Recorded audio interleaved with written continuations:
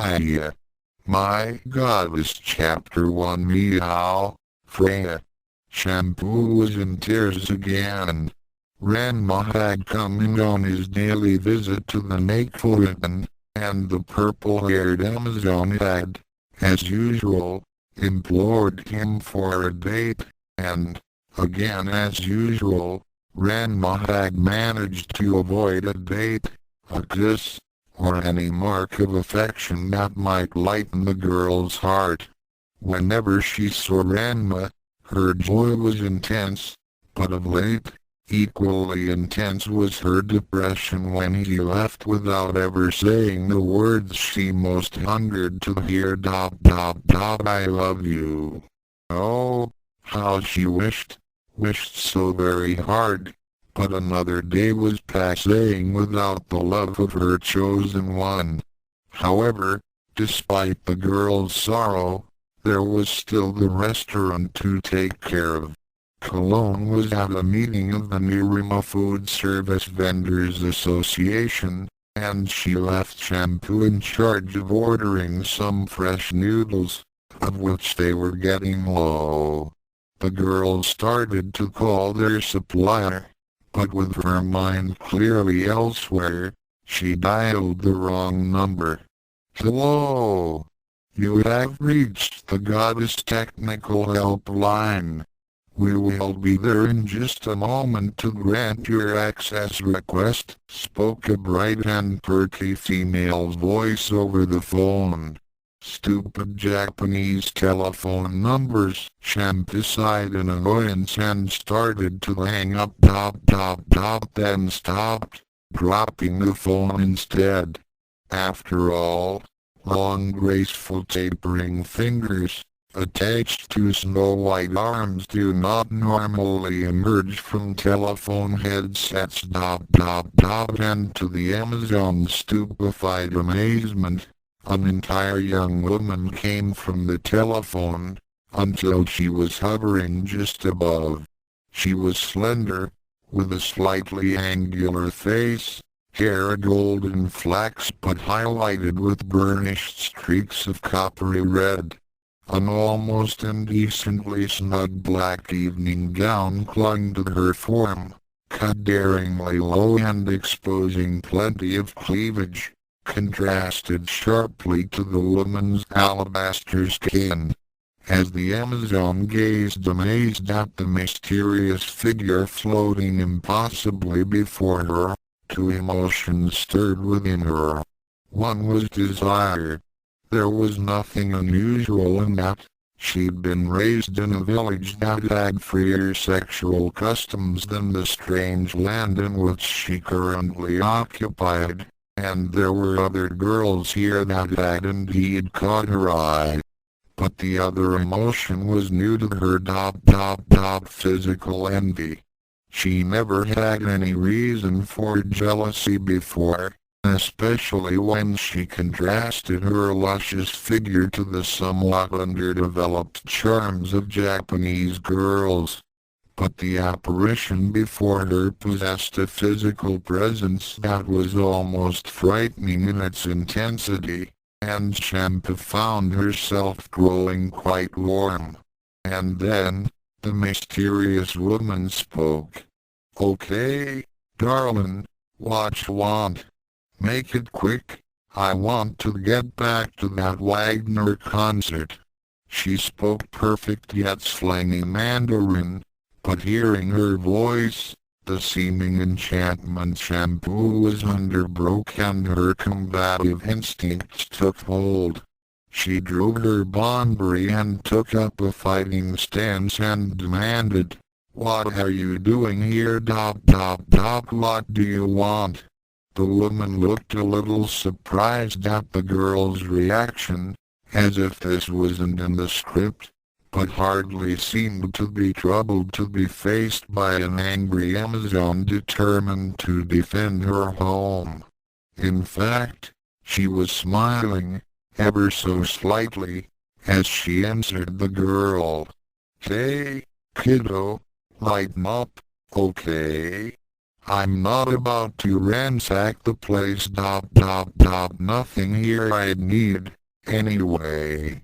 I'm just answering your call to the helpline.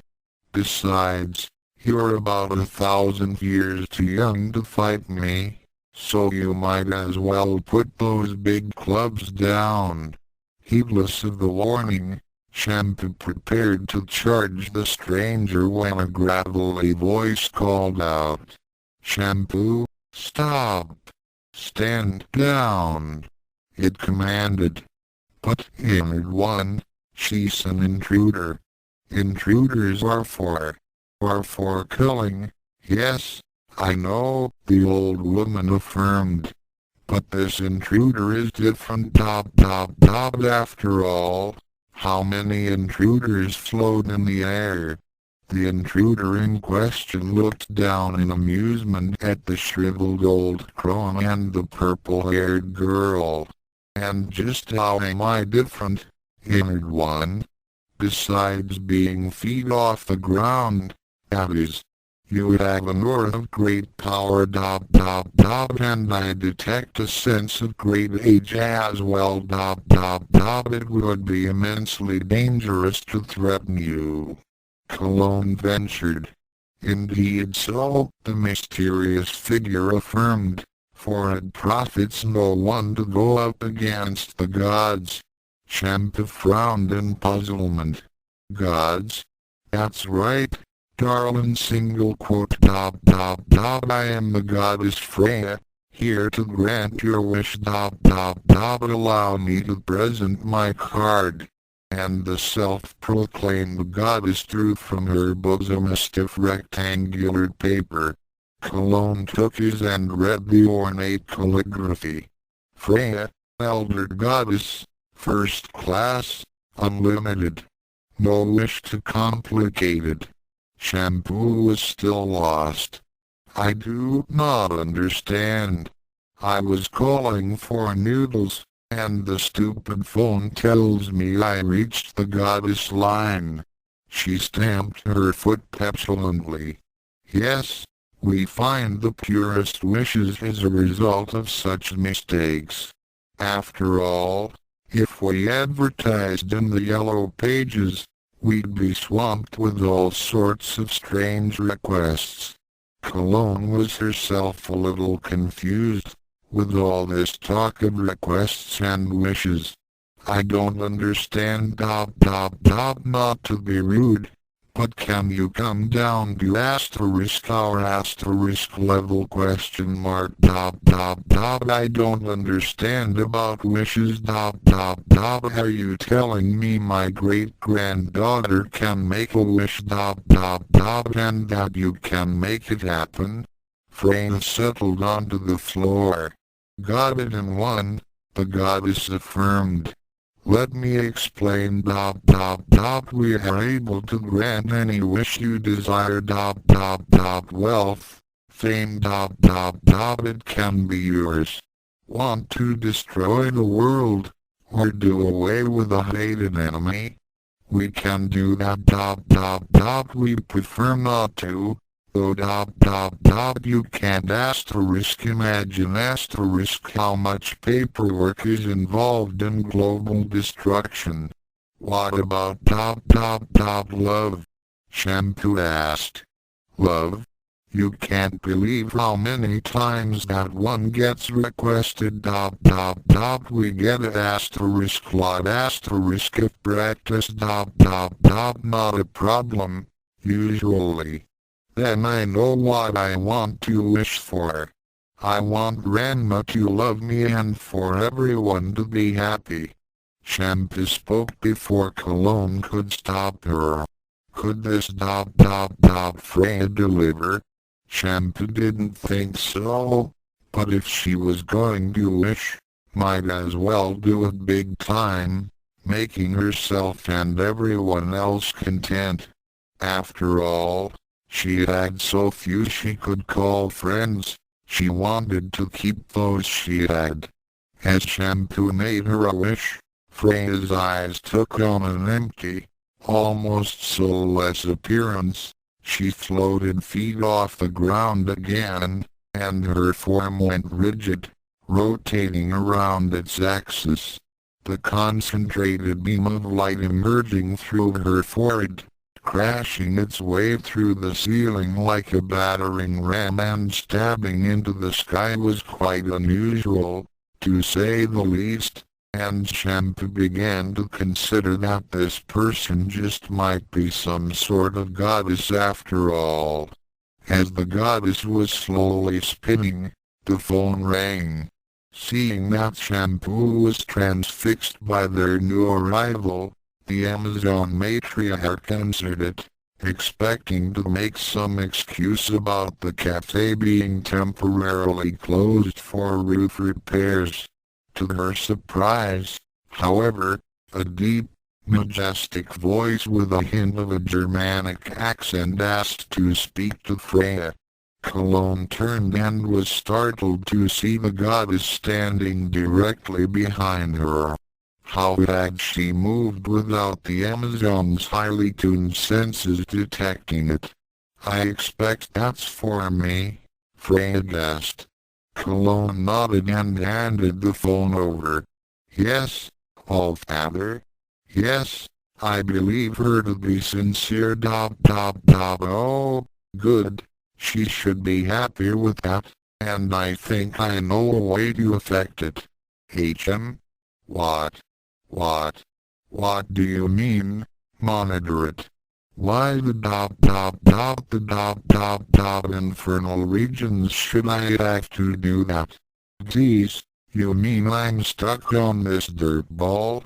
"Yes, I know the Norn sisters aren't happy about their stay, but yes, of course your word is law." The goddess hung up the phone and glared over at Shampoo. "Well, doesn't that suck big time? Your wish has been approved, so you'd better be happy about it, kid. But I'm stuck here to monitor the continuing developments. Father says why me?"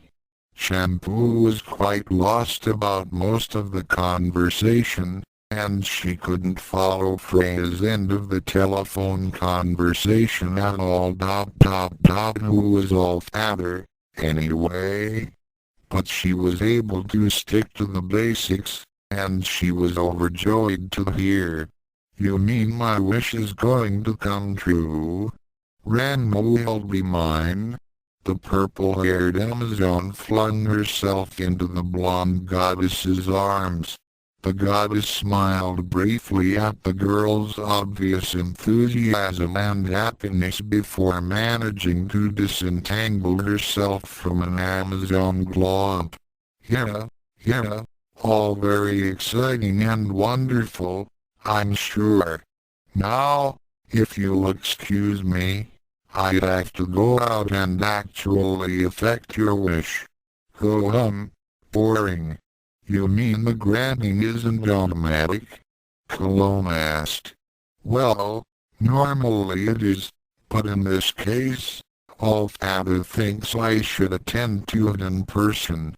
From the way he was going on, you'd think he's got some sort of interest in this Ranma, was it?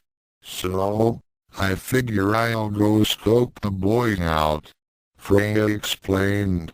And with that, the goddess stepped out of the cafe and wafted into the air. But she went out the back. After all, mortals generally see only what they expect to see.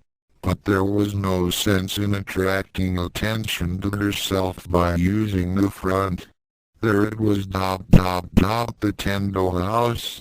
The place where Shampoo's love lived. As well as her arrival, Cantendo.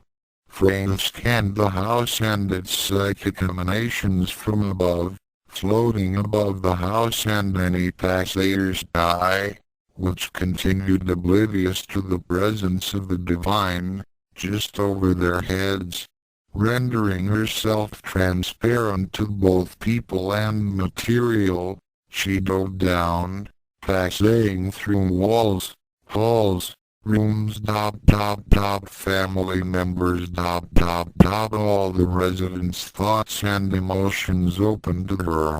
She saw two middle-aged men playing at a game involving pieces of contrasting colors, the rules of which seemed to include the distraction of one's opponent and making an unobserved move.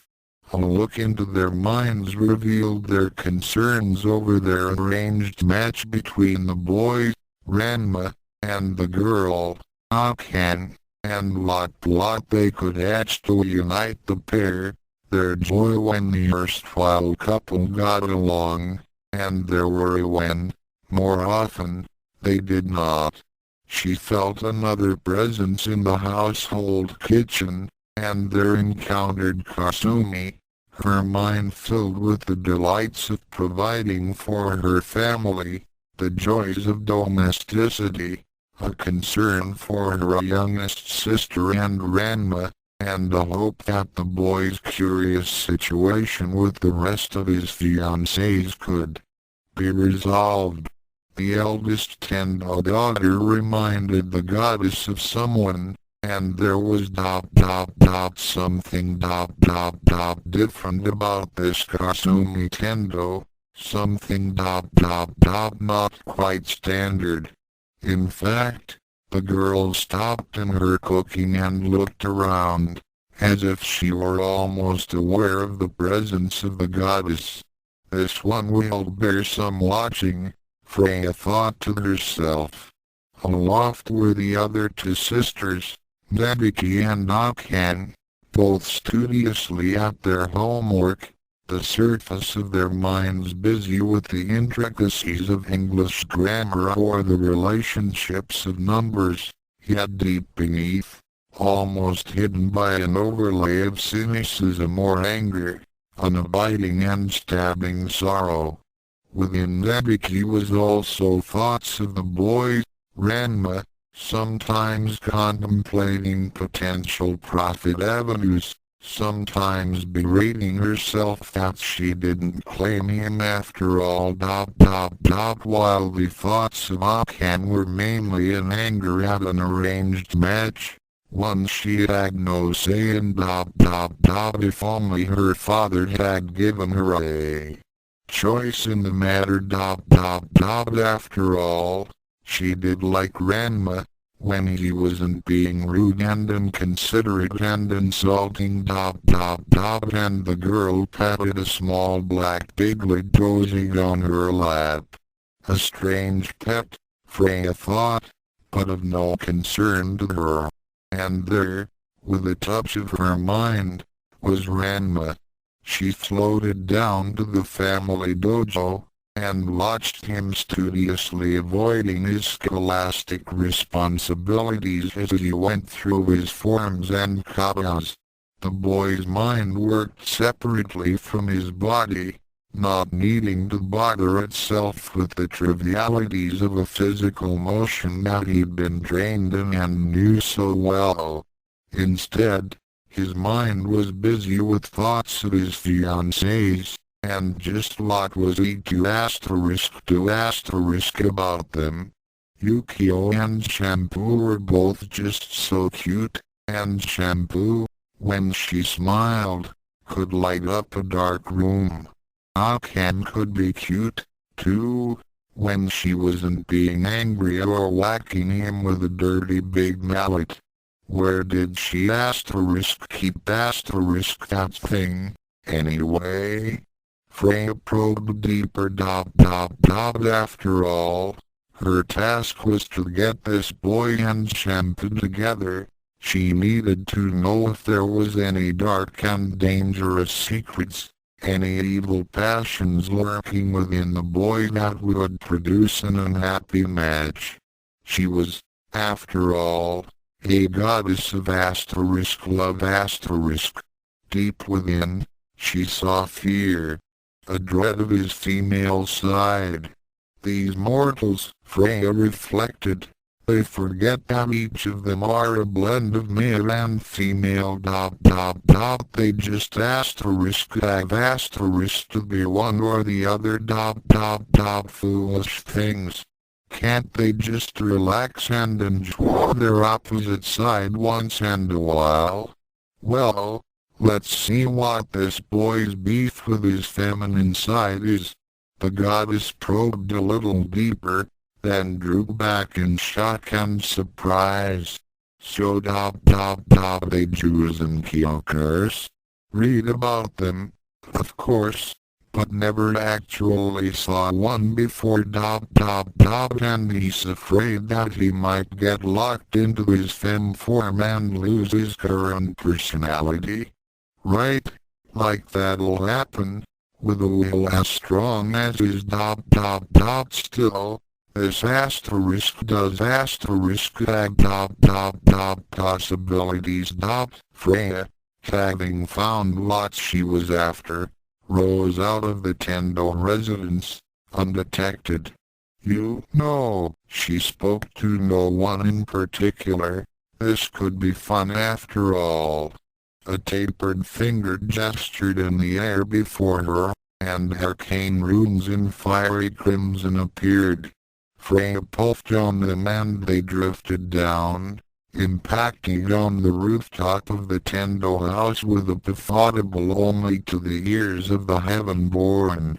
With the household's residents dealt with, the goddess flew off in search of Shampoo's other serious rival for the hand of Ranma Sodom. Not to mention other body parts. There it was. Yukio's single quote Sokonomiyaki. Otherwise known as Zookins. Again, Freya took the tour invisible through the place. And through Yukio. Looking into the patterns and currents of the chef's mind. Again, there was that strange confusion of gender, having its source in an unfortunate deal made between two fathers, and one father's desire for a boy, who instead got a daughter. That daughter was busy at work with her specialty, motions very precise and economical. She was, after all, a very busy girl, operating her restaurant and being a high school student both. Sometimes it got to be a bit much for her. All she needed to help her through those dark times was a word, just a single word of affection, of love, from her Ranma. She knew he liked her, but Lawson single quote T she asterisk anything asterisk to him but his best buddy. After all, asterisk that asterisk role should be Ryoga's, wherever the lost boy got off to. Again the goddess allowed herself to be wafted upward, out of Yukio's mind and her restaurant, and again she cast the same runes which impacted against the building, their magic sinking into the target. The goddess returned to the Nakoanon, sliding her form in between the wall's molecular structure. "I'm back," she announced, causing the occupants to jump slightly. "Don't you believe in using doors?" Cologne berated. "Doors? Silly things, why bother? You got the power, you asterisk use asterisk the power. As far as I'm concerned. Shampoo, why are you giggling? Anyway, the wish is now in effect. Which brings me to a certain problem." "What's that?" Shampoo asked. "Hey, remember, I gotta monitor the continuing situation, as the big guy upstairs says, which means I need to find me a place to stay. Preferably close, so I can keep an eye on things," the goddess explained. The two Amazons started whispering among themselves. Although Freya could very easily have listened into any secrets they were discussing, she respected their privacy. Then the old crone spoke up. "If you're willing to work, we could let you stay here with us. Room is limited, even with those visiting China, but perhaps you could sleep with Shampoo sleep in Shampoo's room." Freya looked deeply affronted for a minute. "Work?" She bristled at the word. Then she relaxed. "Oh, why not it's single quote it'll keep me busy, I suppose just how exciting is this assignment likely to be, anyway?" Freya, it should be noted, is not the goddess of the future, so she has no idea then again, neither does the author, at this moment. "Never cooked Chinese before, but how hard can it be? Are you sure it'll be that easy?" Cologne said. "Dear lady, do you have any idea just how hard it is to cook for a hall full of notoriously gluttonous Assyrian deities? Cooking for a restaurant would be easier than less than a snap in comparison. And the clean up. John single quote T ask me about the clean up. Please don't. A pause. Well, aren't you going to ask me about the clean up?" "No," said both Shampoo and Cologne. "Oh," replied a disappointed goddess. The rest of the day was spent educating Freya in the art of Chinese cuisine and restaurant management. "Oh, and they got the repairman in to fix up that hole in the ceiling, too." All in all, it had been a very busy and surprising day, and it was only to be expected that the household would retire earlier than usual, with Shampoo and Freya sharing a room, where, Cologne expected, they would both stay up later than they should and talk about girl things. Occasional peals of laughter could be heard, then silence except for the low moans from Shampoo. Cologne was accustomed to such sounds coming from her great-granddaughter's room, where she was, no doubt, fantasizing about her errand. She could only hope that Shampoo's nighttime activities didn't wake Freya. It wouldn't do to have an annoyed goddess under her roof, after all. And that Freya was a creature of great power she had no doubt. But of what was she a goddess? The old woman might have been a font of knowledge concerning Amazon traditions reaching back 3,000 years, but she didn't know that much about Nordic legends. Having a living representative of those legends now within her walls prompted in Cologne a resolve to correct that deficit, as soon as she could. The next day, Freya excused herself directly after breakfast, claiming an important mission demanded her immediate attention. "Goddess stuff," she explained.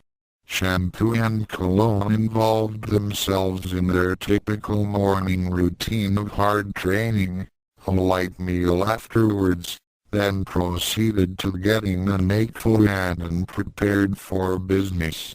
The usual after-school crowd began to filter in. Shampoo looked for Ranma, but he hadn't arrived yet. She was hoping, once again, that this would be the time Ranma would say, "I love you." After all, she had the word and aid of a goddess now. And then, the boy in question came in, smiling at the purple-haired girl. She, as was her custom, flung herself into his strong arms. "Ranma, shampoo, so happy see you." "Oh, Aiyah," she gushed happily. Then she blinked in surprise. Ranma was hugging back, not resisting, not trying to escape, but returning her embrace. Ecstatic, Shampoo squeezed harder, perhaps a little too hard. "Hey, Shampoo, give me a break, okay?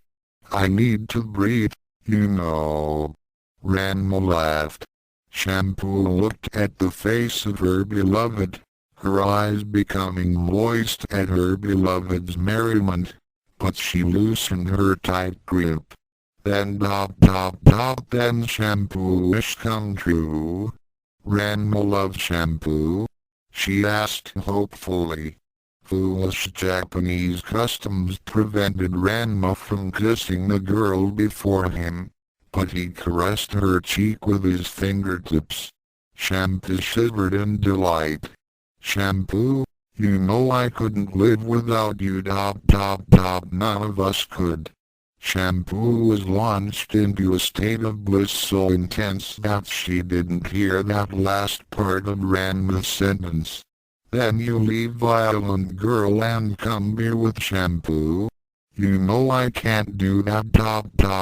What about our agreement?" Shampoo thought to herself. "What agreement?" "Not to mention our deal with the 10.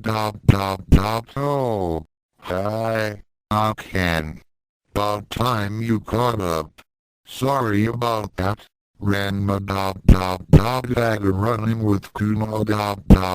He never gives up, explained Akan. Shampoo, at the sight of her arrival for Ranma's love, took up a fighting stance. "Akan, we fight for Ranma, yes?" At hearing the voices of the three teenagers, Cologne came out of the kitchen, intending to at least limit the impending damage to the restaurant. To her surprise, and to Shampoo's, her efforts weren't needed. The short-haired girl said, "Relax, Shampoo. We took an oath not to fight anymore, remember? We promised to share Ranma." As Akan said this, she went up to Ranma and Shampoo and took each of their hands. Ranma only nodded his agreement to Akan's claim, but Shampoo stared up at them with eyes owl-wide. "Up?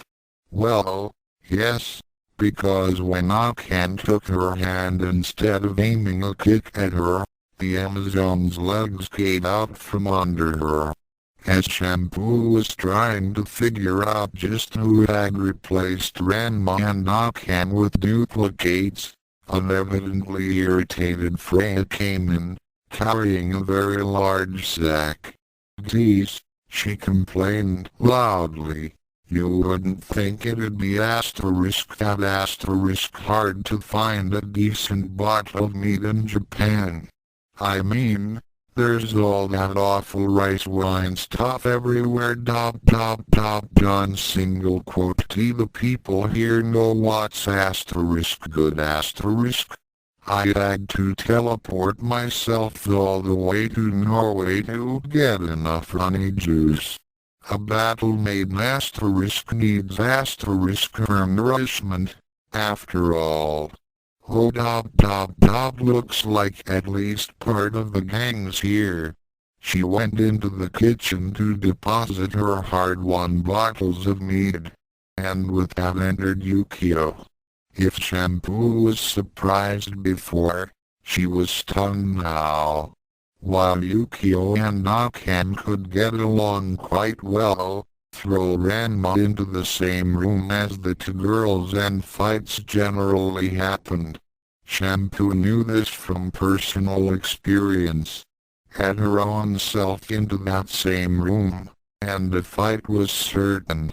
And while the Amazon expected the chefs to fond greetings of Ranma, What she didn't expect was for the spatula girl to greet herself in a similar manner, with a close hug and a kiss. Perhaps even closer a hug than should have been proper. Shampoo cried out in despair as she came to the only conclusion she could think of, perhaps influenced by a movie she had seen a couple nights ago. Aiyah. Everyone been replaced with pod people. She struggled with her weak legs and jostled Ranma, Akan and Yukio. What do you do with real people? She demanded.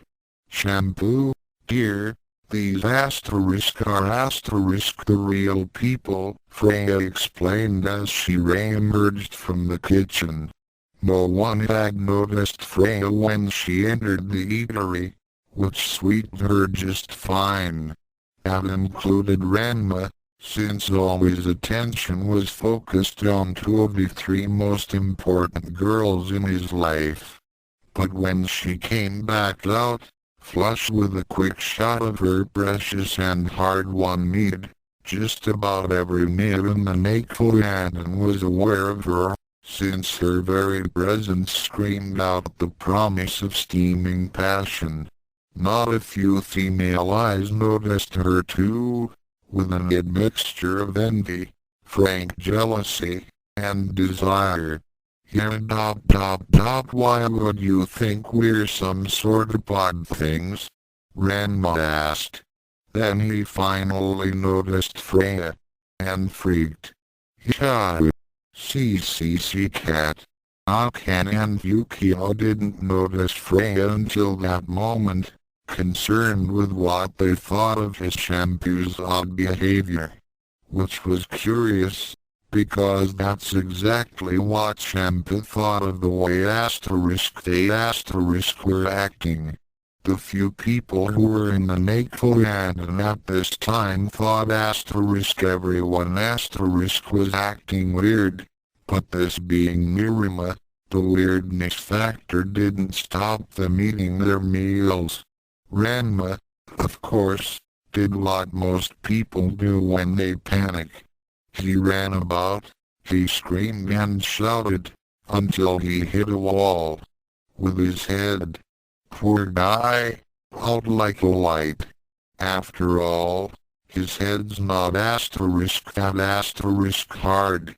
The three girls rushed over to the fallen martial artist, but before they could administer what little first aid they knew, Freya, who had followed them, had knelt down and gathered the boy's head into her lap. She smiled self-indulgently. Hey, kid, I know I'm a knockout, but you really don't have to go through such lengths to prove it. And did not make Yukio or Akan happy? Not at all. Get your hands off Ran-chan, you blonde floozy, demanded the okonomiyaki chef, while Akan prepared for a more direct action. SHH. Freya commanded sharply. Don't interrupt me while I'm working. And so surprised were the two girls at the demand that they actually obeyed.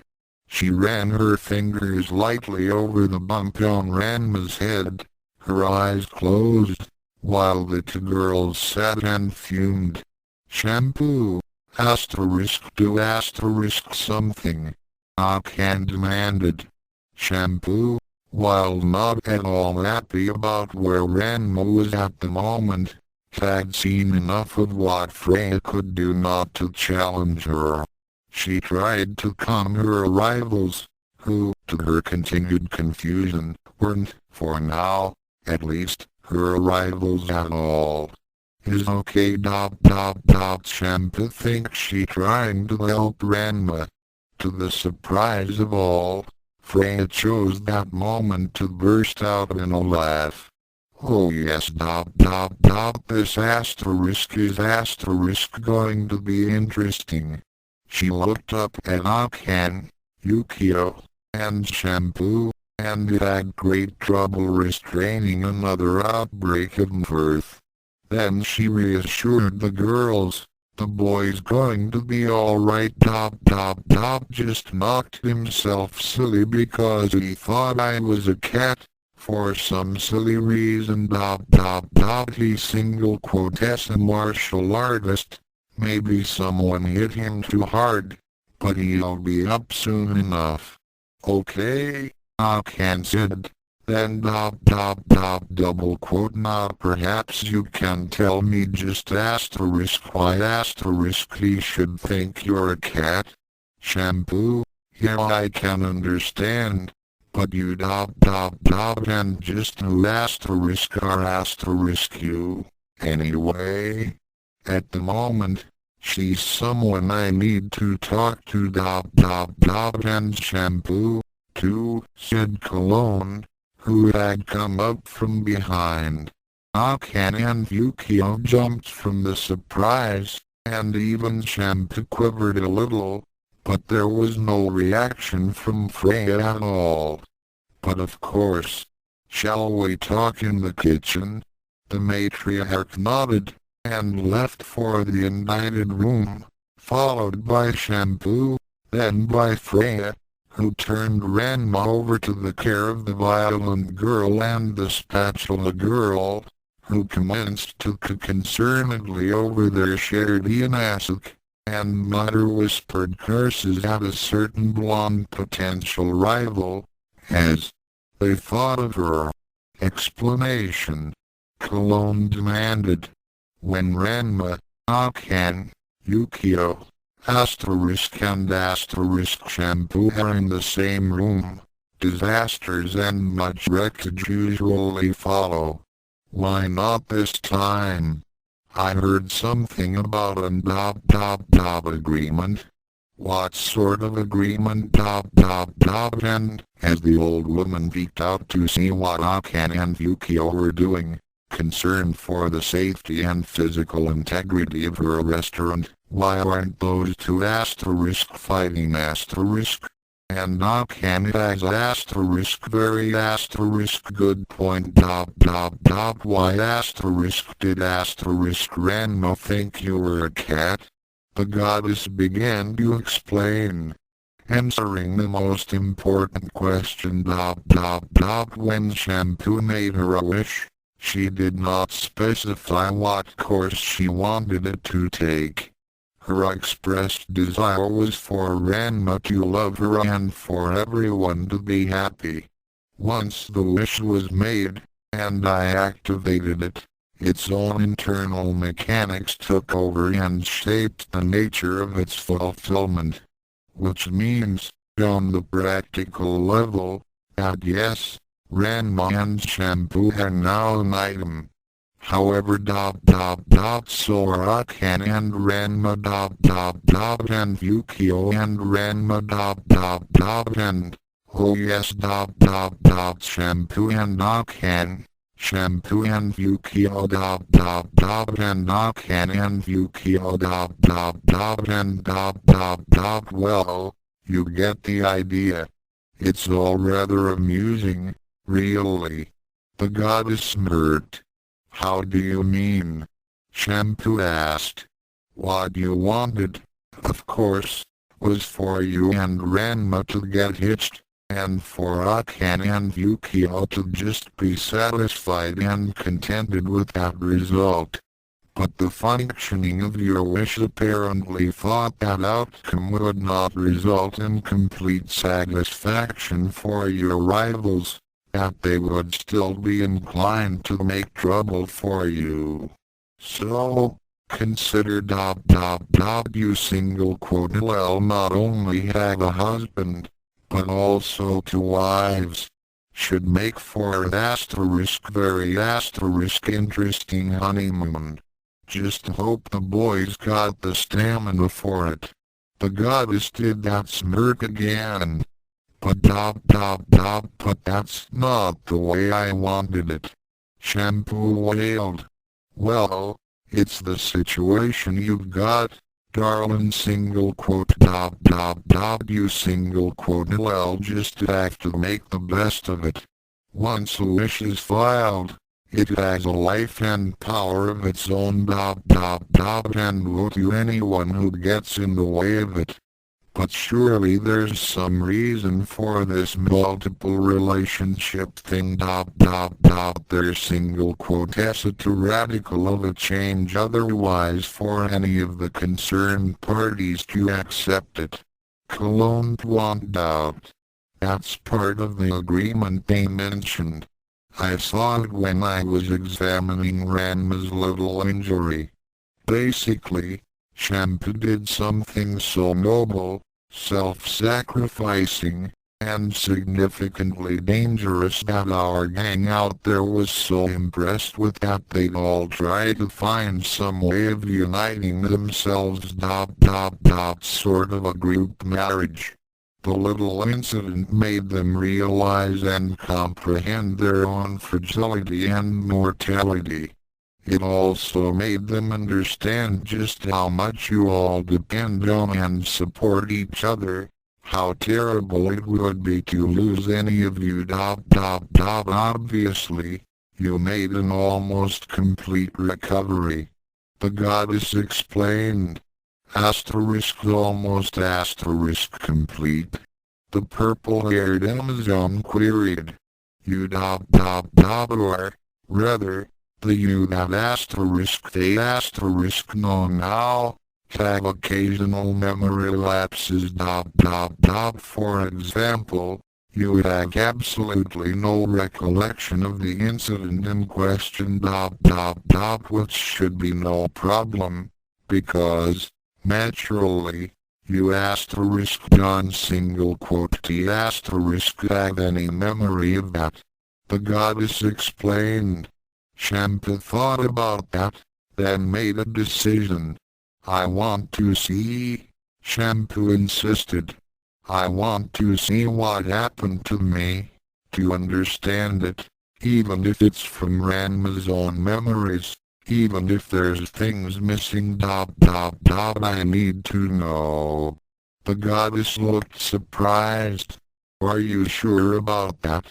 It might not be a very nice or pleasant thing to experience, even second-hand, through their memories. Shampoo nodded nervously. I need to know this. Frame sighed. Okay we don't have too much time, since we got Ranma and company out there waiting for us, but I'll try to be as gentle as I can. You know type I, right? Don't know too much about it myself we never had it up north, after all but concentrate on your breathing, just as you would with type I breathing in and out deeply all the way down. And Freya's words took on a drawing quality, which, combined with her breathing, quickly brought the young Amazon to a relaxed state. Then her body stiffened as she saw past that never was. Seeing through Ranma's eyes, she saw herself falling from a tall building. She knew that Akan was there with her, in Ranma's memory, and that after a horrified pause, they both raced toward the building. Shampoo saw her own body on the pavement, with a crying Yukio holding her hand.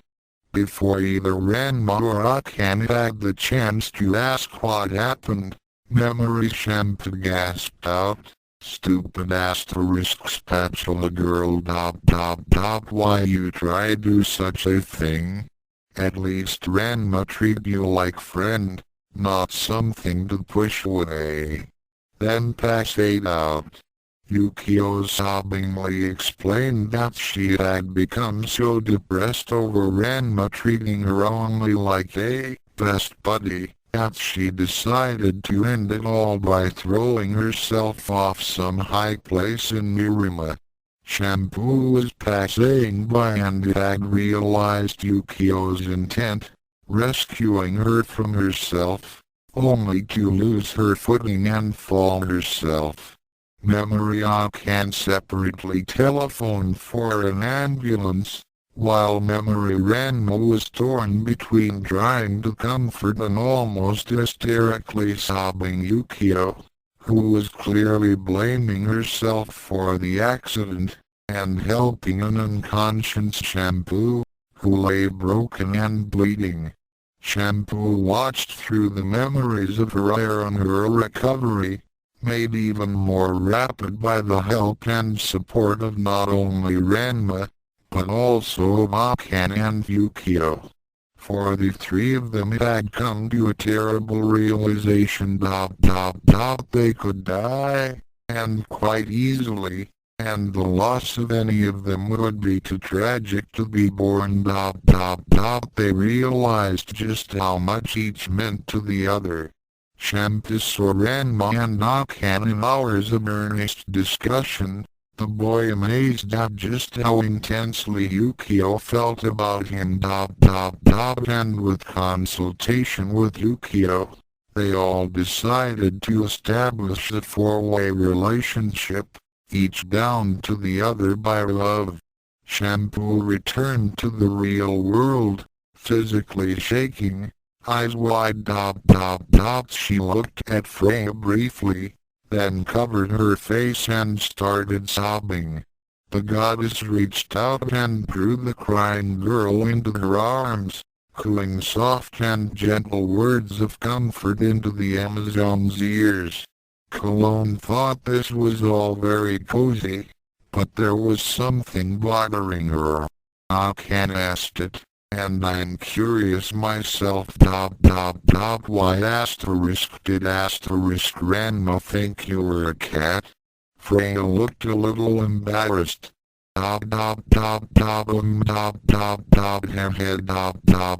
Their single quote has a good reason for that. Yes. Cologne prompted. Well, in the old days, we were kinda hard up for transport. I mean, how else do you account for a horse that has a 50% bonus in the lead department? For myself, I hitched up a couple of cats to my chariot. Nice big gray ones. After a bit, just a couple 100 years or so, I came to be associated with cats. Took on a bit of feline qualities. I guess young Sodom, who's just now coming out of the land of Nod, sensed that I single quote well have to tone down my kitty parts when I'm around him. Freya? Shampoo sniffed as she came back to herself. Yes, Shampoo. Just what sort of goddess you? Why, darling, I am the original and true goddess of love, and like that upstaging word. And battle. Love and battle. The old mummy, I mean, the esteemed elder. Puzzled. Sure. Don't the two go so often hand in hand? Even more so here in Mirima. I think I'm going to like it here. Shampoo and Cologne both sweat dropped at Freya's glee, and shivers went up and down their spines. Why this feeling of dread? Was it because they both suddenly had a feeling that life in Mirima was about to get at laced 10 times weirder? Could be an insistent shout of, "Hey, what's going on in there?" from Yukio, and the demands of restaurant patrons brought the trio back to reality. Akan, Yukio, and now revived Ranma looked at Shampoo in concern as she and Freya rejoined them. The Amazon still hadn't got over her glimpse at her own near death, even though she knew it was only a divinely created construct, an artificial memory, an thing to implement her wish. It still shook her utterly, and she was quite pale and shaky on her legs. "Shampoo, are you okay?" Akan asked. The Amazon nodded. "Just that bad memory." Cologne pogoed around checking on her customers while Freya bent down to check on Ranma. "How you feelin', kid? That was a pretty nasty clunk you touched yourself." Ranma groaned as he felt his head. "Yeah, another bump and bruise to add to my collection. Here, let me see." The goddess started to reach for the boy, but was interrupted by a descending spatula and mallet. She blocked the attack with a finger delicately poised on the very center of each weapon. Though it didn't appear she was exerting any force at all, the spatula and mallet were stopped dead. "Just who are you?" Akan angrily demanded. "Yeah, and where do you get off calling our Ranma?" Yukio added. Freya didn't seem particularly concerned to be faced by two angry and jealous martial artists. "Why, I'm Freya, a guest." "Yes, a guest." Cologne broke in, preventing the goddess from making any claims to divinity in a crowded restaurant. "The elder of gotta get name of Amazon village, veteran of 300 years, had to come up with a likely story on the spot. She's a guest from a northern Amazon branch, from Norway and as a guest and kingswoman, she merits my protection although it looks like she doesn't much need it. Yeah,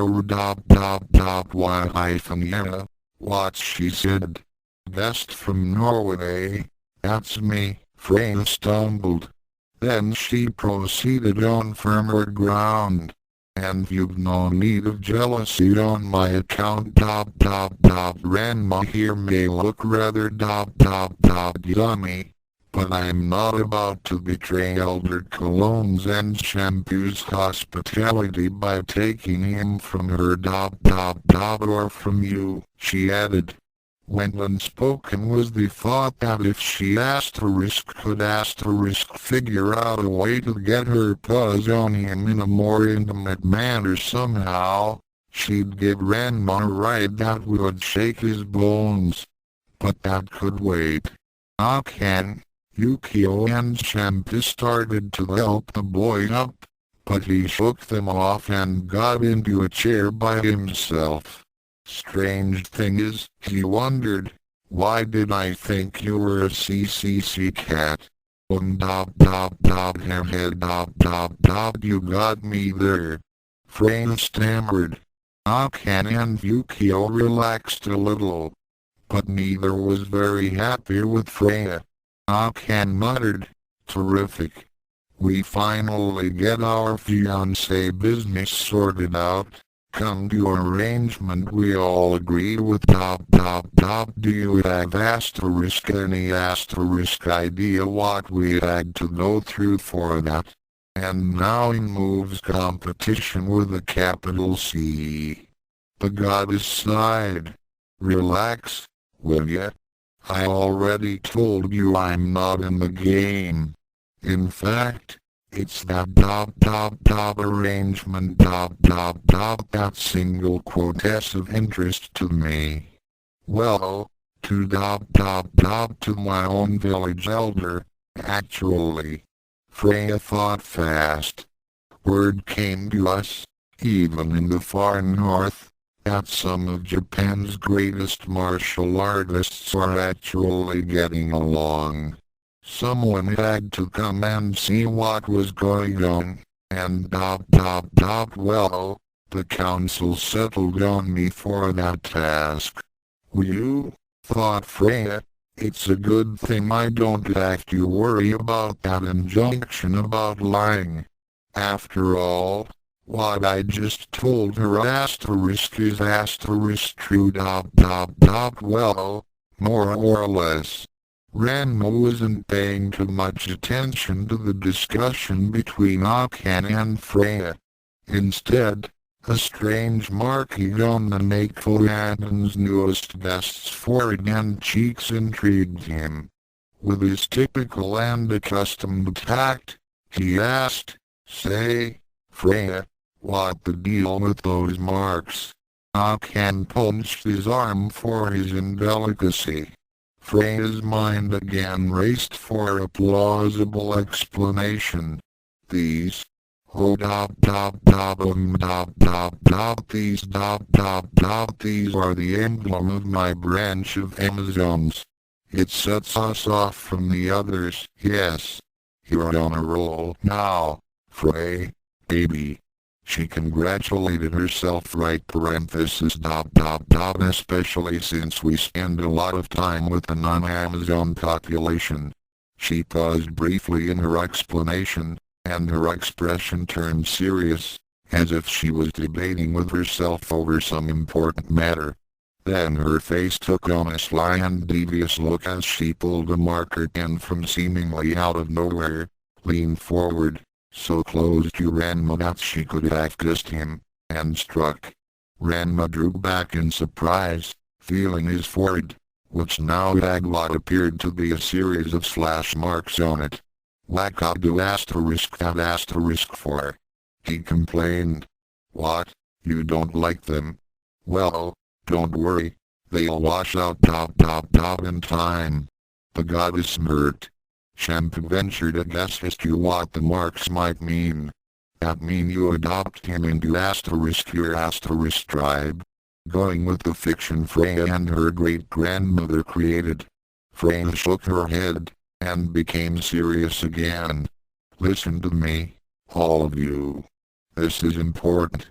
If you see anyone anyone at all with markings like these," as she indicated Ranma's decorated forehead, "tell me at once do you understand? Immediately. Run back from school, leave your classes, stopping working whatever but if you see something like this, it's vital you let me know about it on the instant." Yukio ventured her own guess. "Those markings, then they represent your tribal enemies?" "Something like that," Freya nodded. "And they definitely represent bad news." Ranma and the girls could practically hear the capitalization. "No problem. They come around, you just give the word, and we'll pound them for you. Right, girls?" Ranma confidently proclaimed. "Right." A chorus of 3 feminine voices joined him, with fists upraised. Freya shook her head. Very inspiring, I'm sure," she said with thick sarcasm.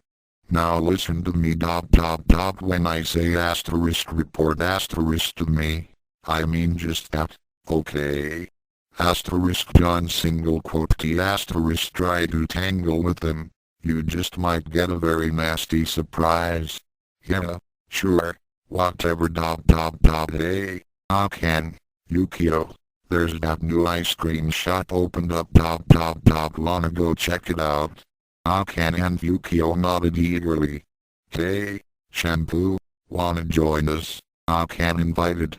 Shampoo looked torn between her desire to go with them and just with Ranma, and her duty to her great-grandmother.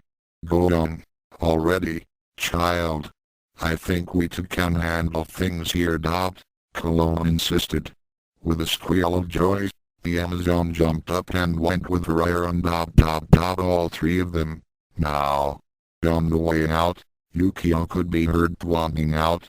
"Better wear a hat, Ran-chan, unless you want everyone to see those marks you got." Oh man, the boy groaned as the group left. Freya shook her head. Spare me from the misplaced confidence of mortal youth.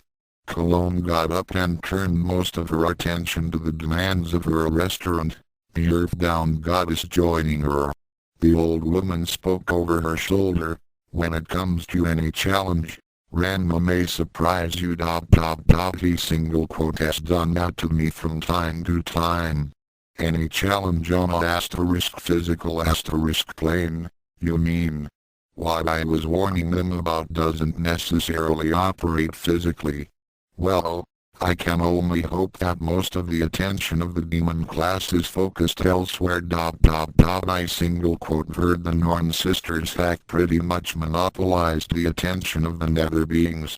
Cologne stopped. Demons? Yet you got us.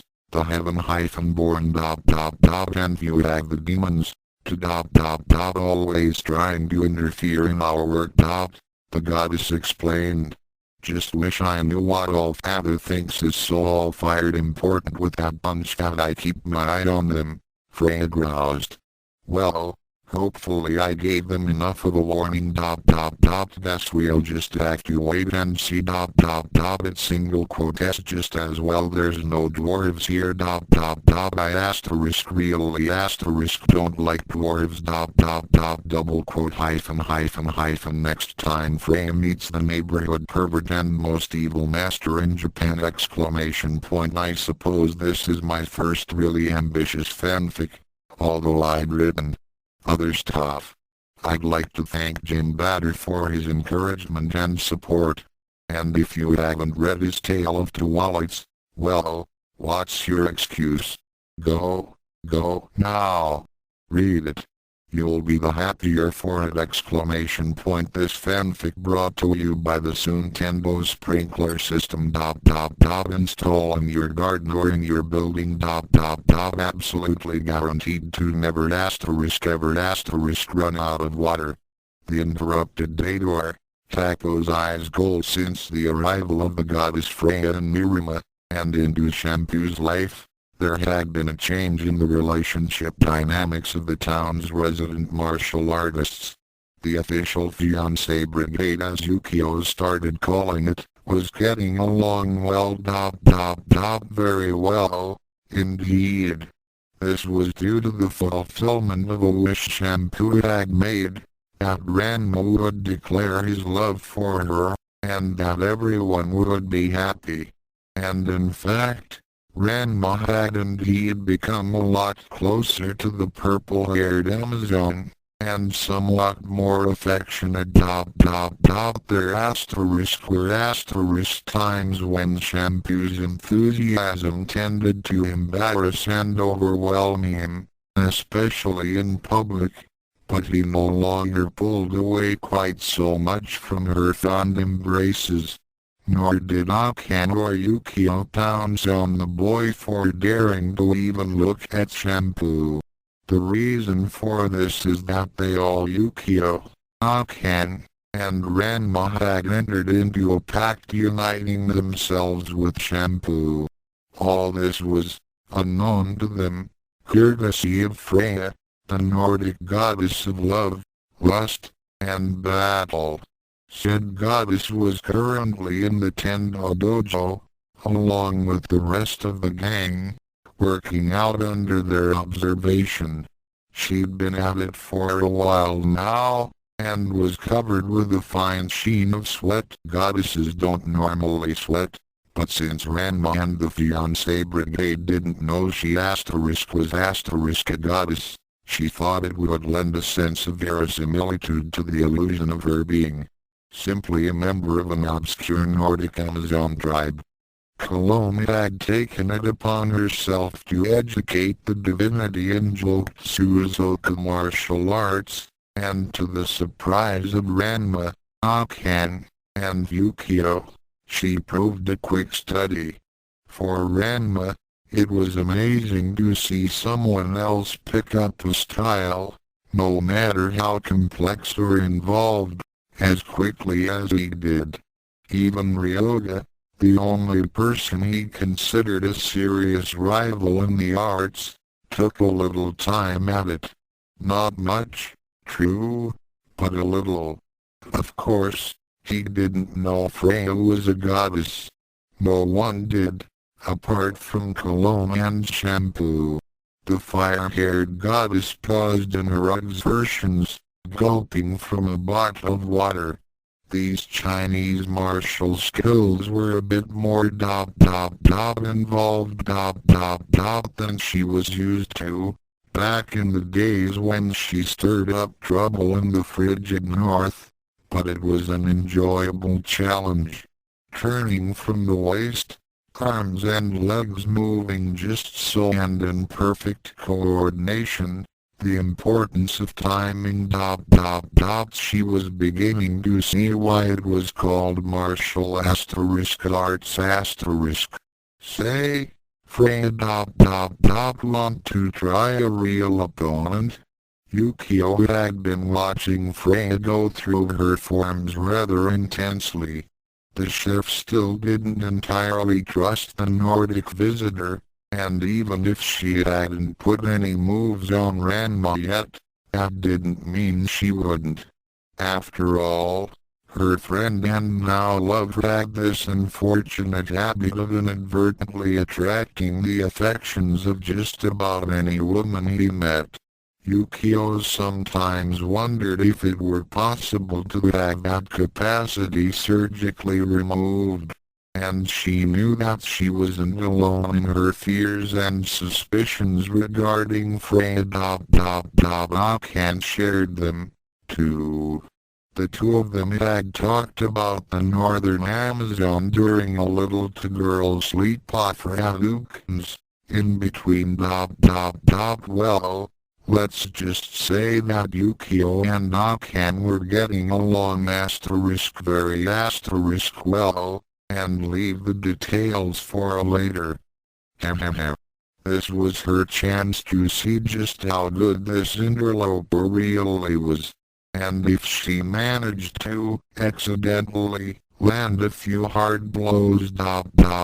Well, that sometimes happens in sparring, and no one would be able to blame the chef, could they? So it was that Yukio readied her large baker's peel, and Freya pulled out of seemingly nowhere a short sword, about a yard in length, of a style and make none of the assembled martial artists had ever seen before. They assembled around the goddess in curiosity to examine the blade. Ranma hefted the sword as he looked it over. Man, sure is heavy. Is it a traditional weapon of your tribe? He commented. Freya nodded. It's a sharpened crowbar, basically. Keep in mind, this was designed to chop through chainmail armor. Even if it can't slice through, it would still smash up any bones it came in contact with. Is very different from Chinese jian. Not so flexible. Champa critiqued. That's true, but I'm still getting used to those whippy things you call swords. I like this type got a lot of body to it. Yeah, but wouldn't single quote a sword like that be, well, kinda brittle? Akan asked. Some of them, sure but this blade this one is different. You could hit a tank with it and it wouldn't break. In fact, there's not much on earth that could break this sword. It's very special. Freya explained. She left out the fact that what made this particular sword so special was the fact it was forged by dwarves. Not that she much cared for dwarves. Ever practical Nebiki had to comment. Yeah, but if you're facing a tank with just a sword, That lot of good any weapon like would do you single quote DB dead. Nabiki. Kasumi chided. Freya smirked. With an ordinary sword, sure even with this one, maybe but with Runding. Kasumi wasn't a martial artist by any means, but she did have a deep interest in other cultures and peoples, and always eager to learn something new. And there was something about this Freya that fascinated her. Who's Runding? Runding? That's the sword a very asterisk special asterisk sword possessed of the power of the giants. Nabiki scoffed. Yeah, right. A sword that can beat a tank this I gotta see. Hey, we gonna talk or fight? Yukio protested impatiently. Oh yes sorry, Freya smiled in apology. The two combatants took position at opposite ends of the dojo and took up their stances. Freya's was quite relaxed, sword held loosely down along her side. Yukio assumed an on-guard posture with her spatula poised to receive and repel any attacks her opponent might make but said opponent showed no inclination to charge, evidently being quite happy to remain where she was. Yukio struck, slashing with her spatula. Anyone not familiar with the arts would think that Freya was in mortal danger of being bisected across her middle, but Yukio had no intention of inflicting permanent damage. Roughing up her opponent a little, or at least putting a good scare in her, however. But Freya didn't scare. Instead, her sword went into action, intercepting the cut and stopping it cold. A twist of the goddess's arm and the spatula was directed downward as the sword slid and passed its shaft wand directly for Yukio's sternum. Only a deft turn and block with the spatula's shaft prevented contact. Yukio countered with a short, sharp jab to the goddess's jaw with the butt end of her spatula, which Freya dodged but the kick the chef also delivered connected, slipping it under Freya's guard and taking her by surprise, spilling her to the ground. Yukio reversed her weapon and stabbed downward, but Freya rolled out the way. A deft backflip brought the goddess to her feet again. It was her turn to attack, launching a series of cuts and thrusts that Yukio barely managed to block, sometimes resorting to using the flat of her spatula as a shield. She wasn't expecting her opponent to slam herself bodily against the spatula, forcing Yukio to take a few steps back to preserve her balance. The two combatants took advantage of the space between themselves to catch a few much-needed breaths. "You're a lot better than I expected," Yukio pantingly conceded. She had expected Freya to be rather a pushover, but instead found her to be a skilled opponent. Freya nodded in affirmation. "You too, darling? You want to continue, or call it a draw? 'Cause I got a date to get ready for." Surprise was general. "A date? You move fast, don't you? You've only been here for a couple of weeks." "Who's it with?" Nabiki asked. She didn't know if this Freya could bring in a bit of extra yen, especially since she was too old to be seen around Furankin High School, but perhaps she could create a market for Freya photos and rumors. After all, The woman was quite stunning. There was something a bit odd about Miriam's newest vest, but Nebiki couldn't put her finger on it. Yeah, who's the lucky guy? Ranma wasn't out to exploit the financial potential Freya presented, nor did he entertain any naughty thoughts about her. After all, he already had 3 girls. He was just curious. So was everyone else. Well, sure enough I move fast, darling. No sense in waiting, is there? Freya explained.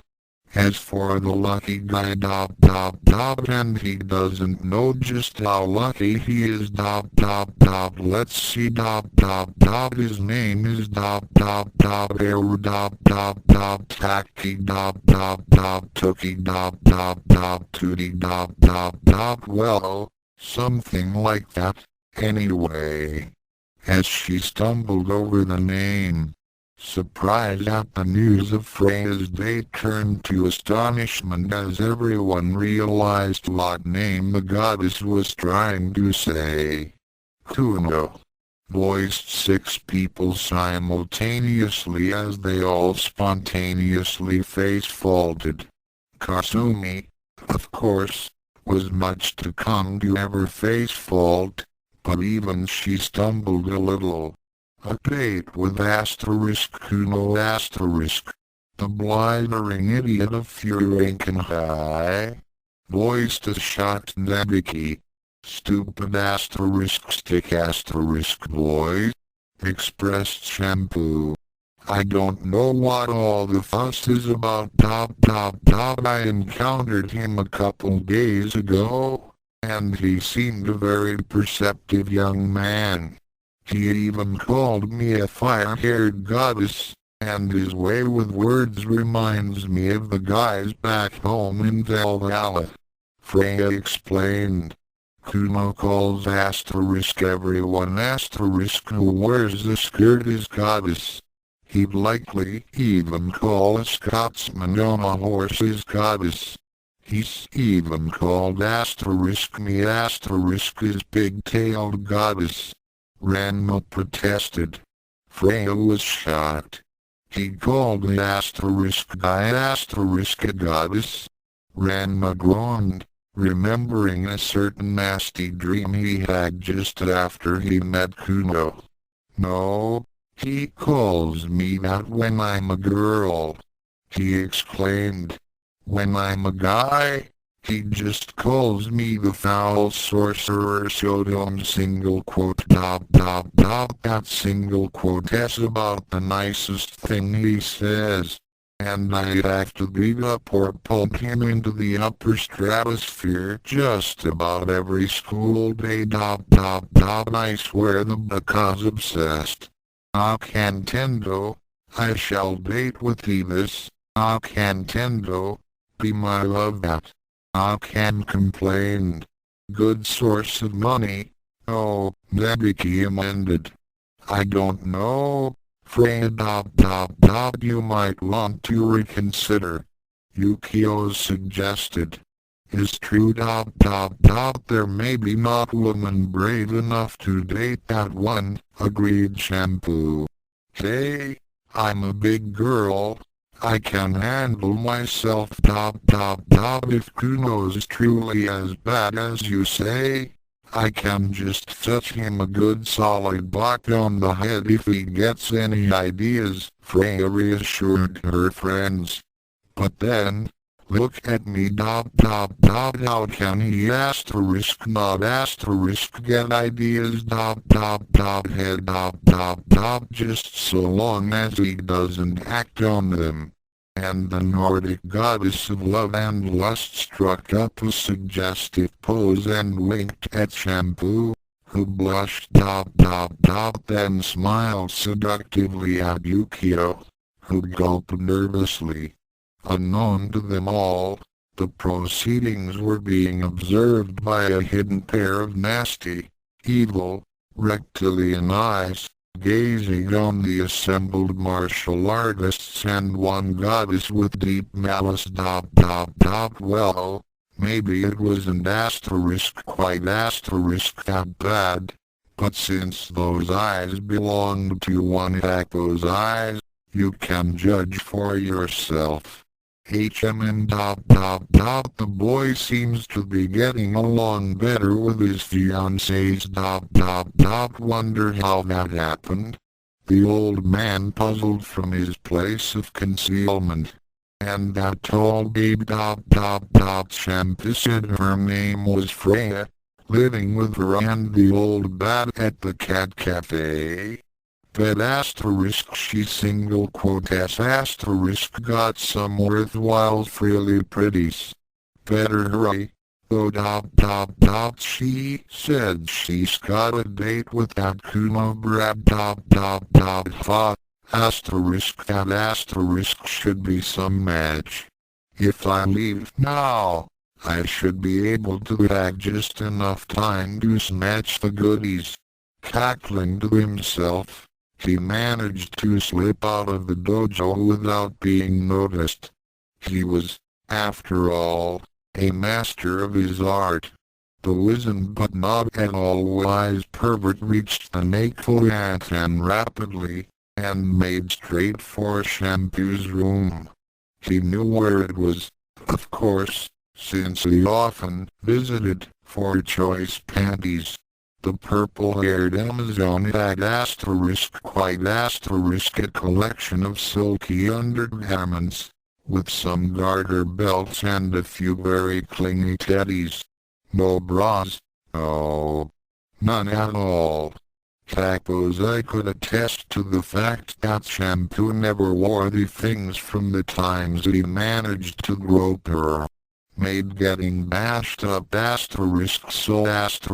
worthwhile. But there was some new garments added since his last visit, on another side of the room. Some swanky clothing was laid out, including joy. A bra that was barely there. This must be that babe Freya's goodies, the old man thought to himself as he went through her collection of panties and bras. This snow bunny must be in a competition with the Amazon cubby. I thought to himself, in the downright scandalous quality of underclothes.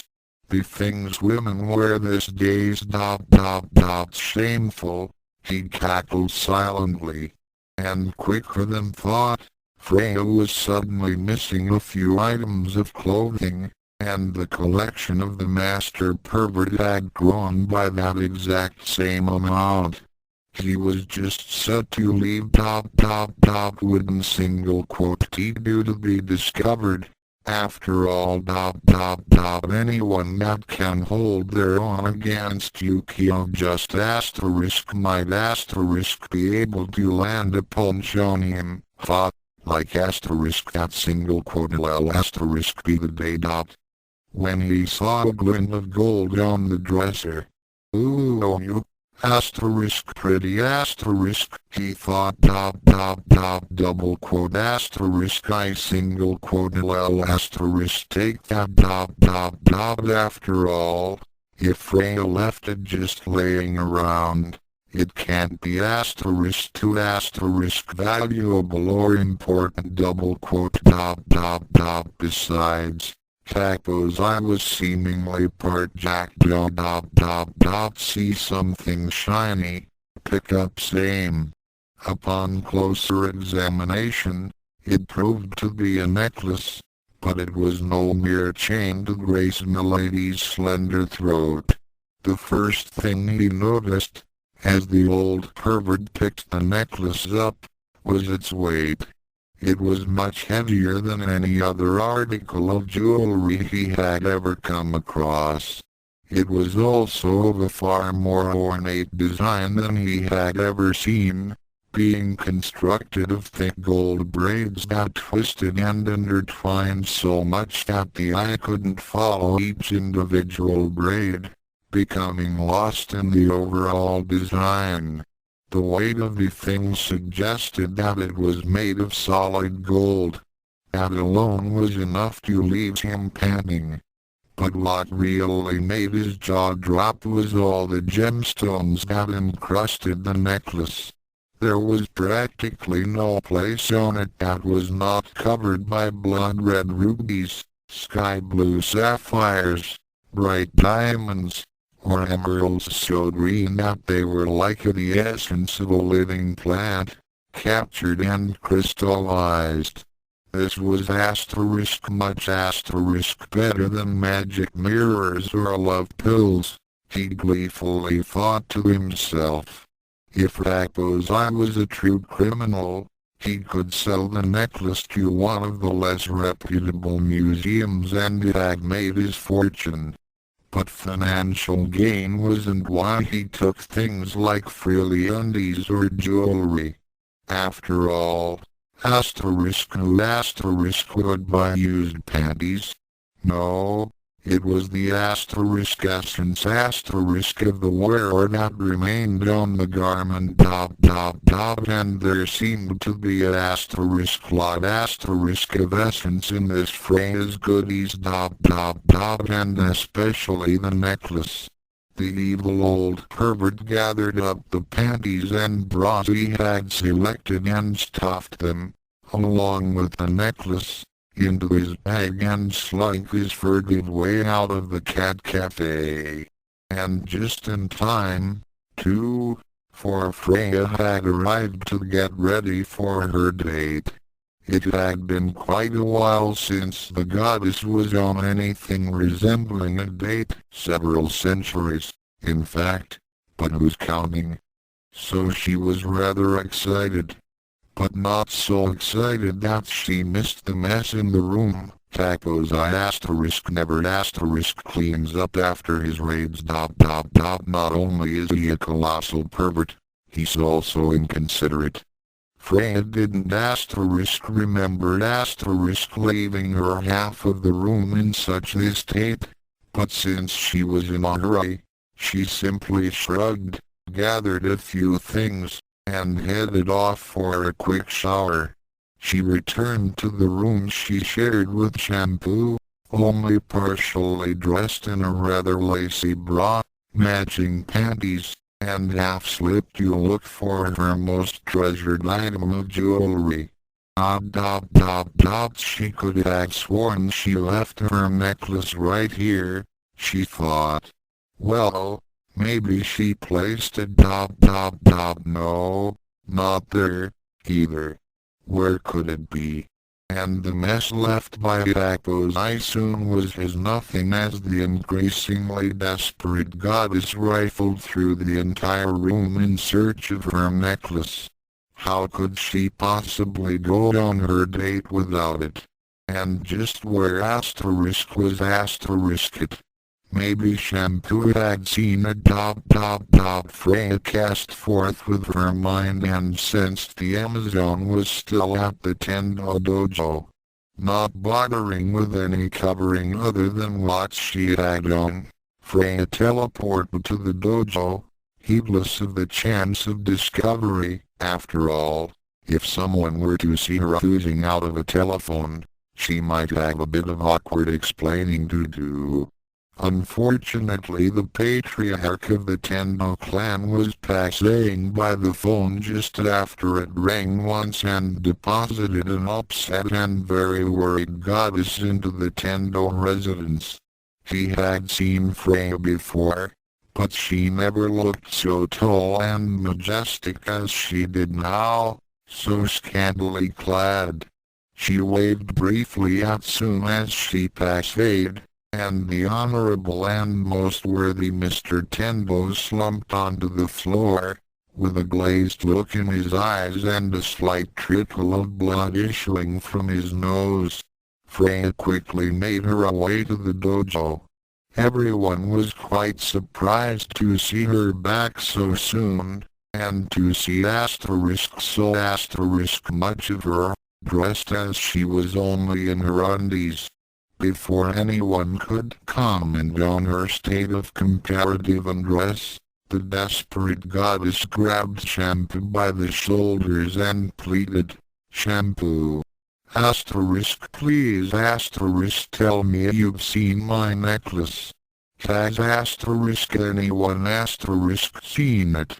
Dramatic irony required that, just as Freya received negative responses from Shampoo and friends, the thief responsible for the goddess's desperate search should enter, and this is just what he did, with his customary gleefully triumphant cackle of, "What a haul! What a ball asterisk." Then he stopped, boing as he got a knifeful of a tall and divine form in a state of partial undress. He acted as his nature demanded, dropping his sack of goodies and springing up with a cry of, "Yowza! Sweeto!" and latched himself onto the surprised goddess, burying his face in between her breasts and giving her a most unwelcome nuzzle. Her surprise and dismay at having the nasty little leech attach itself to her frontage was understandable, and she reacted in the way most of the female martial artists in Nirima react whenever Hakozai came face to breast with them. She smashed her elbow down on his head, panting in her anger and feminine outrage. The most evil master in Japan slumped down at the goddess's bare feet, but recovered quickly and sprang back up, ready for another joyful grapple. Unfortunately for the ancient pervert, Freya did a quick psychic scan of the old freak. Know your enemy, after all. And surely an friend wouldn't plant his face in between her generous assets. Without permission. What she found instead was the emanations of her precious and treasured necklace, calling out to her from inside the old freak's garments. Her eyes blazed in righteous anger. "You you have it give it back to me." Freya growled. I was puzzled. "Give what back?" he asked, all innocent dead. After all, in his profession, a variety of items and objects came into his possession, and the babe from the frozen north could be referring to just about anything. "My necklace you foul gnome," she clarified. "I no you have it. Now give it back to me." "Necklace? What oh. You mean this necklace?" The old pervert pulled out the item in question and spun it around on his finger. "Hey, don't sweat it. Let's single quote do a trade. I single quote I'll give you this sparkly if you do something for me, babe." Taco's eye leered. Freya didn't much care for his suggestion. "Do you have any idea what I had to do get that thing? And you're trying to steal it back from me and you want me to you hateful nasty little dwarf." The reader might want to consult the notes at the bottom to learn just what Freya had to do to earn her necklace in the first place. As for what our goddess thinks Hakozai wants her to do to get her most prized jewelry back well, she's wrong. All the old freak wants is a quite innocent strip show. as the most evil martial artist in Japan gloated and teased her with the necklace, dancing in merriment around her, with Freya futilely trying to grab her prized possession. The goddess moved her hands slowly in an arc from her sides to over her head. To the assembled young martial artists in the dojo, it looked as if lines of force and energy were being drawn into the tall woman, and a nimbus of power surrounded her. Her hands were glowing fiercely as she brought them down from above her head to chest level, her palms spread outward and with a shout in a tongue that no one understood, a bolt of sheer power lanced out, sizzling and crackling in the air, and impacted the completely surprised Tako's eyes, who had seriously underestimated his opponent, square in the chest. The old man was propelled across the dojo, flying through a wall and smashing against a tree outside. Tako's eye would have complained of this and warranted, in his opinion, anyway, rough treatment, but the only thing he could manage to say at that very moment was, "Boog." Short, concise, and very much to the point. Ranma boggled. He, who had mastered several Kai attacks, had never seen or even heard of one like Freya just demonstrated. Man, he'd just asterisk as asterisk you learn it, he thought to himself. Shampoo's reaction was somewhat different. She knew what the Cat Cafe's resident goddess just did was no Kai attack, but a manifestation of divine power, and quite frankly, it frightened her. She had seen some of what Freya could do, but until that moment, she regarded the goddess as a delightful companion, especially at night, but basically harmless. Now that she had seen Freya angry, she had to revise that opinion. Yukio was impressed, too. Geez, Freya, I don't know what you did or how you did it, but way to go. Half the population of Nirima's been wanting to do something like that to the little freak. Nabiki concurred. Too bad I didn't have my camera. I could have made a fortune selling the photos, even at half price. Freya smiled and waved her appreciation. You'll excuse me for a moment. I've got a necklace to reclaim, after all. She stepped delicately through the hole the pervert left in the wall. The rest of the gang went out through more normal apertures and caught up with the goddess, only to hear her complaining wail. He ain't asterisk human asterisk. They found her gazing at a tree that had suffered impact and scorched damage, and there was a patch of ground at the base of the tree that bore signs of a body having fallen heavily there.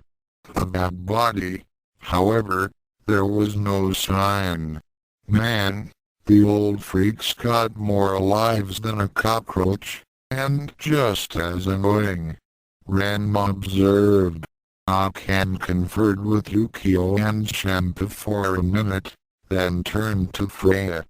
Look Freya Yukio and I still don't really trust you, especially around Ranma Shampoo does, but that's her business, I suppose but you put a good whammy on Grandfather Tako's eyes, and he's still got your necklace. If you want, we'll help you track him down, okay? Yukio nodded. Call the Necklace Reclamation League. Besides, helping you pound some more on the geezer's its own reward. Hey, You can count me in I owe that freak a good pounding or three. Ranma added. Where Ranma go? Champ go I help, too. Champ still wasn't used to the notion of a multiple relationship between herself, Ranma, and Yukio and Akan, or she'd have added their names. But it was the thought that counted. Ranma, Akan, Yukio, Shampoo and Freya, still only in bra, panties, and half-slip, intertwined their arms and intoned, Necklace Reclamation and Revenge League, united to bring the evil Yakuza to justice. And the five of them went off in search of the said evil pervert, leaving Nebiki and Kasumi behind. They both knew they'd only be in the way, and possibly even a liability, in a battle with the old man. Kasumi gazed unhappily at the Hako's eye-sized, try saying *@ 3 times fast. Hole in the wall. It looked very and tidy. She'd have to call that nice repairman again but there was something else troubling her something she thought she saw when Freya was glowing but that was silly of course it couldn't have been. There was something on Nabiki's mind, too. Say sis you single quote Ray going to think I lost it. But when just before Freya did that high thing to the old freak well, did you just happen to notice anything that looked like wings? Nabiki almost whispered that last word. Oh yes, I was just thinking about how odd that seemed, Kasumi affirmed. But of course, it couldn't single quote T have been wings. How could it it must have been just a trick of the light. Kasumi almost believed her own statement. Nabiki didn't single quote T quite a trick of the light that we both saw. Sure, sis. If you say so. But there's something not quite right here I mean, this thing between Ranma, Akan, Yukio and Shampoo isn't single quote either something about it that bothers you. Kasumi blushed deeply. You you don't think that they I mean for people? Is it actually possible and they're still too young for that sort of thing? Nabiki rolled her eyes. No Kasumi, that's not what I meant. I just mean well there's single quote something about this whole crazy setup that strikes me the wrong way I just wish I could figure out what it is. As the two Tenbo sisters continued to discuss what they thought they saw, the Necklace Reclamation League, self-proclaimed, pursued their quest for Hako's eyes. They searched for him here, they searched for him there, they searched for him everywhere. To coin a phrase, more precisely, the gang looked for the old freak in all his usual haunts. They scoped out the local cheap restaurants. They checked out the women's public baths, Ranma would had gone in, but Akan and Yukio and shampoo weren't about to allow that. They staked out various laundromats, where women would wash out their undies.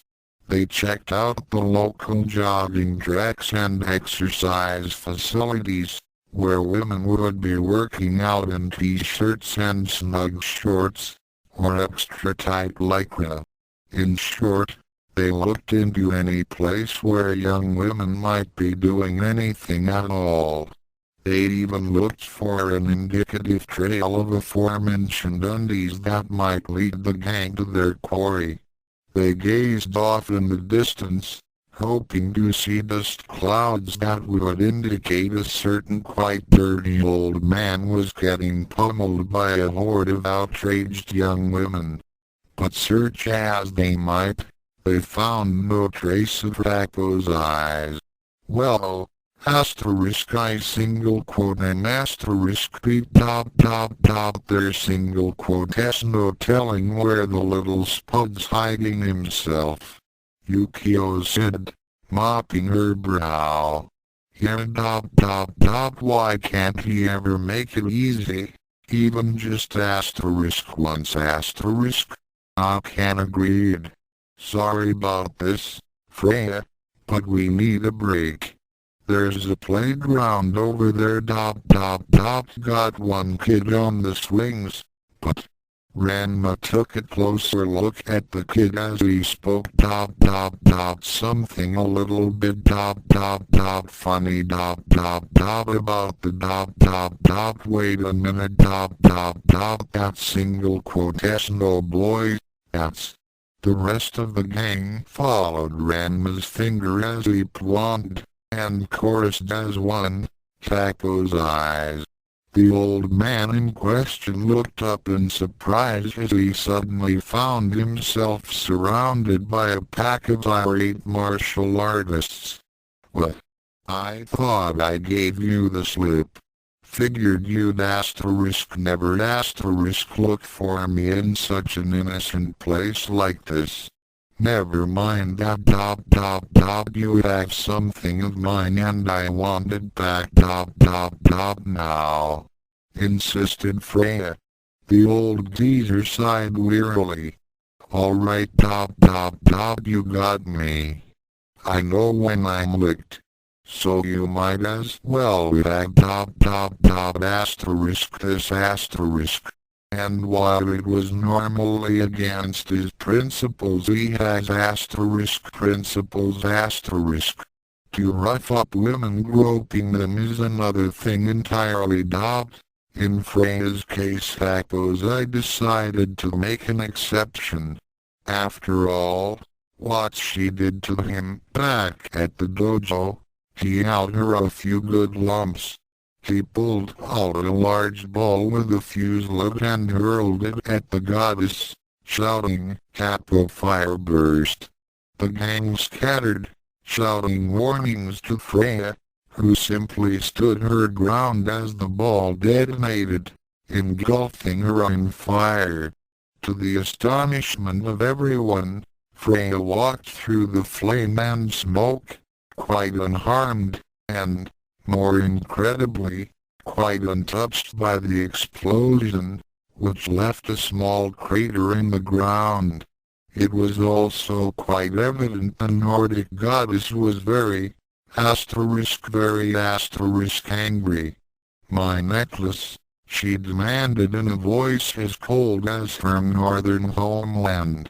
Tacos I would have continued his resistance but well, that sword tip he found suddenly pressing rather hard against his throat was awfully persuasive. He never even saw Freya's hands move. Who the hell did she think she was? Toshiro Mifune, he thought to himself. But he saw no further point to continuing his little game. Not for now. Anyway, especially since that determined look in the Nordic Amazon's eyes suggested she wouldn't have any hesitation about thrusting her blade deep into his throat. So, defeated, He took the necklace from within his robes and dangled it on the sword tape. Freya raised the blade and allowed the necklace to slide down its length and into her awaiting hand. "Thank you." She beamed happily. She skipped joyously to her friends and, starting with Shampoo, caught each of them up in her arms for an impromptu victory dance. "I got it back. I got my necklace back," Freya sang. "Whoa!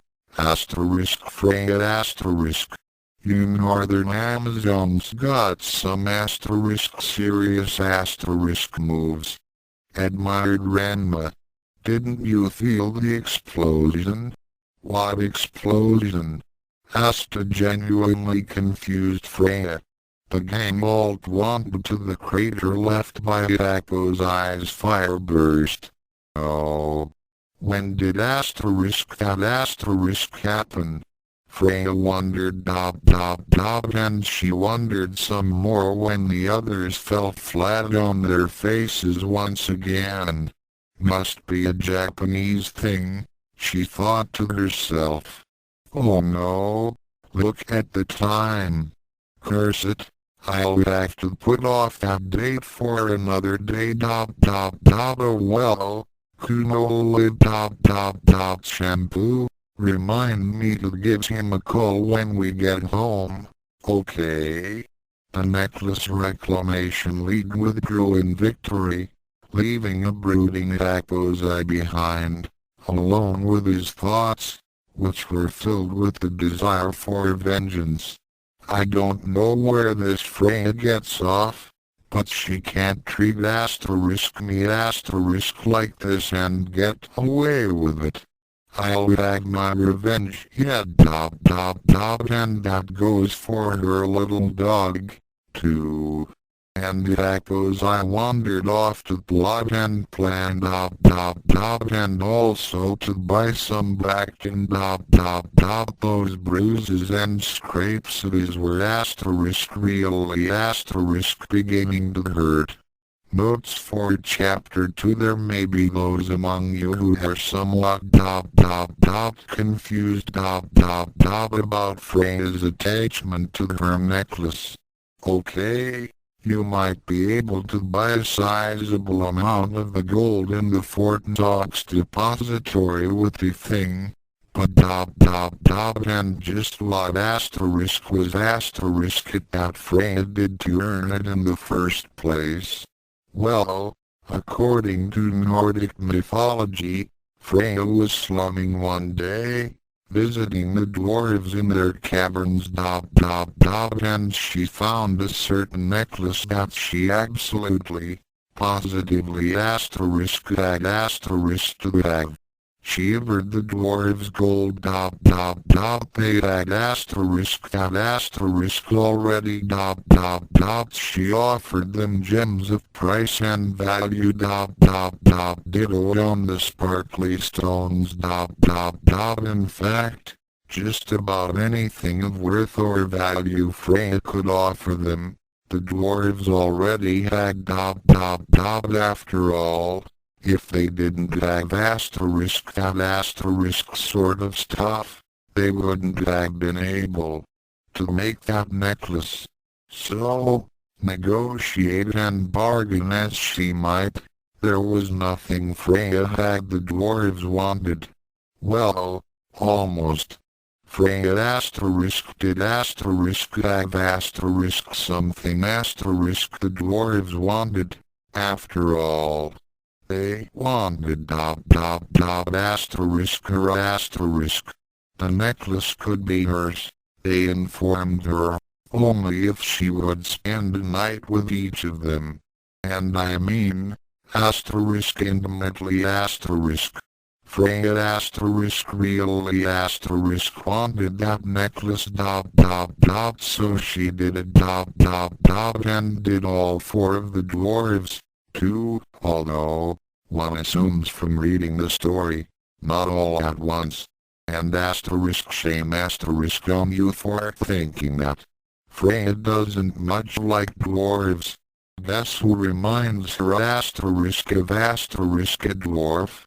Next time, Freya and Kuno go on a date, and a certain friend of the goddess pops in to visit.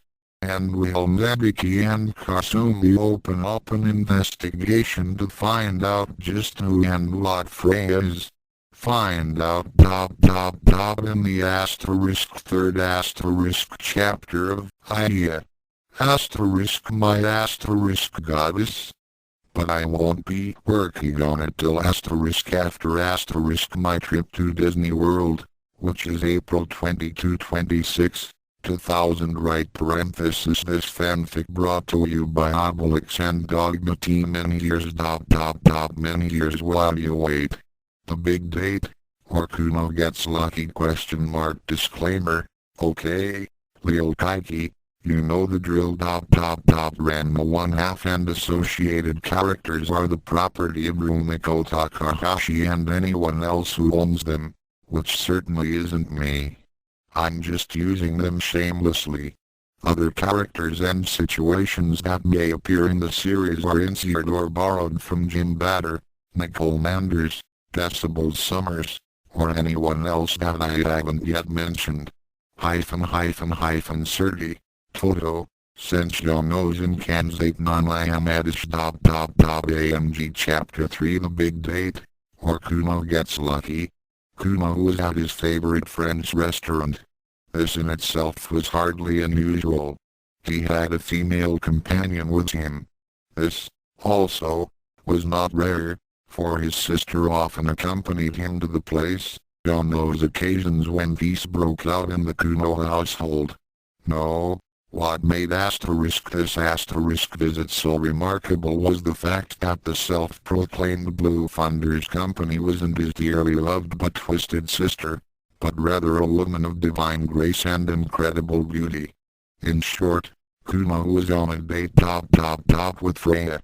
Now one thing Tatewaki Kuno could never understand was his tremendous difficulty in getting dates. Was he not, after all, tall, handsome of feature and manly of bearing? Indeed, was he not every fair maiden's dream? Why, then, had he been turned down so many times? I can't tend the pig-tailed girl Missy Nako Shunki from that Greenwood school the list went on.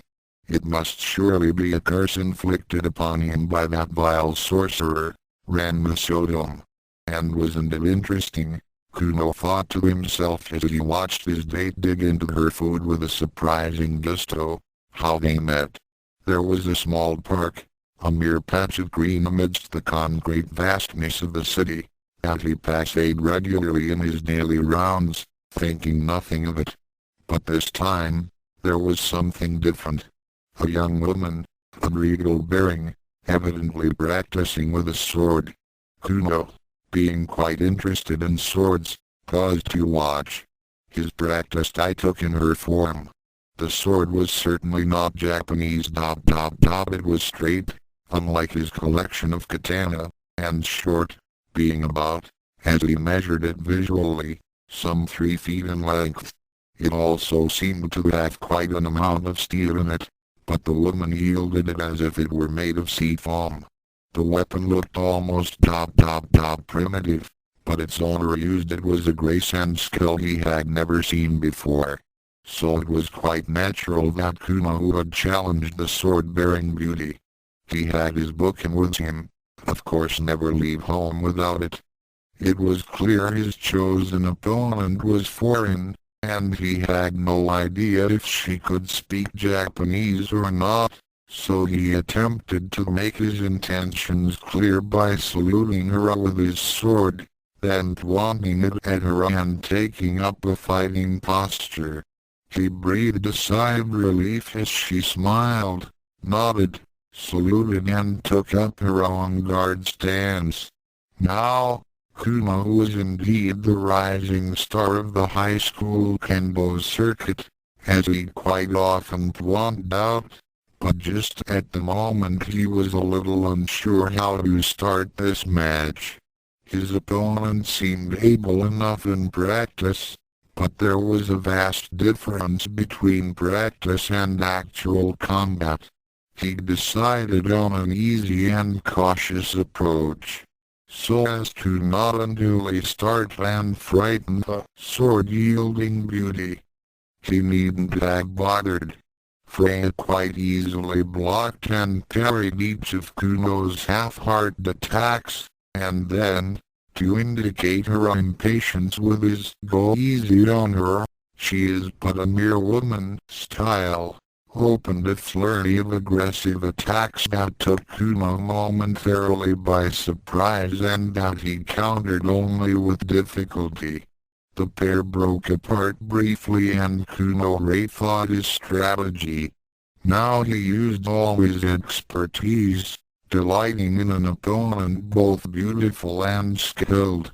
He generously granted that the woman before him might indeed be almost as skilled as himself. A flurry of mutual attacks, parries, and counterattacks followed, blades moving fast as thought. Passers-by who saw the pair in action could see nothing but blurs where hands and weapons should have been. Another pause for breath, and Kuno issued his ultimate challenge. "If you should win, I will allow you to date with me." And much to the young man's unexpected astonishment, not only did the beauty show that she understood the language of the gods, "That's Japanese to you," she replied in the same language. "All right." Kuno was, as I had related before, accustomed to being turned down whenever he made this offer. He didn't understand it, certainly, but it was a basic fact of his life. He was so surprised, therefore, when this warrior maiden before him agreed to his magnanimous offer that he stood rooted to the ground for the briefest of moments.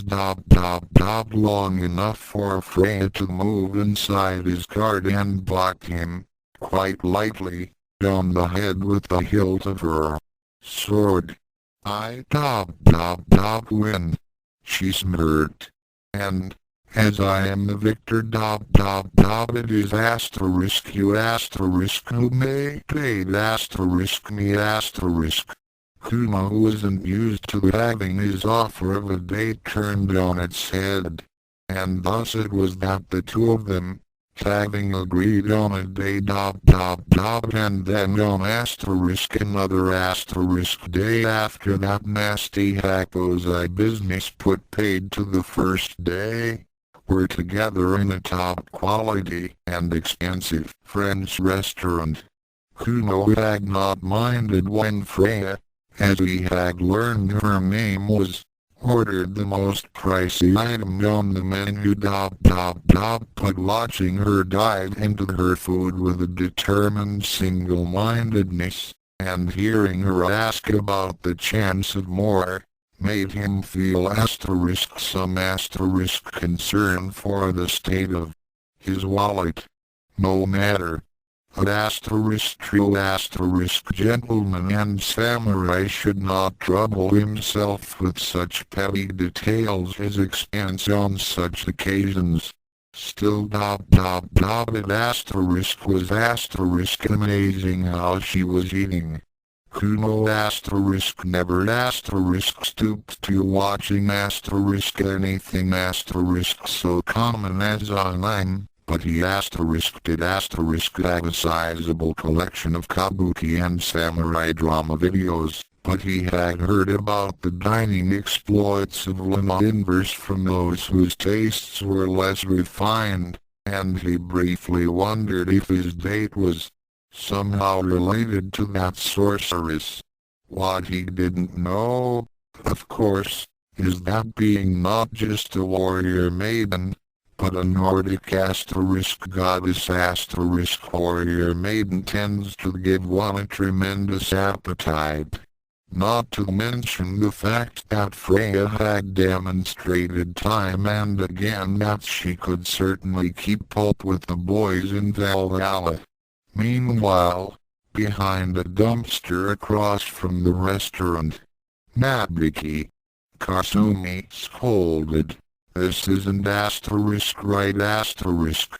The elder Tendo daughter loved her sister dearly, of course, but there were times that she came up with plots and schemes that were decidedly improper, like lurking behind a dumpster, camera in hand, just waiting for something to happen, just as an example. It's a good thing Akan wasn't around to see this, Kasumi thought. Come on, Kasumi. Like I told you before, this whole setup between Sis, Ranma, Shampoo and Yukio just rubs me the wrong way. Used to be about the only thing Akan and our resident gender bender had in common was fighting with each other. Tossing Yukio and Shampoo and they'd all end up practically destroying whatever building they happen to be in. It's worse than being on the set of Toho Studios. And now they're a loving couple plus two. It just doesn't add up. And somehow, I just know Freya's behind it. But, Nebiki, Hobby's impossible. You asterisk no asterisk it was Yukaino's unfortunate suicide attempt that brought them all together, and that happened before Freya visited Dabai Kasumi pointed out. And anyway, the four of them make a cute couple, don't it you think? Besides, Ranma and Akan still fight especially when Sis tries to cook I asterisk no asterisk that Yukio trying to fling herself off some building, and Shampoo rescuing her and almost getting herself killed made them decide on a group arrangement. But oh, I don't know, Kasumi. I don't even know what I'm trying to say. It's just that I feel fairy eyes something not right about it all. I don't want to break the thing up. Really I don't when do you last remember seeing Akan so happy? After all, I don't want to ruin that. I just want some explanations, that's all. Maybe I'm just being paranoid, but Kasumi interrupted her sister-Ai's rant with a question that had been bother asterisk ever since they got into position. Nebiki what's the camera for question mark we yelled. Nebiki drawled. Maybe I can catch Kuno and Freya in a compromising situation. A bit of kissy face, perhaps.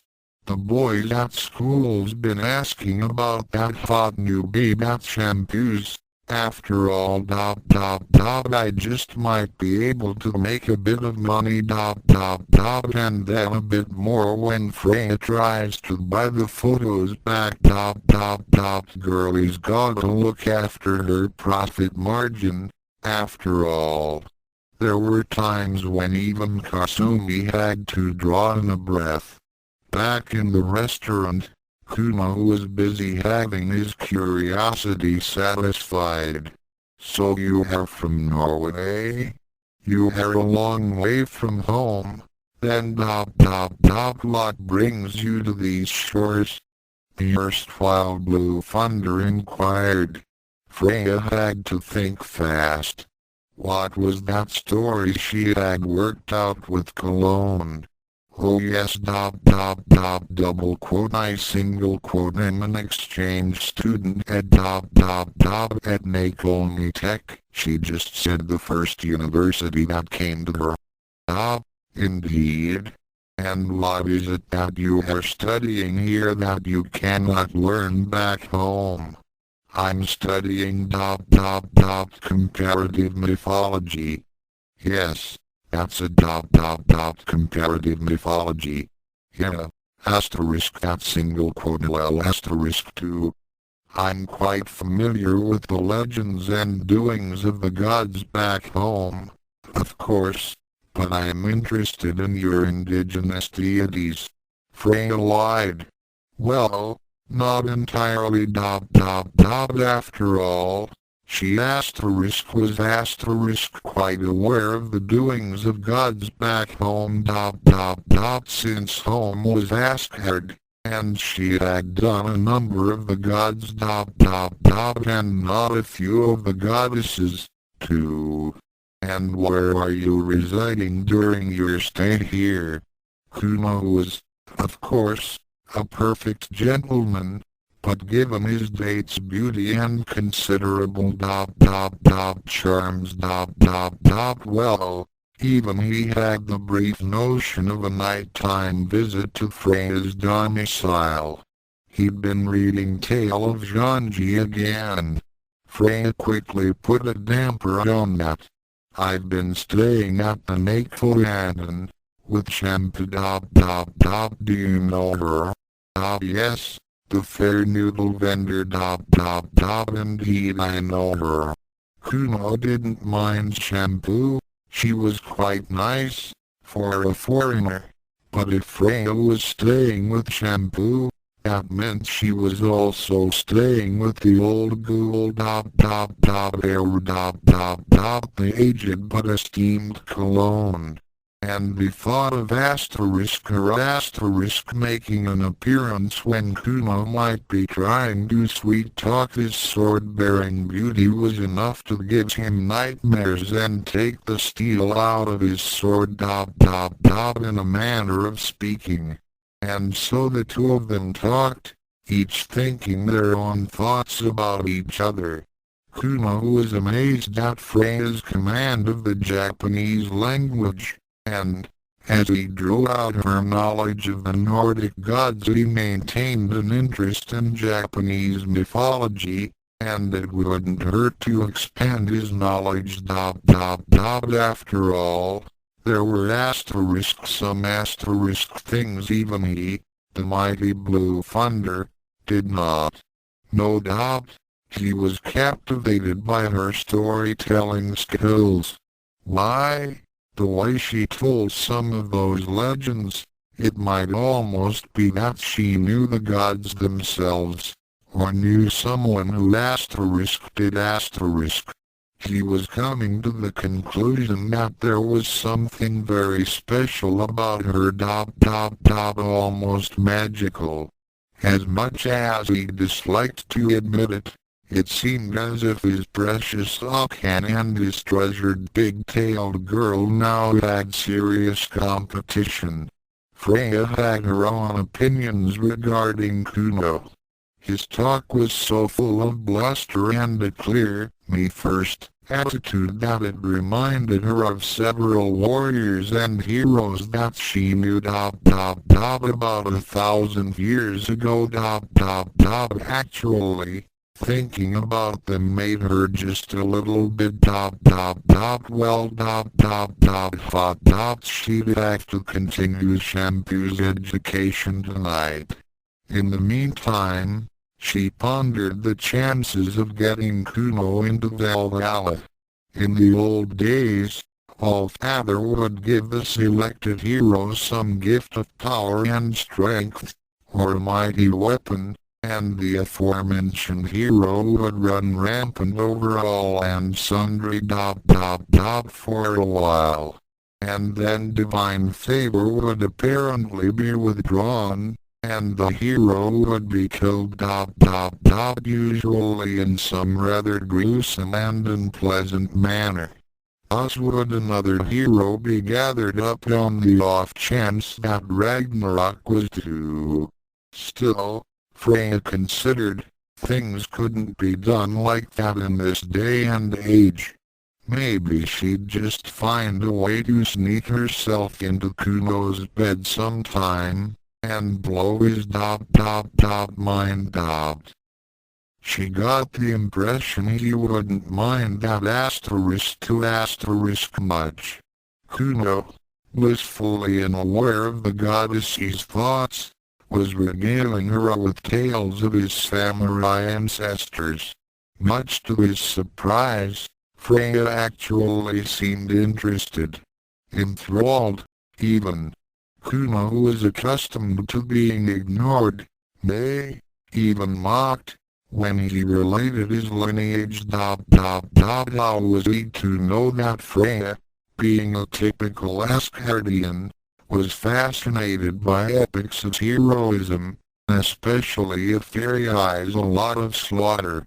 And in this case, there was plenty of blood and guts to go around. For Kunoi's ancestors were particularly active during the Sengoku Warring States period, slicing and dicing whoever their lord directed. Freya couldn't help but to revert to older notions, and she briefly considered honoring Kuno with an ancient Nordic ritual. The Blood Eagle See Notes section.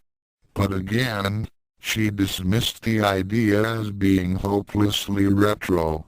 There comes a point in any date, especially a first one, where both partners eventually run out of things to say, and a flat, embarrassed silence settles over the table. In such occasions, just about any interruption or distraction is welcomed. This point had not been reached by Freya and Kuno. And the interruption was about to occur. A strange, sibilant voice called to Kuno's date from the very back of the restaurant. Freya, what in the name of the Pyramid of the Sun are you doing in Japan? It hissed in astonishment. Freya and Kuno both turned, and Kuno, for one, brave and puissant though he is, instantly regretted it. For the one that addressed his sword-bearing beauty was a hideousness unlike anything he had ever seen. If we take a look, and not to close a one, we can see Kuno's point. After all, it's not every day you see a rather beefy-looking woman. At least, we assume she's a woman. Wearing a skirt made entirely of writhing, hissing, and very much living snakes. Big ones, too.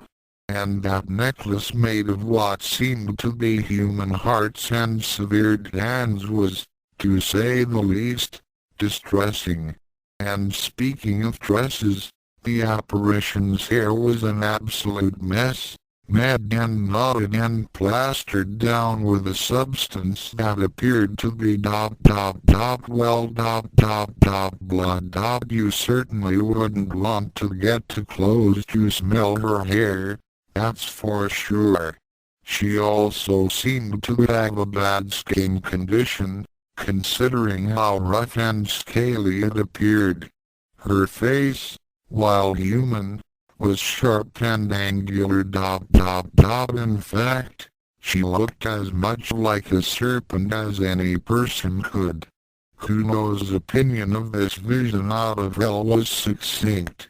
God, he said. Freya's reaction, however, was not one Kuno, nor the restaurant staff, aghast that someone like that snake lady could somehow slip in, because it was quite obvious she didn't come in through the front door, had expected. Surprise, of course, was perfectly normal when faced with something like this. What wasn't standard operating procedure was an apparent unfamiliarity. Code like you? Question is, what are **you** doing in Japan? You're asterisk way asterisk off your normal turf. Freya greeted the thing, then, incredible though it seemed, hugged the frightful creature as if it were a long-lost friend. Ah, you know, just hang out dirt side dot dot dot. Heard there was a few goddesses here, thought I might drop in on them dot dot dot. Say, is your friend over there feeling alright? He looks a bit green, blonde out the snake lady. And to amuse herself, Cold like you strolled over to where Kuno was sitting. Hey, baby dot dot dot, care to show a lady a good time?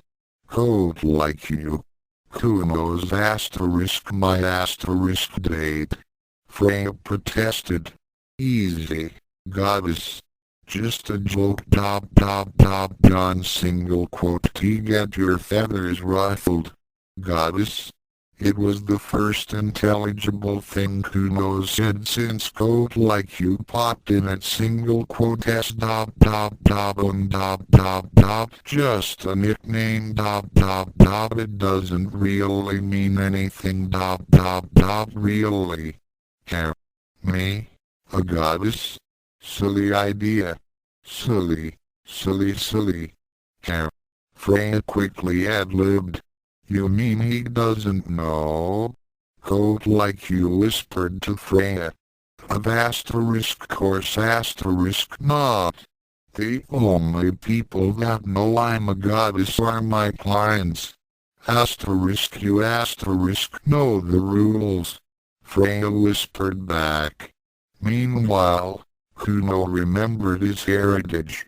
He remembered he was the heir to a long tradition of samurai nobility, and as such, must act in a suitably noble manner.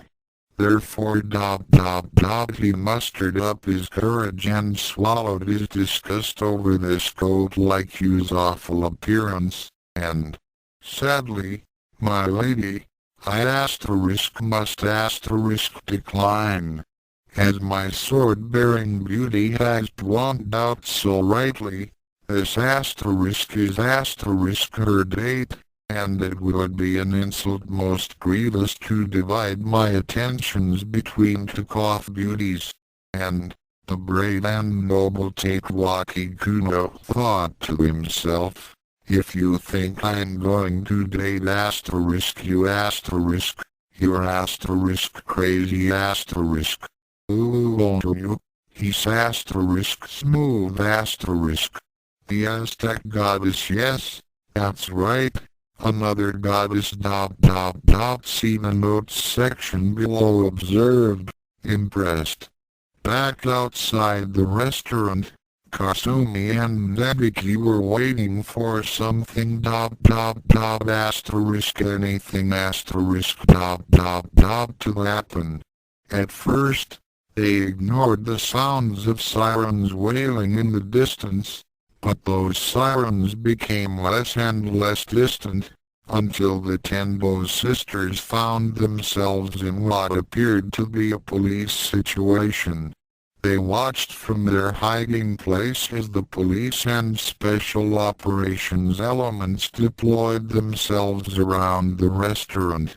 Kasumi's eyes were wide as she began to softly whisper a muted, "Oh my," but her sister's hand suddenly appearing over her mouth prevented her from saying more than the first syllable. "Keep it down, sis. We don't want the police to know we're here. Something big's going on in there, and I'd just as soon keep out of everyone's way. I asterisk John single quote T asterisk want to get caught up in some hostage situation." Nebiki hissed into Kasumi's ear. "But Freya and Kuno's in there." Kasumi pointed out. "Yeah, I know and while I had plenty of suspicions about Freya, And you asterisk no asterisk what I think about Mr. Blue Blunder I don't want to see them get hurt so let's just stay here, out of everyone's way, where it's nice and safe, and see what happens, okay? Kasumi nodded her agreement and settled down to await events, which weren't long in coming. For the police shouted out, as police tend to do, "We have the place surrounded. Give yourselves up and there won't be any trouble." Actually, they didn't single quote T have the place surrounded They didn't know about the hidden trapdoor that led to a dark and mysterious system of tunnels, wherein were performed unspeakable rites and rituals But then, neither did Freya, Cold Like You, or Kuno. Back inside the restaurant, the goddesses were rather surprised to find themselves the center of attention by the local agents of law and order. Kuno, of course, had long since passed the level of surprise, and was hovering somewhere around the point of astonishment. And it started out to be such a nice date, too. Geez. What's all that noise in aid of, anyway? And where'd all those people come from? Cold Like You pressed her hands to her ears to block out the painful sounds from outside. Freya shook her head in puzzlement and looked around. Significantly, the restaurant manager was nowhere to be seen. Crap must have been him that called in the fuzz. She mused. Why call in the police, anyway? There's nothing going on. Cold Like You observed. Well, darling single quote my guess is the manager took one look at you and called in the troopers after all. You must admit that to these mortals, you present a rather intimidating appearance. Kuno didn't understand why the two ladies or at least, one lady and one something else were flinging words like mortals around, but he felt obliged to support Freya. Indeed yes, you do look most unique. I, the Blue Thunder, have seen many things, but nothing to compare to you. This from a young man who had a phoenix perched on his head. Yep, a smoothie, alright anyway, I can't help how I look. Blame it on those crazy priests. They're the ones that gave me this form to begin with bloody weird Aztec imagination, if you ask me. Cold Like You complained. All that cocoa laced with chili pepper. Freya hissed sharply in her Aztec friend's ear. Keep it down. You're giving away too many hints about us. You'll get us both in trouble. Kuno may be like the heroes of old, big and dumb, but even he can put things together, you know. Little did she know especially when it came to a certain flame-haired girl with a big tail. Relax, will ya? Don't get your feathers all ruffled. How about I go out, talk to the nice men in the uniforms, explain that it's all just a silly misunderstanding, and they can leave now. Cold Like You offered with a toothy grin. I know what you're thinking. Talk to them, like fun you single quote Ray planning on putting a big scare into them and we all escape in the confusion. Somehow I don't think that'll work. This place, Nirima dot dot dot, it's not like other cities here in Japan, or any place. It's not as bad as, say, Arkham, but from what I've been told, even the domestic residents are used to seeing weird stuff dot dot dot and weird people dot dot dot here dot, Freya explained. So the big bad bloodthirsty Aztec goddess bit won't work here. Spotted coat like you. No, said Freya. But I might tag away dot dot dot, feel like a bit of fun. Like a good rumble. What? You mean dot dot dot a fight?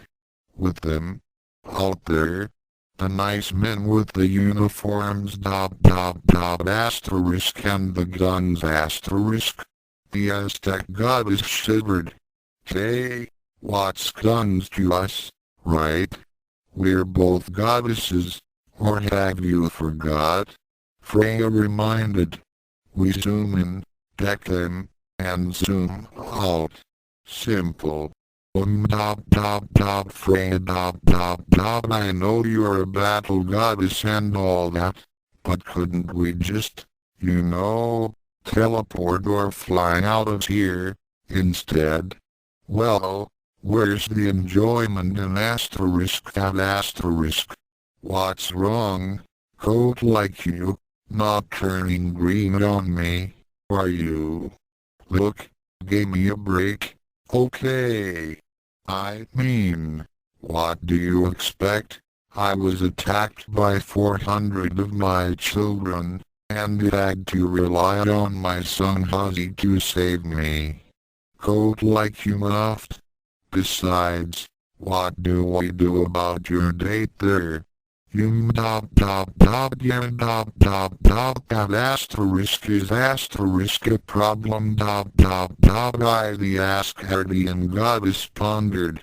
Kuno, of course, had his own thoughts on the subject, especially since he heard them discussing battle. Nay, shall I, take Waki Kuno, allow such fair maidens to sully themselves in combat? Permit me, then, to draw my mighty sword of justice and carve for thee a path to true freedom. He nobly offered as he brandished his bouquin. Coat like you took in a glance at that bouquin. She boggled. I what? Are you off your nut? You, go thrashing away against them guys out there with the guns and all. Armed only with a dirty big stick. Freya, I hate to say this, but your Datazalu exclamation point IEL, actually dot dot dot in the hands of an expert, those dirty big stick size, as you call them, can break bones, split skulls, and burst internal organs dot dot dot, I Freya explained. She'd been watching that Dune movie again. Well dot dot dot okay dot dot dot, but still, one more against the boys in blue out there. This isn't exactly the old days, Freya, where one hero could overcome impossible odds dot dot dot, coat like you pointed out. Ye, though I wade through an ocean of blood, I shall fulfill my mission and keep my fair maiden and one not so fair maiden safe. Kuno who is off again. Unfortunately, Kuno, coat like you is right. Brave though you are, it never hurt to stroke his ego a little, so long as you didn't overdo it. I really am much better suited for this sort of thing dot dot dot, you just wait here. And let me be your battle maiden, okay and she effectively stilled any protest. Kuno might have made by a quick peck on his cheek. And thus it was that coat like you and Freya emerged from the restaurant, prepared to do battle. Well, At least Freya was. While the assembled agents of the law boggled at Code Like You, who muttered, "Why do people always look at me that way question mark I. A nimbus began to surround Freya, glowing ever brighter until she flared and in the place of the exquisite woman dressed for a date, there was instead a veritable winged goddess carved in gold-washed chainmail, the link small and finely crafted, that reached down to her waist, her loins covered by a short pure white skirt that left her curvaceous legs exposed and she'd better have something under them a shield shining bright as the sun on one arm, and the other holding a sword that looked like it meant business. Off to the side, behind the police lines and well hidden, Kasumi gasped in surprise as Freya transformed, and Nebiki started snapping photos. She hoped she had enough film, because it suddenly looked as if things were about to get interesting and well about time, too, she thought. And so they were. Freya exploded into a blur of motion, the only evidence of her passage a gold-colored streak across the front of the police. There were sounds of heavy thumps all along the line, and suddenly Freya was back at her starting position, the police still standing, but apparently in a state of shock. The goddess walked up to the nearest, who evidenced no reaction to being approached by such a divine form, his eyes focused fixedly ahead. Freya gently puffed on him, and down he went, falling stiffly onto his nearest companion, who also fell onto his neighbor, and so on, like a line of dominoes, until there was a circle of fallen police and SWAT units around the restaurant. Freya, satisfied with a job well done, gathered up Code Like You and went back into the restaurant for Kuno, while from their hiding place, Kasumi and Nebiki boggled at the quick work she made of the police, and the question in both their minds was, what is this Freya Kuno was suitably impressed seeing his date in her battle garb, puzzled at her wings, and was amazed, as he emerged from the eatery with Freya and her Aztec friend, at the sight presented by a circle of comatose police. Oh, and one Ford Limited that had just arrived. Freya turned slightly pale as the bulky car pulled up, and Code Like You didn't look much better. Oh crap, not them Freya groaned.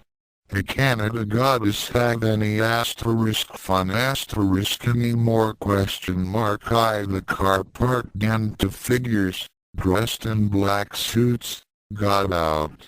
The shorter, stockier of the two, both women, adjusted her sunglasses and strode up to Freya. Her face, as if cast in stone, revealed no emotion as she surveyed the scene, unlike her companion, a tall, willowy black woman, with an almost fashion model beauty who was looking at the circle of fallen officers with frank amazement. Hello, Freya. I heard you were up to something here I spoke the first suit. You ain't not dead, are they I the taller one asked. Freya sighed. Hello, Kay. He'd say I'm glad to see you, but I'd be a lie, and goddesses aren't supposed to lie, you know. And no, they aren't dead, Just taking a bit of a nap. Who's the newbie? Hey question mark I TMJ spoke the black woman, in a bit of awe from being addressed by a being of evidently great power. What are you guys doing out here, anyway? We're asterisk goddesses asterisk not aliens, or haven it you noticed. Y'all we're a bit out of your jurisdiction I Freya groused. A jurisdiction's been expanded lately There has been too much attention given by you divinities to this sector to go unsupervised. And you gods and goddesses do tend to play around with we poor mortals like so many toys I explained Agent K. We poor mortals, my bald never mind. But I swear, you guys exist to take the joy out of things I the Nordic goddess spotted. Y'all part of the job IK deadpanned. E.g., you look after the police there and the restaurant staff. You'll neuralize the boy and sheep wanted to Kuno, who was suddenly of the distressing opinion that he was in the middle of something that was above even his head. Freya looked upset. Hey, can you wait just a minute or two question mark she went up to Kuno, wrapped her arms around him, and much to his surprise, pressed herself against him and kissed him deeply. Kuno's toes curled as a result. He at least gives him a good memory. Okay. This was supposed to be a date. After all alright IK agreed. He held a slender, pen-shaped object before a puzzled Kuno, pressed a small button, and the boy's face was bathed with a strange red light. You had a wonderful date. You both ate a lot of good food. You went out dancing afterwards and you both had an enjoyable time. She even gave you an after-date kiss the agent instructed the Blue Thunder. I just about finished here Jay informed her partner. Good. We'll take the boy here back home and Freya, you had better go home, too, before you get into any more trouble. And coat like you should get back to your own pantheon IK advised, as she bundled a dazed Kuno into the car. Kasumi and Nebiki had instinctively ducked behind their corner at the arrival of the strange pair of women in the black suits. For some reason, they both had the idea those two were bad news.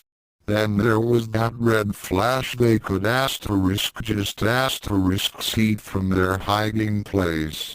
Some heavy-duty weirdness had gone down, and no mistake. And Freya evidently was not very happy about it, given the amount of grousing and complaining she was doing as she left.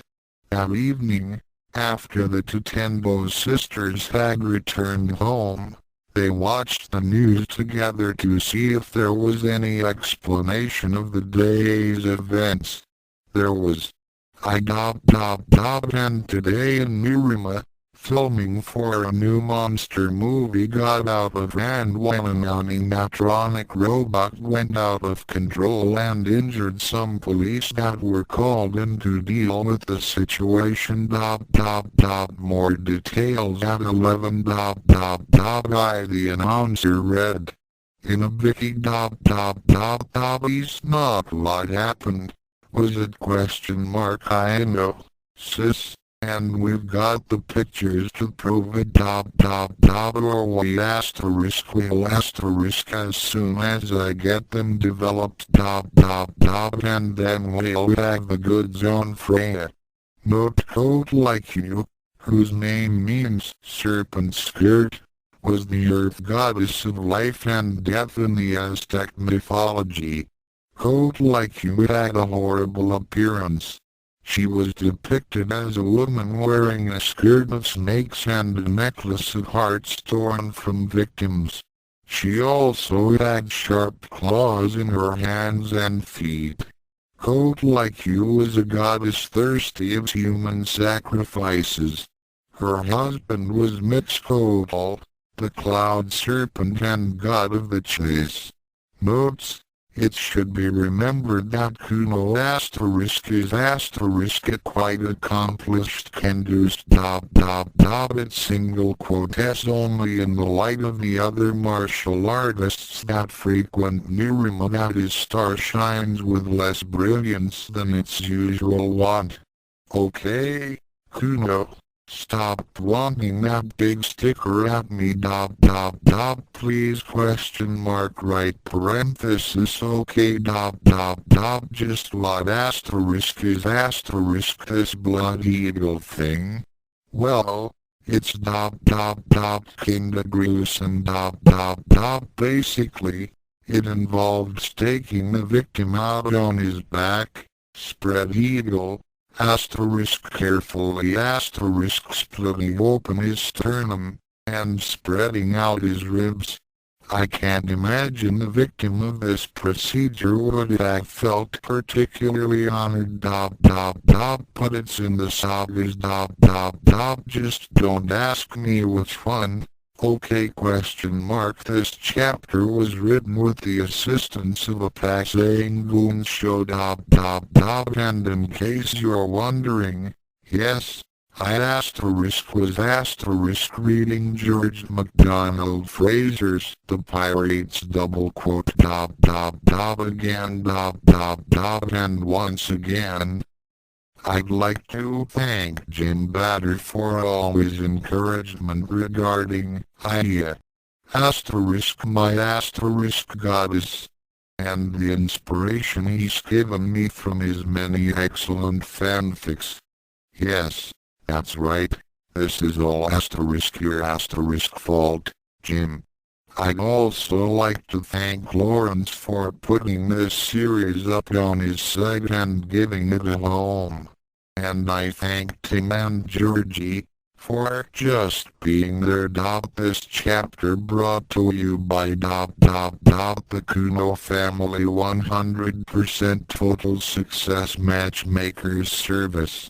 If you are under attack and you don't have a weapon, bandanas, gymnastic ribbons, chopsticks, ramen noodles, and small black piglets can work just as well. Okay, let's see if I got this right. Ranma and Company are owned by Rumiko Takahashi and anyone else that's bought up the license. Really? Are you sure that's right? The author of Aiyah, my goddess, expects to make not a single yen on this series but at least with this chapter, I hope to give others a yen for something else.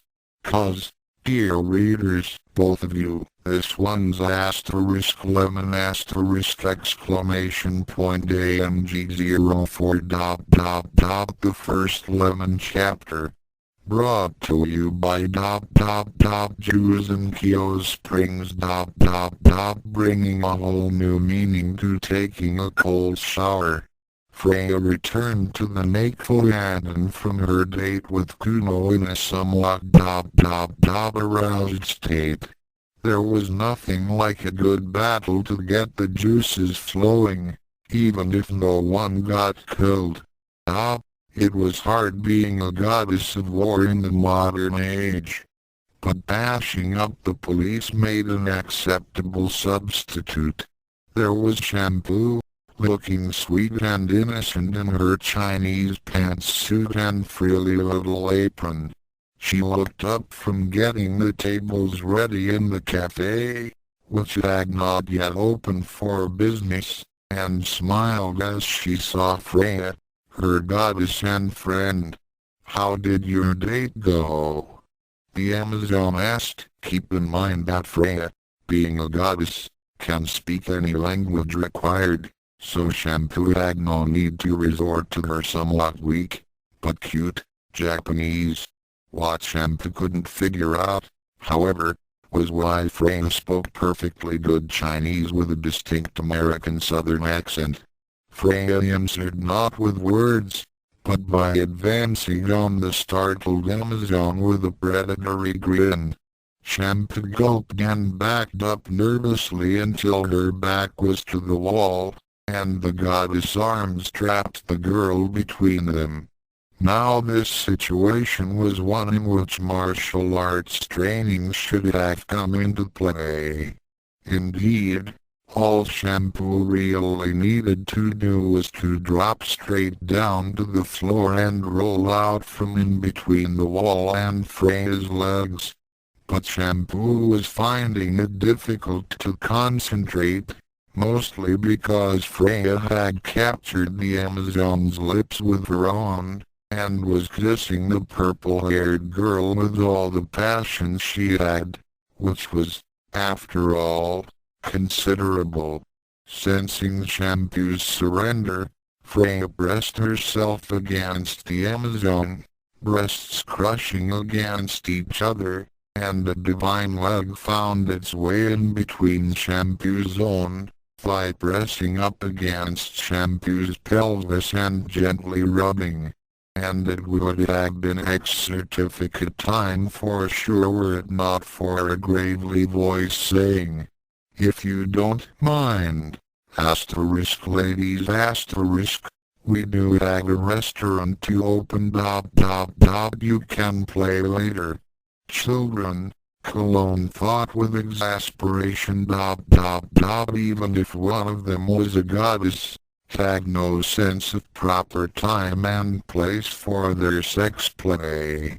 Freya, for her part, did not much care to have her amorous intentions frustrated.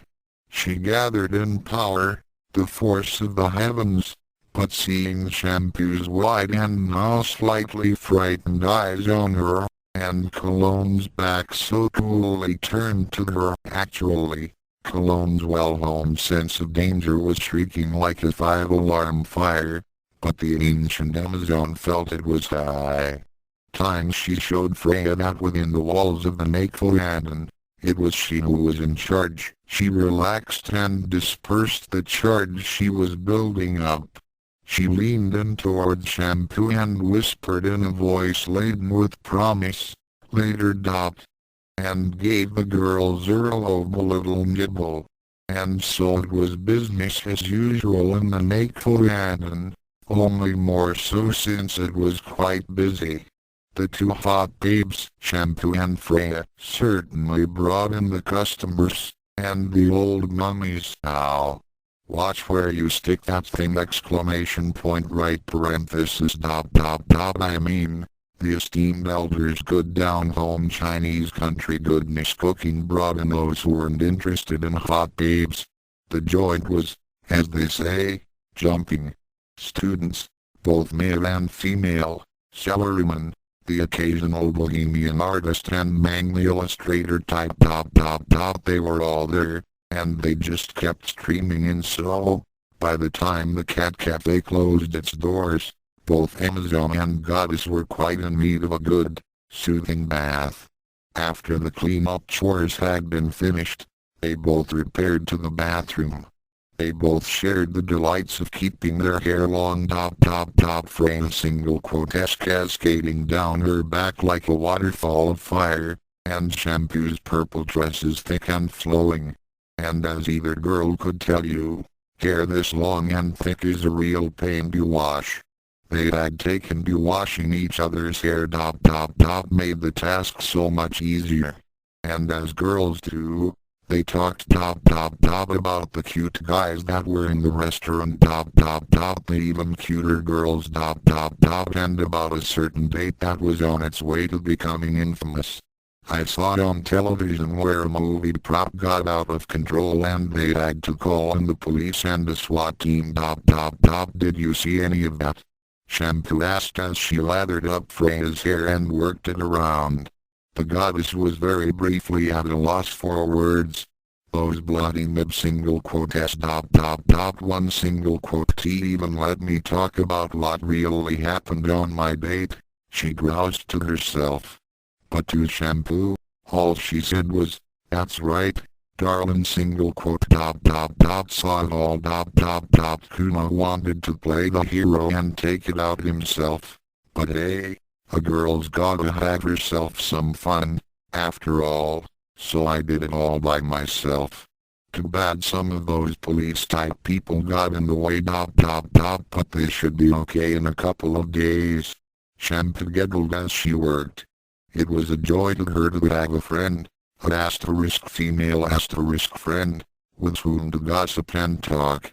Oh, sure, she had her friends back home, but there was always the underlying competitiveness of Amazon society, the knowledge that at some time, she'd have to fight those friends, to prove herself against them.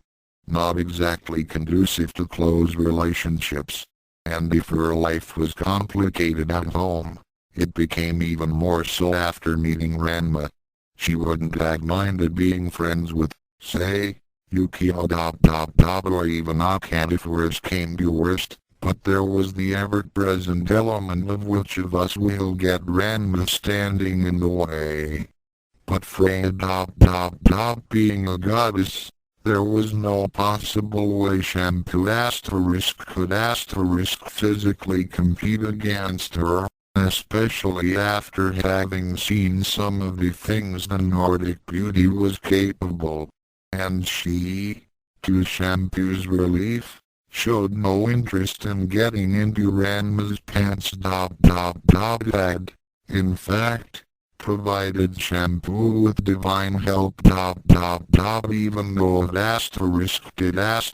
involved putting up with the spatula girl and the violent girl, too.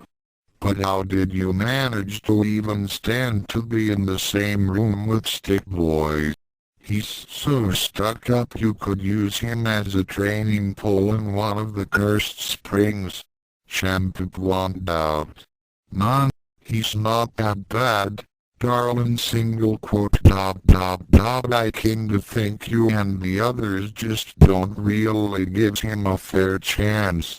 He's got issues, sure I single quote I'm not certain what they are, not yet and I came to suspect he's not well quite right in the head, but then, what great hero of old ever was entirely sane? Hey, if they were sane, they'd have stayed home and taken up farming. Anyway, it's your turn now. The goddess said as the Amazon rinsed out Freya's hair for the final time. Shampoo took Freya's place on the little stool as the goddess drenched her hair with the handheld shower unit, then started working shampoo into Shampoo's dresses.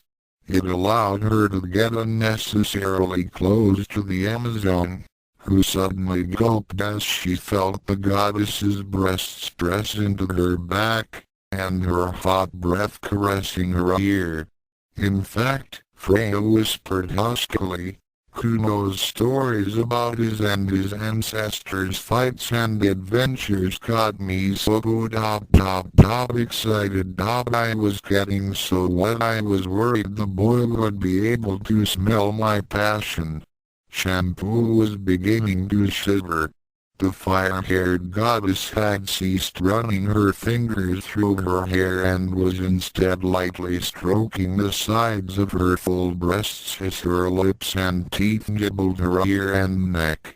In fact, Freya continued, it was all I could do not to throw the boy over a table, rip his clothes all off, and had my way with him right there in the restaurant as the goddess fingers now slide down over Shampoo's sides and start rubbing over the Amazon's firm and muscular belly right parenthesis dot dot dot. Can you imagine the headlines? She whispered in a voice husky with passion and desire. Goddess assaults high schooler in public restaurant. Details at 11 o'clock. Shampoo couldn't help herself.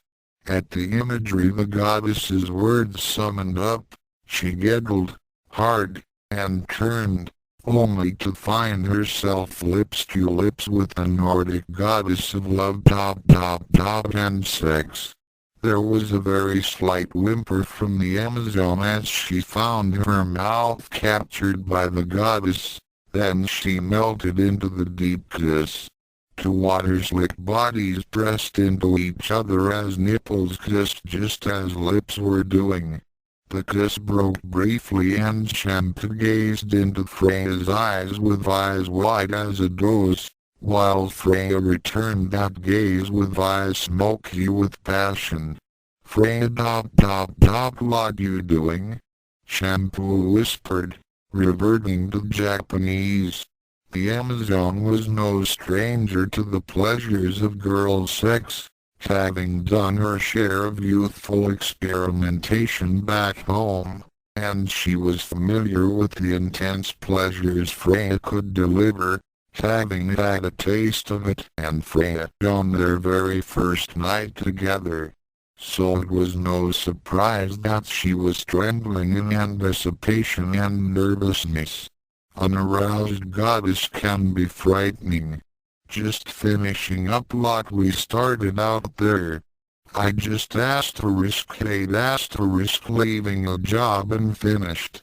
And there'll be no interruptions this time. Freya purred, and thought to herself, there had better not be any interruptions, or I'll be really pissed. Freya left Shampoo's lips and started to work on Shampoo's throat, nibbling and lip-pinching the front of it, like some slightly confused vampire, while her hands cupped themselves over the young Amazon's full breasts, thumbs flicking over tender and sensitive, not to mention hard as little marbles, nipples. Shampoo trembled from the sensation, for she was, after all, particularly sensitive there. Why do you think she wears all those silks without a bra? So as Freya's lips worked their way down the girl's throat and rained wet kisses all over her upper chest, Shampoo had a fairly good idea where the goddess was heading. The anticipation of the promised pleasures left Shampoo watching with wide-eyed fascination, but then, being an online character, Shampoo tends to be wide-eyed pretty much all the time. However, Shampoo, while correct about Freya's ultimate goal, was quite incorrect in her guess on how the goddess would reach it. Shampoo thought her Lydian goddess would simply kiss and lick her away down to her Amazonian breasts. A delightful prospect, to be sure, especially for Shampoo, but much too prosaic for the likes of Freya. No slow and gradual approach for her. She stormed Shampoo's breastworks, okay, sorry, bad pun, I know, directly, diving down to claim the hardened buds with her lips, sucking them into her mouth and flicking over them with her tongue. Shampoo gasped in surprised delight and her body bulked sharply at this attack. Especially when Freya bit down on one nipple while pinching the other hard between her fingers. It was a good thing Shampoo was sitting down, for her legs had turned to water and her body lost all its strength. All the poor girl could do was sit there, whimpering and quivering, as Freya had her away. Freya, as has been pointed out elsewhere, was a goddess and since she was the goddess of battles, and therefore divinely strong, she had no trouble hoisting Shampoo up in her arms and depositing the girl onto the edge of the bathtub. Shampoo's state of pleasure and trance limpness was a help, of course. Shampoo had always fantasized about Ranma lifting her up in his strong, manly, except for those times when he saw she arms and having his way with her, making her do all sorts of so very naughty things. And recently, to her surprise, she found that a certain short-haired girl with the occasional fits of violent temper, and a long-haired spatula girl who had been creeping into those fantasies as well. Was she betraying her errand, she wondered, by allowing Freya to do these things to her? Then again, would she survive if she attempted to say no and did she want to refuse, and deny herself the pleasures she knew the goddess was capable of delivering? The Amazon finally decided, as she was set down on the tub's edge, that there was nothing wrong with getting a little practice in, and anyway, Freya's tongue dipping into her navel felt too good. Freya, for her part, could feel Shampoo's bout with uncertainty, and decided to bring an end to it. These mortals, she thought to herself, life single quote S is short for them, and they still muck around trying to make up their minds about things. They just don't know what's good for them, sometimes. It has been wondered by many, throughout the documented adventures of Ranma and company, both official and, like this one, very unofficial, whether or not Shampoo's hair color was natural. Freya had just placed herself into very good position to find out, and unless the Amazon was a complete perfectionist about artificial hair coloring, the goddess could see that indeed Shampoo was a natural. Well, whatever colored her hair is, it's natural. The view was irresistible, especially to a goddess of love. Shampoo's, let's not be delicate here, pussy was just so pretty. It was only natural that Freya would take a lick of it. And that's just what the goddess did, to Shampoo's obvious approval. Freya spread the Amazon open with her fingers to allow her room to work. Her lips captured and pulled at Shampoo's labia, and her tongue stroked and caressed the length of the Amazon's treasure, sometimes a long, slow, single path from bottom to top, other times flicking across from side to side. Freya's tongue would dip into the well of Shampoo's passion, lingering for just a moment, then out and up over the Amazon's sensitive head, circling around it, sucking it in between her lips ever so briefly, then releasing it so that the goddess could stab her tongue fiercely and repeatedly back into Shampoo's wet honey. What did Shampoo think of all this? She wasn't saying very much, after all. Well, nothing very intelligible, anyway, although she was making a fair amount of noise. She tried to muffle her sounds of delight by pressing her mouth into her shoulder, and it did work to some extent, rendering what would have been loud gasps and moans into sounds somewhat softer. Shampoo's sounds of pleasure still filled the room. Oh, just as did the aroma of her desire. Her hands clutched at Freya's head, fingers entangled in the hair of the goddess. While one of Freya's hands continued to hold Shampoo wide open for her oral assault, the other had cupped itself under Amazonian Fanny, supporting the girl on her bathtub perch. The bathwater was quite warm, so it wouldn't trigger any inconvenient change should Shampoo fallen, but such a spill would nonetheless be something of a mood killer. And with a hand so placed, and with both girls near out of their minds with lust, with passion, with just plain sex, it was only natural that a divine finger should happen to find a rather snug entrance in which to nestle. Shampoo wasn't accustomed to being penetrated down there, certainly, and she might have voiced an objection if it weren't for the fact that Freya, naughty goddess that she was sucking on her clit just as possessively as she had on the girl's nipples earlier. Except no teeth, this time.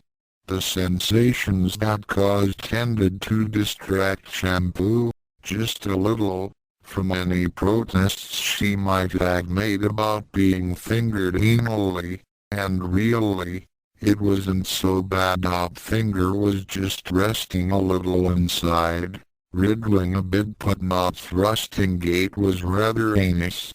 In fact, girl could come to like it. Actually, it might go away to explaining why Shampoo was now squirming and writhing. There is only so much pleasure a human body can tolerate. Shampoo gave every sign of having reached that point. Her sighs and moan increased, both in volume and quantity, and she was getting so loud, in fact, that she began to bite into her own shoulder. It just wouldn't do, after all, to alert great-grandmother to what was going on and have her interrupt things again. Especially not now. No, this was definitely not a good time for any interruptions. And then Shampoo's climax hit, with all the subtlety of Akan's cooking. Freya's skilled lips and tongue, with the occasional teeth, had the girl doubled over in pleasure, trapping the goddess in her lap. It was so intense that the Amazon couldn't help herself, couldn't keep her voice under control anymore, and cried out her pleasure with a declaration of I single quote and I hyphen I single quote MOHMYGODESS. I'm coming exclamation point double quote a fact that would have been quite obvious to anyone that might have been watching. Her mind a swirl, she started calling out the names of those to whom she felt attracted Yukio, Akan, even Zebiki, and a final, almost despairing cry of Ranma. Of course, such sounds of ultimate pleasure only encouraged the goddess to work the harder, to thirstily lap up as much of Shampoo's flow as she could. And just as naturally, the increased tongue work, fluttering, flicking, dipping in and out, had the Amazon sobbing in pleasure and making Freya's face all wet. Finally Shampoo could stand no more, and collapsed, still doubled over, her breasts on the goddess's neck and her head resting on Freya's, as the young and now weary Amazon panted in lungfuls of sex-laced hair. Freya looked up from between Shampoo's mouse-like legs, with a wicked grin on her juice-coated face.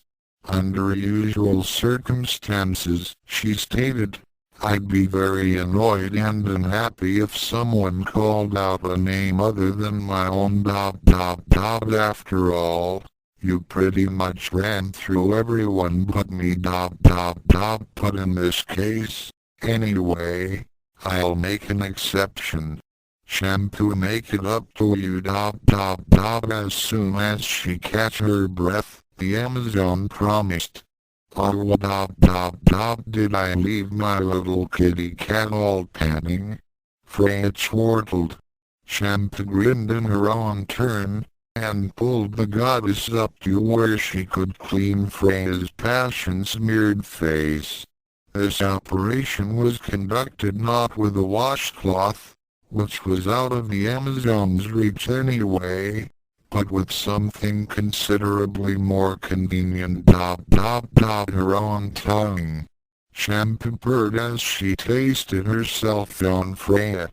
It made her very thirsty for more, and since she couldn't reach herself and don't think she hadn't tried, on occasion, the handiest source was, of course, Freya. And she was so willing. Tuo's Shampoo was nothing if not generous, being ever willing to give as well as receive.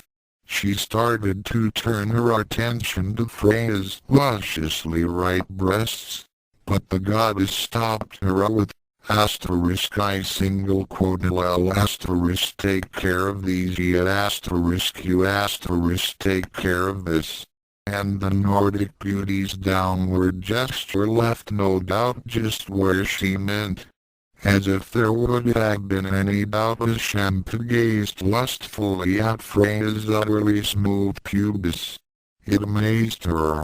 There was no stubble, no razor burn, no evidence of shaven gait, was just simply hairless. Just like those naughty manga the Amazon sometimes looked at and paid a hefty price out of her waitress wages to navigate for her.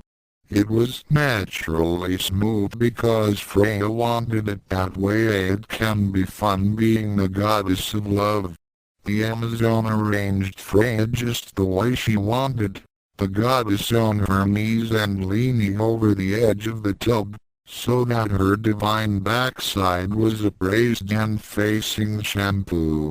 For our favorite Amazon had herself a little secret that the rest of the gang didn't know about. She liked fannies, a shapely girl's backside, encased in snug jeans, or revealed by tight shorts, delighted her. She had checked out Yukio and Nakan rather often, since they usually found themselves in the same public paths together (of navigate from time to time again, easy to do, since navigate favored the aforementioned tight shorts. And there was Ranma, especially Ranma. In girl form, Nirima's supreme martial artist had such a sweet little tail, and since Ranma tended, due to circumstances beyond her control or understanding, to lose her clothing when in girl form with alarming frequency, Shampoo had the opportunity of running her eyes over those buns time and again. Of course, she'd prefer to run her fingers, or her tongue over them, but one had to make do with what one could get. And in case anyone's wondering, Shampoo thinks boy Ranma's got a pretty yummy bum, too. And now, here was Freya, posed so nicely, and with such a divine ass, all for Shampoo's delight. So what was an Amazon to do but take advantage of the situation? Shampoo snuggled up to Freya, wrapping an arm all the way around the goddess's waist to where her fingers could reach that erotically smooth cunny. Her fingers stroked along the lines of Freya's labia and made circles around the goddess's unusually large clitoris. As the author of this narration has pointed out, it can be fun being the goddess of love. Shampoo nuzzled and rubbed her cheek against Freya's fanny, licking and biting, before she set to work thrusting her tongue deeply into the goddess, seeking out that honey for which she was so thirsty. She took Freya's sharp gasp and sudden hard bulking of hips to be a sign of approval. Well, she was right, of course. But no matter how deeply Shampoo's tongue went, or how fast it flicked in and out, not to mention back and forth, she simply could not keep up with the flow of passion juice that was pouring from Freya. The goddess was just oozing her nectar dripping down from the Amazon's chin and rolling down her legs.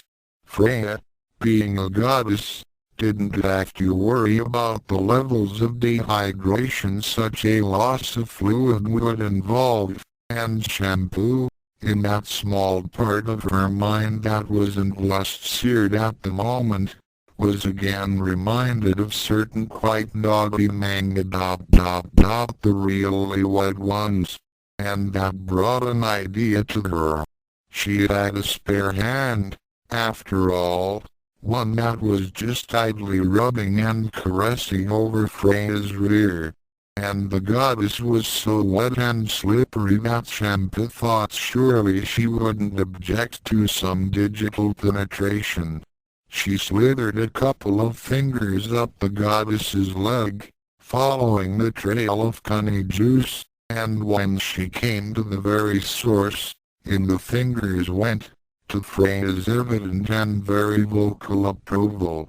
The Amazon thrust them in and out deeply a few times, to get them properly slick.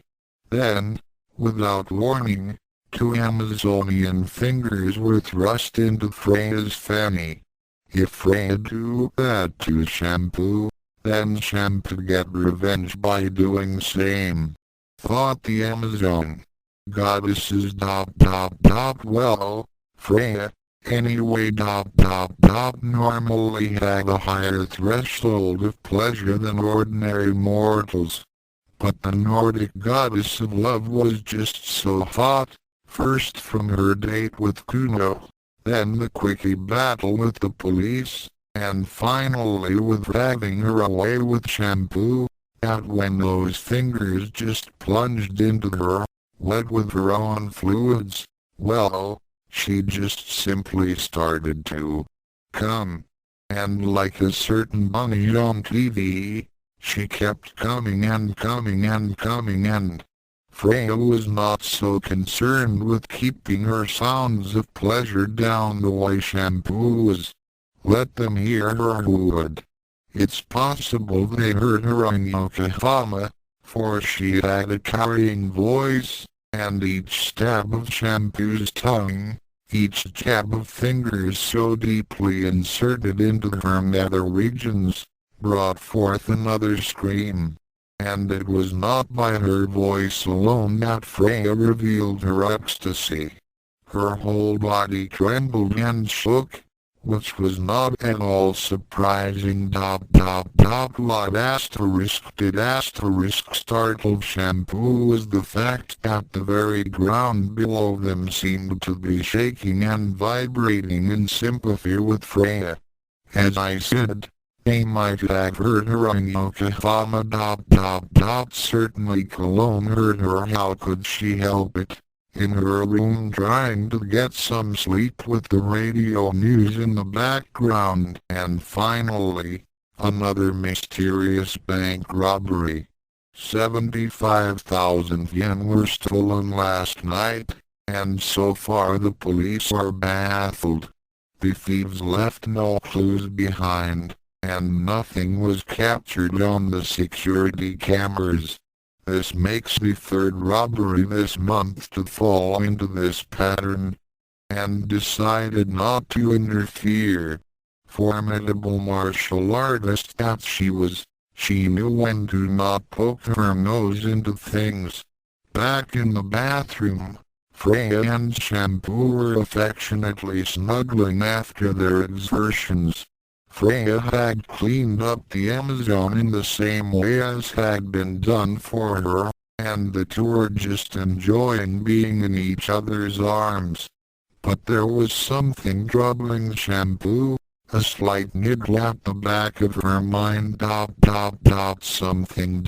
Freya. Did the earth move for you, too? Author's notes. Did I really write that last? Shame on me. Geez, weren't I supposed to take raunchy, naughty lemons seriously? Perhaps so, but that was, after all, my first lemon. I suspect more will follow, in their own time, as Freya wills it. And the plans I have formed to woof. Once again, my many thanks go to Jim Batter for his help and suggestions with this chapter, and if you want to know what happens between Freya and Kuno, read his Realities Cubed saga, and you'll find out. Thanks also go to Lawrence N for hosting Aiyah, my goddess. Both thanks and many genuflections to the goddess Takahashi. Without her, I wouldn't be writing this. And thanks to you, the reader. You wanna know the hardest thing about writing this? It was having to take a cold shower each time I worked on it. Disclaimer, okay, Lil Kaiki. You know the drill. Ranma 1/2 and associated characters are the property of Rumiko Takahashi and anyone else who owns them, which certainly isn't me. I'm just using them shamelessly. Other characters and situations that may appear in the series are inspired or borrowed from Jim Batter, Nicole Manders, Decibels Summers, or anyone else that I haven't yet mentioned. Aiyah. My goddess. Chapter 5 Nebiki Holmes and Dr. Kasumi, I presume. Or Nebiki and Kasumi play detective, and Yukio plans a trip. Nirima. Ranma Sodom. The official fiancé brigade. The Tendo household. Peace and quiet. Now their single quote s an equation that just doesn't add up. And yet, in the Tendo residence, that's just what was occurring, despite the presence of such formally volatile elements as Yukio Kanji, Shampoo, and Akan Tendo. Of course, when I say peace and quiet, I mean that in the relative sense. This asterisk is Ranma Sodom we are talking about, after all. And yet, it was a peaceful morning in Nirima. A slight wisp of fog lent a certain air of mystery to the town, yet the day held the promise of being bright and sunny. The local birds were chirping merrily away, thankful that the local cats were all well fed and content, and the housewives were out doing their morning shopping in the little groceries, to make sure their breakfasts were of the freshest foods. There was at least one person who had already done the morning shopping, and had, with the help of 3 others, already prepared her family's breakfast. Her name is Kasumi Tendo, and this morning's meal at the Tendo residence went something like this. Ranma, you can at least try it. Akan growled as she offered her erstwhile fiancé something that at least resembled rice. Despite the boy's refusals to sample the substance, or saying such comments like, "Man, I can. I don't think rice is supposed to move under its own power." The Middleton daughter wasn't getting as mad as she might have. No mallets were mysteriously appearing, for one thing. And this was a very strange thing, for there was also Yukio and shampoo, and Ranma wasn't having any trouble accepting their food. The Akan of old would be seething at this point. But this wasn't the Akan of old. She could still remember, as could Ranma and Yukio, the image of Shampoo's broken body laying on the pavement after she had saved Yukio from a suicide attempt. The idea that Shampoo could be so self-sacrificing was a shock and a surprise to Akan, and the thought of coming close to losing Yukio, and the very real likelihood of losing Shampoo forever. Well, there were a lot of times when Akan had wished deeply that Shampoo and Yukio both would just go away, but now she realized just how important they both were to her.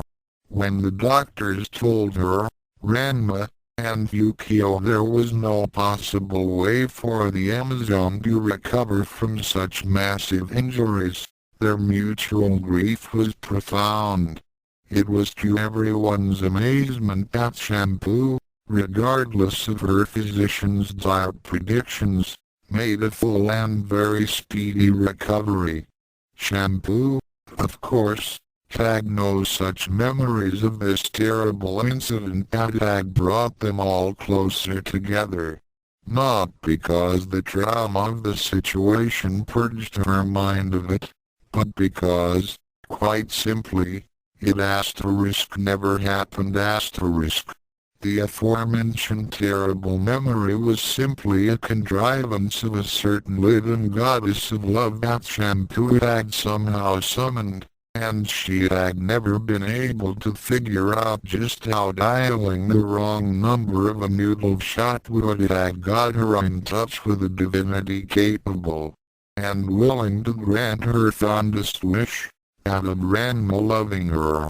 That she'd have to put up with Akan and Yukio as part of the bargain was beginning to seem like less of an annoyance than she thought it would. The purple-haired Amazon was actually beginning to find qualities in her now former rivals that she could admire. Akan's single quote as stubbornness and persistence, for example when directed properly, that is, and Yukio's easygoing manner. As for Yukio, well, anything that got her closer to Ranma was fine by her. But she, too, was operating under the assumptions caused by the dynamics of Shampoo's little wish tinkering with their memory, and every time she looked at Shampoo, she saw, in her mind, that broken doll all smashed on the pavement. She was feeling a tremendous burden of debt towards Shampoo, and while it didn't bother her that she owed so much to the Amazon, as such, the existence of such an obligation had to be dealt with. The Quanji always paid off their debts of honor, after all. She had a plan, Yukio, and she intended to talk to Cologne about it later in the day. But for now, it was time to simply appreciate being alive, and being with those she loved. So, Ranma. How single quote as school going? Mediki inquired. Well, history's okay. And I don't mind classical Japanese. Met some guys on a training journey that actually talked like that. But that math stuff, man, I just don't get that at all. The boy confessed. Well, try. After all, if you're going to be marrying my sister, the least you could do is get good marks in school. Nabiki stated. Yeah, but what good is it to asterisk me asterisk if I can prove some crazy geometry thing? I'm gonna be running a dojo, not going to physics.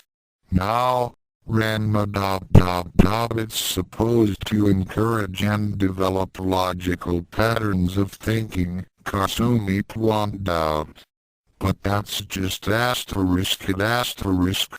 Kasumi my whole life's been spent building up intuition that single quote is what a martial artist needs, not logic. Yet gotta listen to what's in your own heart and act on your feelings.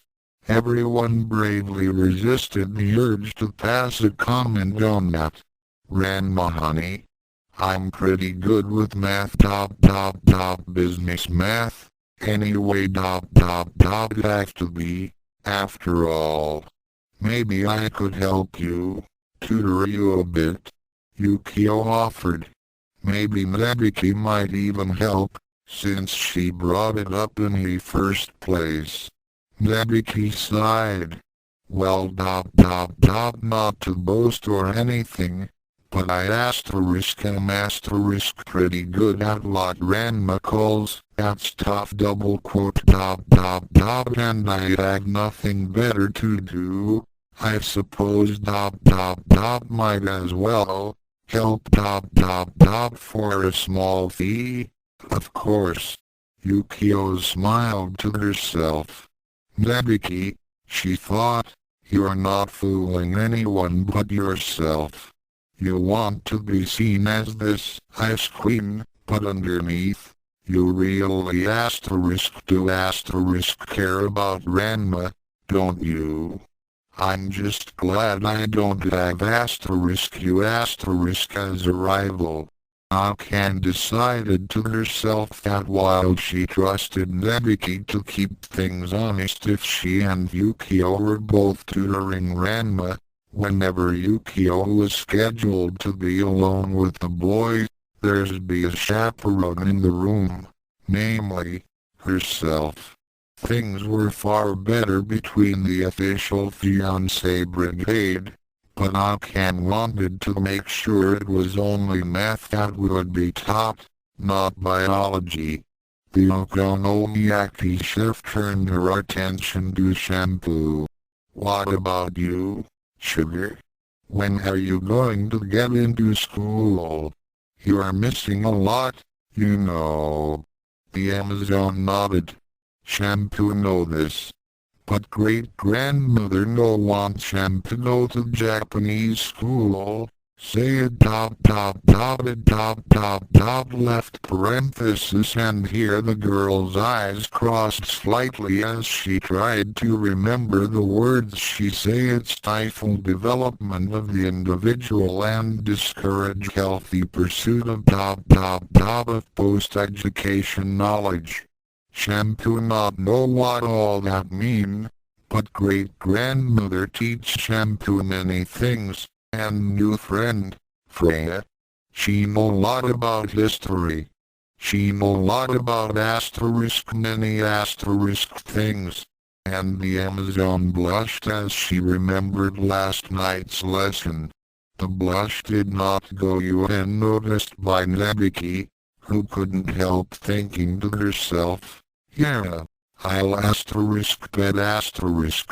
But what Shampoo want to know is what Big Sister Kasumi learned when going to college. She very smart, after all. Big Sister? Kasumi asked, smiling. Well, you is like Big Sister. Always make Shampoo feel welcome. Always say nice things. Do nice things.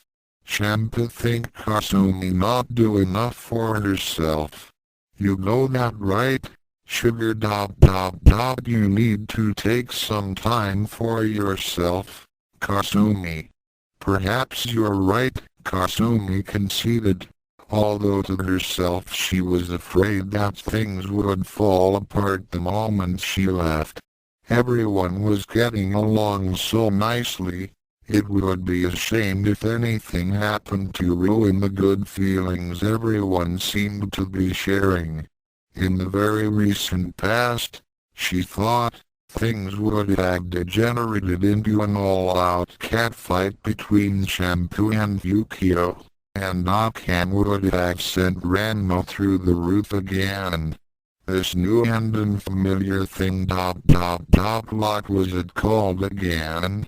Oh, yes, peace and quiet. It was much preferable. I really haven't given too much thought about college, to be honest. What would I study? There's so much. I could study Eastern philosophy. Or there's medicine. Perhaps even archaeology.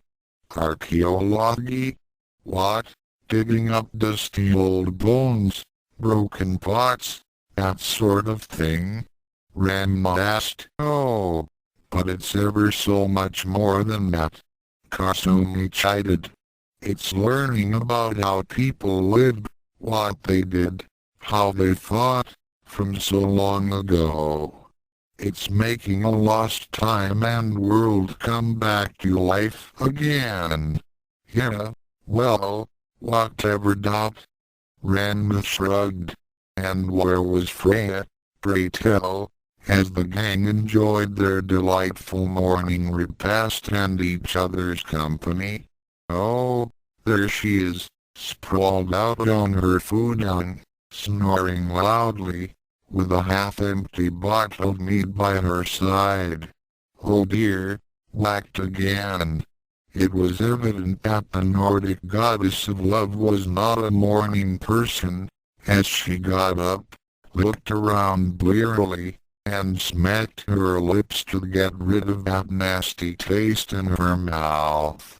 Despite the amount of honey brew she had put away, she was not hungover. Nordic goddesses do not suffer that particular ailment, although some of the more demure female deities of other pantheons might not. But she was clearly not at her best as she peered into a mirror, screamed, and started fussing with her mussed-up hair. It was times like this she wished goddesses weren't required to have the most elaborately luxurious lengths of dresses. Well, do you know of any goddesses with short hair? It's practically in the job description. She regretted Shampoo's absence as she ran a brush through her locks. Shampoo. So sweet. And so willing. She had detected a bit of a submissive streak in the girl. Might be fun to explore that sometime. Then again, it might be better to leave that for the Amazon and her mates to find out for themselves, once they started going at each other, which was bound to happen, sooner or later. And if Freya had any say in the matter, it would definitely be sooner. Hair not groomed to perfection, she looked through Shampoo's wardrobe to find an inspiration for her clothing. Having found something to her liking, she manipulated the molecules around her, and was enwrapped by a Chinese kionsan that was so close-fitting it looked as if it had been spray-painted over her skin. She then emerged from the bedroom in search of breakfast. Cologne was startled to see the goddess in something that even Shampoo might hesitate to wear. Her surprise increased when she saw the amount of food Freya considered adequate for a morning meal. I take it your date with Kuma went as well as you expected? Cologne asked. The old woman was wise enough not to mention the goings-on of last night, although she was considering investing in a good pair of earplugs. Freya nodded around a mouthful of food. Frankly, I don't know what you see in the boys, the ancient Amazon went on. You do know that Kuno is a selfish, arrogant, unfunded blowhard with delusions of grandeur. Freya nodded again and swallowed. Why, of course he's conceited and arrogant. That's what attracted me in the first place.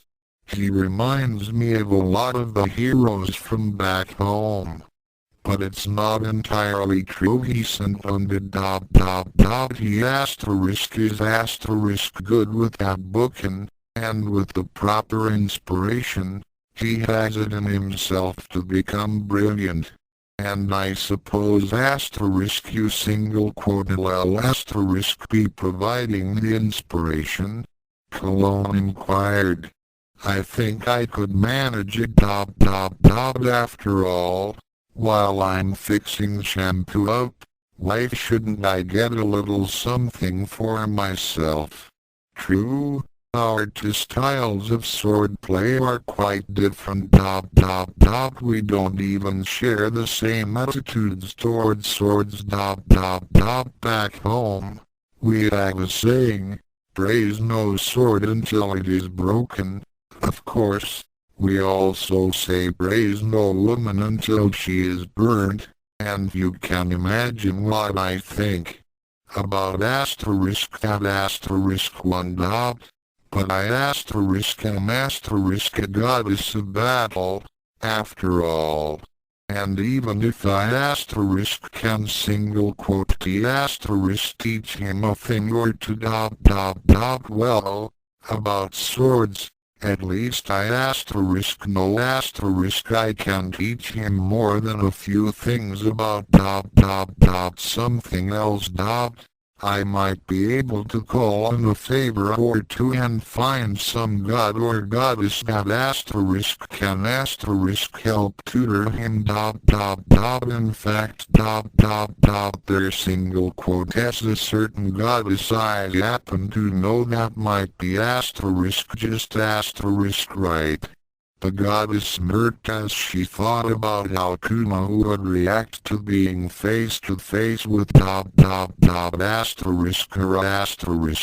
Still, Freya continued, there is one thing I noticed in Kuma ... For all his boast and bluster, there's a darkness deep in him ... It's almost as if there's something small and helpless in him, calling out for help. I couldn't tell you what that might be, but I do know someone who just might. Nabiki Tenbo's known the Kuma boy for some time, from what I understand. So you might want to consider asking her about him. Just make sure you can afford her prices. Cologne advised. How's that? The goddess asked. The middle daughter tends to charge for information. She has a reputation of being an ice queen, something I suspect she built up to insulate her from the pains of the world. Their mother died when all the daughters were very young, and the loss affected each of them deeply. As thus, Kasumi tries to be her mother. Akan's angry at the world for taking her mother away. And Nabiki ... Well, in my estimation, she uses money to protect herself, since money can't hurt you ... And she built up her reputation as a ... You single quote well excuse me. I'm sure ... bitch to keep people distant. If you don't let them close, They can't hurt you. That single quote is how her thinking goes, I'm sure. Cologne explained. With that to consider, Freya busied herself helping the ancient Amazon in putting the cat cafe in order, aided by Shampoo who came back after Yukio, the Tenbos, and Ranma went off to school. The goddess cornered Shampoo for a moment in setting up the restaurant. Say, Shampoo what time do they do lunch at Furankin High? Usually at noon. Shampoo goes often to feed Aaron. School food not being fit for human consumption. You think you'll maybe take Kuno a little visit? Yeah, I just might give him a little surprise. But I also want to talk to Nebiki about something. Aiyah. Talking to Nebiki costs much money. She's a very mercenary girl and thinks more of cash than people. Shampoo warned. I've heard about that. Yes. I think I can afford her prices. It's your wallet, Shampoo shrugged. And so it was that Freya, having obtained directions to Furankin High School from the Amazon Beauty, a good thing it wasn't Ryoga from which she acquired directions. And our favorite fanged wanderer will make his appearance in this story. Email to that. Found herself in front of the school, just as the lunch bell rang. Shampoo had given a quick primer of school lunch routines to the goddess, since she had so often delivered various treats to her Iron at that time. Many of the kids were exiting the building to eat their meals outdoors, since it was, after all, a gloriously fine day, certainly not one to be wasted inside a school. Kuno, being the poetical type, was already out, declaiming on the beauty of the day and comparing it to the pig-tailed goddess and the beauteous Akantendo. In fact, he could see his two goddesses dining with their mercenary sister, a very uncharitable thought from Kuno, considering Nebiki his major source for his Akan/big-tailed goddess fixed. And was just about to go over to grace them with the benefit of his presence when a sultry voice husked in his ear, as thus, you are going to include me in your poem, aren't you, darling? Kuno drew up short and gulped as he saw the celestial beauty before him. And before he could respond with an even vaguely intelligent comment, let's be honest. While Akan and the luscious red-headed pig-tailed girl carbonate Kuno's hormones severely, his new discovery, the sword-bearing goddess, fries his brains. And as has been noted, he really doesn't have much to spare. Freya fried his brain with a deep kiss and very close embrace.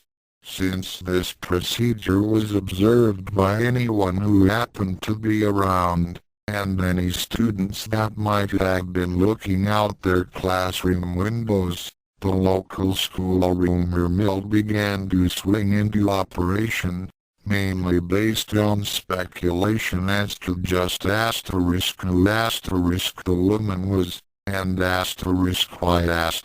such an absolute stunner should be kissing Kuno of all people. Just wanted to thank you for the date, darling. We'll have to do it again sometime. Freya explained to the swordsman, us feeding the rumor mill yet more among those who heard her. Having spotted Nebiki Tenbo sitting over by a tree, She patted a frozen Kuno's cheek fondly, that is to say, Kuno was frozen in the sense that he wasn't moving. Those little wisps of steam coming from under his collar indicated that he wasn't cold and proceeded to the middle Tendo girl. Nebiki had been watching the entire proceedings between Freya and Kuno with some amusement. After all, it wasn't often that a woman could render the would-be samurai silent. Well, Kodakai did it frequently, but that's only with the aid of paralysis powder. Then the short-haired girl noticed just where Freya was heading. Nebiki, who was now alone since both Ranma and Akan, having a finely honed sense of danger about such things, had noticed Kuno's attention and decided to be elsewhere. Still hadn't made up her mind just how she felt about Shampoo's new friend. She was an unknown quantity, and Nebiki hated not knowing. So this might be a chance to observe and learn Summit. Hi. About the mysterious visitor from the north. Hello? Nebiki, mind if I join you? Freya asked. Feel free. The Tendo girl shrugged carelessly in response, and patted the ground. The Nordic beauty said carefully. She didn't want grass stains on her dress. Even if she could summon it up from air molecules. Freya, being a Nordic goddess, didn't have to firm a grasp of the word tact. So she came to her point with a directness that would have been shocking for an ordinary Japanese. But then, Nebiki Tendo was hardly an ordinary girl, and valued directness. It's about Kuno. I gotta admit, I kinda like the big lug, but there's something about him that bothers me. Now, I got ways I can find things out that you wouldn't believe, but well, I really don't want to use them unless I absolutely have to. Professional ethics, understand? Cologne told me you know something about Tatewaki and his family. Nebiki didn't know what ways Freya was talking about, let alone her reference to professional ethics. Not that Nebiki didn't possess her own set of ethics, but she was asking for information, and double quote that sort of info doesn't come free. You know and I've got expenses. I don't have any of the local currency, Freya stated, and the phrasing struck Nebiki as a bit double quote local currency. But would these two? And Freya placed into Nebiki's waiting palm a couple of apparently gold coins. She looked them over. On the front were letters that spelled out something like Yokvulchiriev, and there was a woman's profile. Nose a bit too large, Nebiki noted. On the obverse side of both coins was a seated winged figure, with the legend, Shelves Publicity, and just below the figure was something that looked like Konag. The coins had the feel of antiquity, but looked absolutely new. She shrugged, nodded her acceptance of them, but mentally promised to get them checked out at her earliest chance. Sure had the weight of gold, but there was something strange about them. Okay. Here's what I know about Kuno. The family, what there is of it, is loaded. Of course. Oh, I should say there's Tatewaki you know that, of course, but there's his sister, Kodakai she goes to a different school. They've got guardians that see to their needs, and a whole staff of retainers, including one little guy who thinks he's some sort of ninja. Freya interrupted. What their asterisk is asterisk of the family. Now what does that mean, darling? Just what I said their single quotes only Tatewaki and his sister their father just up and vanished about 6 years ago, and their mother yes, Aaron hangs the tail. What do you mean? Freya prompted.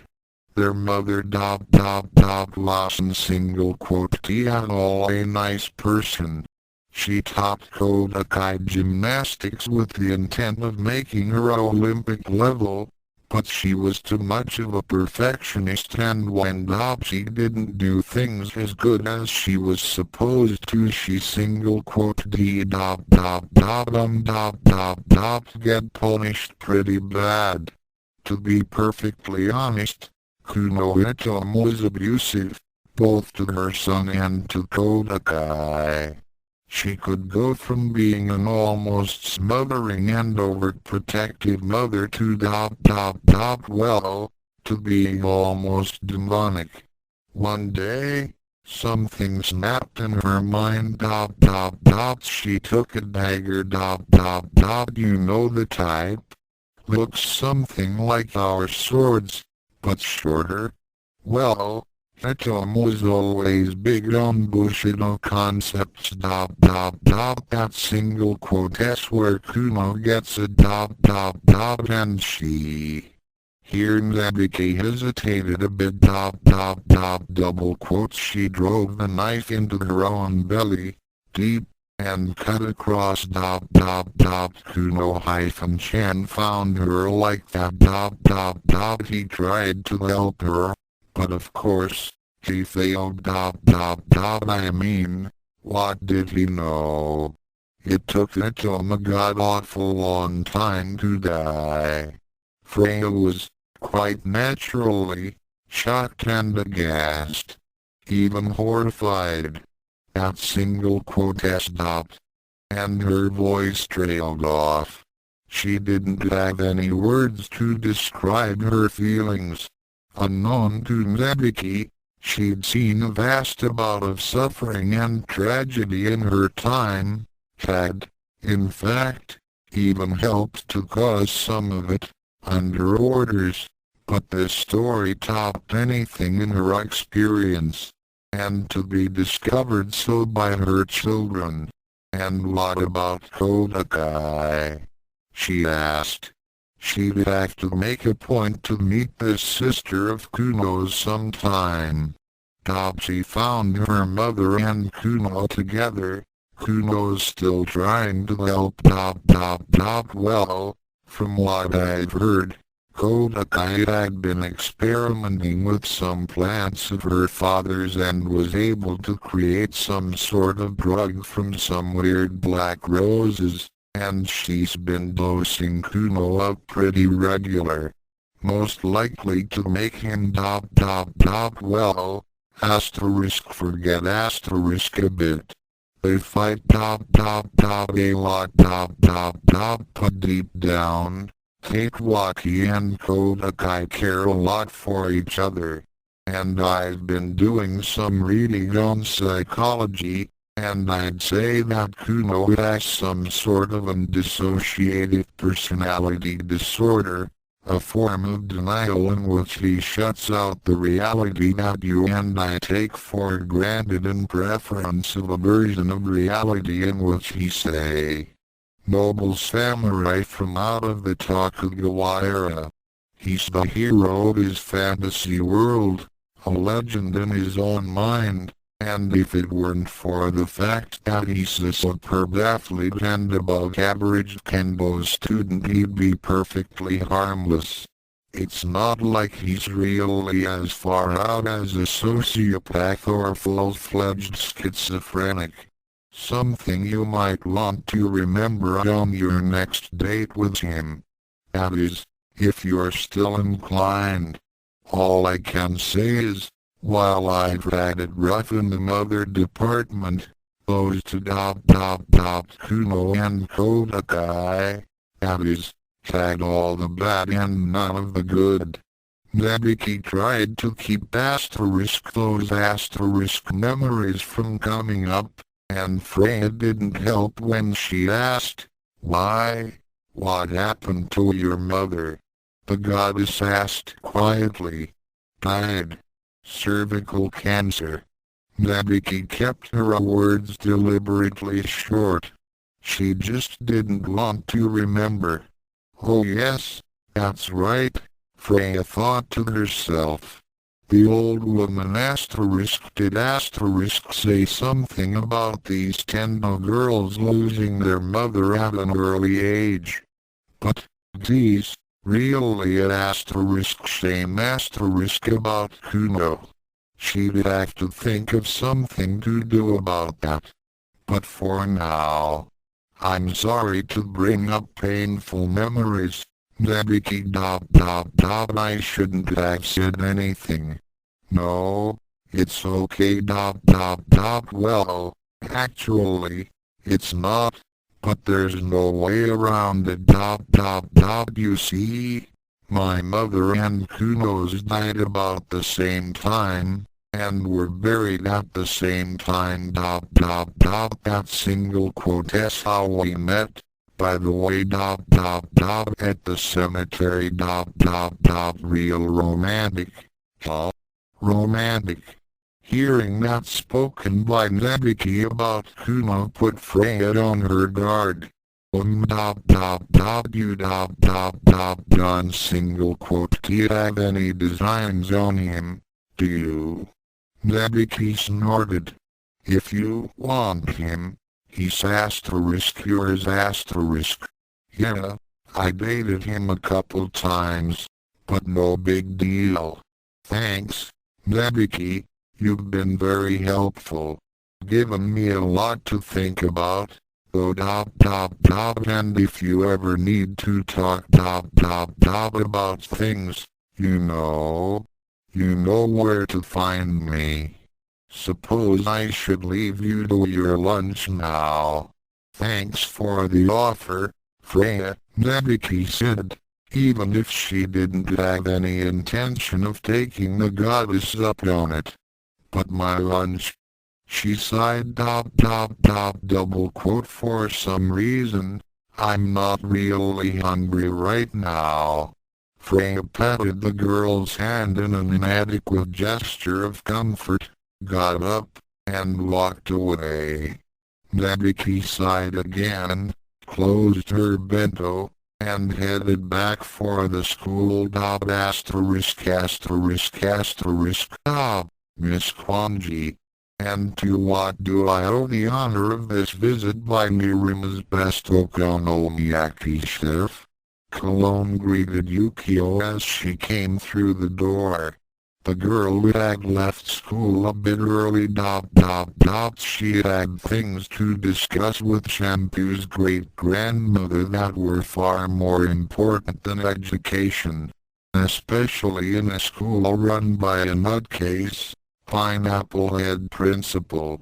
You mean asterisk Japan single quote s asterisk best, don't you? Yukio countered. And lots with this Miss Kwanji stuff, anyway. After all, with your great-granddaughter and I entering into an arrangement, after all, you better get used to calling me Yukio. That took Cologne a little unaware. Huh? Arrangement? Then her voice trailed off as she remembered the effects and the provisions of the wish that Shampoo had made. Yes, quite, then what is it that brings you to my humble establishment, Yukio? Well, It's single quote S. Yukio began stumbling over her words. Oh, look, I'm no good at this, so I'm just gonna say it. I owe shampoo big time. I mean, she saved my life, and almost at the cost of her own. One thing for sure, that's the last time ever I feel that sorry for myself. It just led to too much pain and trouble. Cologne listened politely and sipped some tea, mainly to cover any confusion she might have shown. Yukio continued. Like I said, I owe shampoo, and we Kwanji always repay our debts. Shampoo and I. Well, we haven't agreed about too much in the past, but that's all changed now. Cologne nodded encouragingly, not really following Yukio's train of thought. But I need help in paying off that debt. More to the point, I need your help. You know all about Jotsuzoku and Juzenkyo. Just how would I get there? Alarm bells started going off in Cologne's head. Child. You cannot possibly be thinking of seeking out a cure for shampoo. Yukio nodded. Can't think of a better way to fulfill my debt to her. This put Cologne into something of a bind.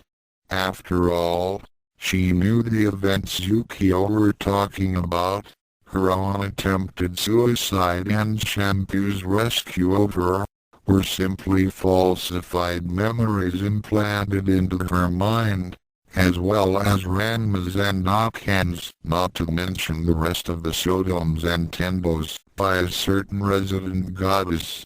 This was one of those things you just couldn't say to a person, let alone the fact that the old woman had promised to Freya to preserve her secret. You don't mess around with divinities, after all. On the other hand, she had to do something to dissuade Yukio from her stated course.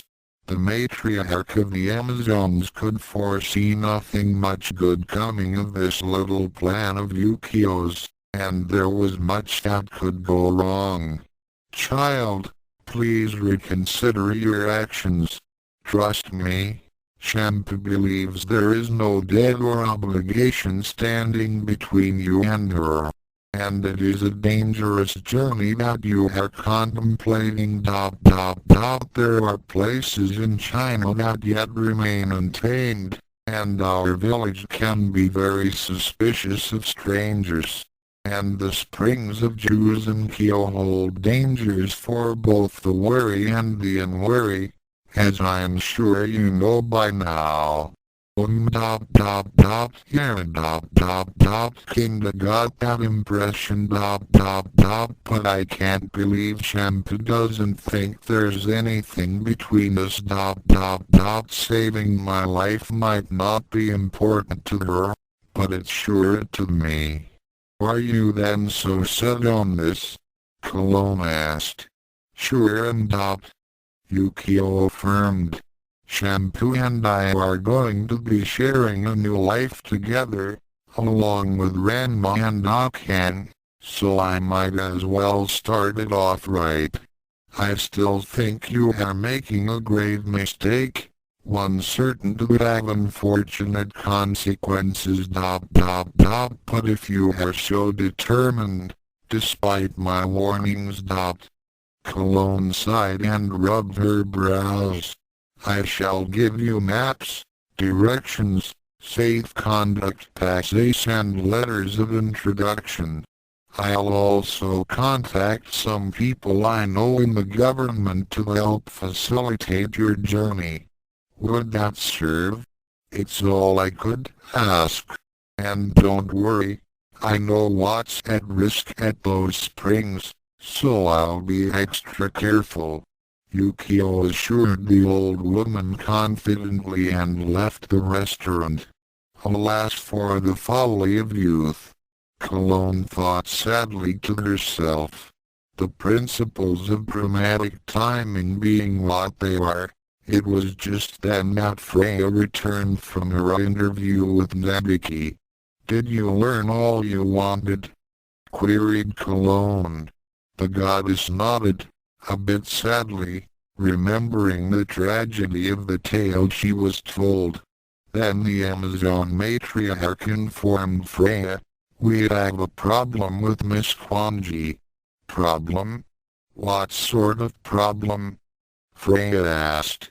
"Yukio thinks she owes Shempa for saving her life, and is planning what will most likely prove to be a considerably risky journey to Juzenkyo in search of a cure. I fear what she might find there will not be a cure, but quite the opposite and all because she's operating under a mistaken assumption." And she gave Freya a rather blunt look. She wasn't about to tell the goddess it was all her fault. Oh. Much too dangerous. You didn't tell her about me. Cologne shook her head. Oh good and hey, don't look at me like that. It's not my fault. You see, I'm just a facilitator, so to speak. I channel and give Shampoo's wish power through me at speeds to the higher planes, where it was shaped and made real, and it's in those higher planes that its nature was determined. What happens afterwards is destiny. Maybe that's part of the reason Kami-sama wanted me to stay down here to observe events as they unfold. Events as they unfold? Cologne repeated. Yet his words, actually.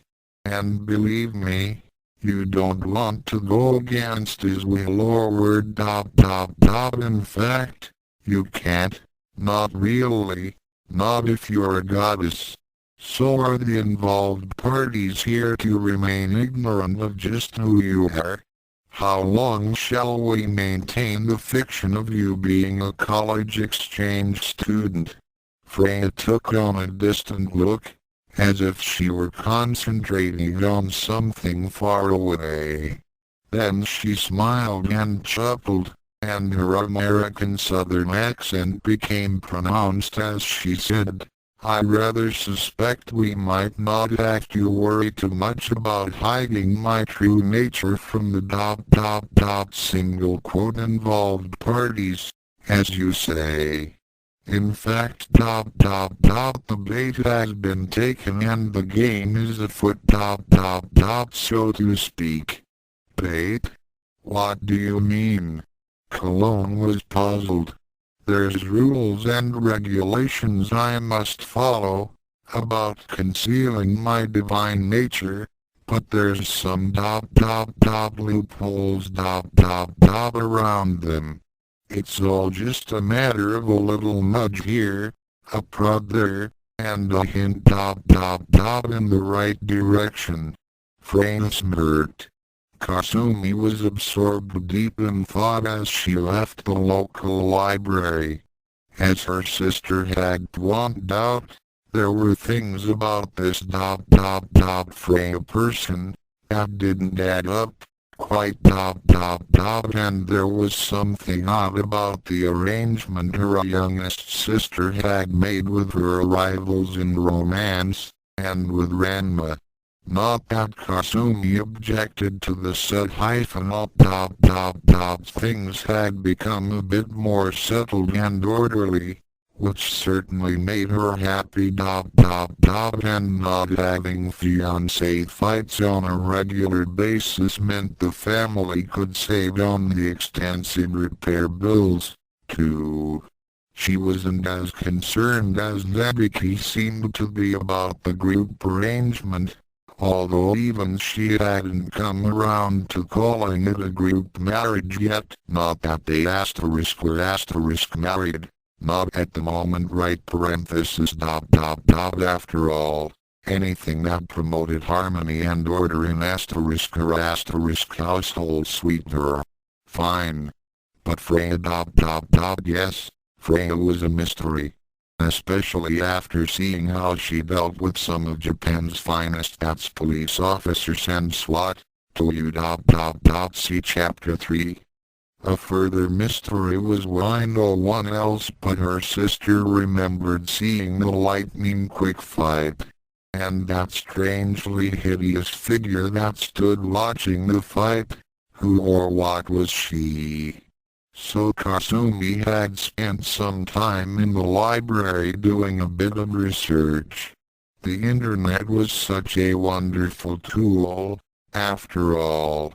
She hadn't really found too much that was full, but she did learn the name of Shampoo's puzzling guest seemed to be based on a Nordic goddess. She read over the papers she had printed out as she walked. Freya left curly bracket Frey single quote hyphen R right curly bracket. In Norse mythology, Freya, or Freya, was the goddess of beauty and love.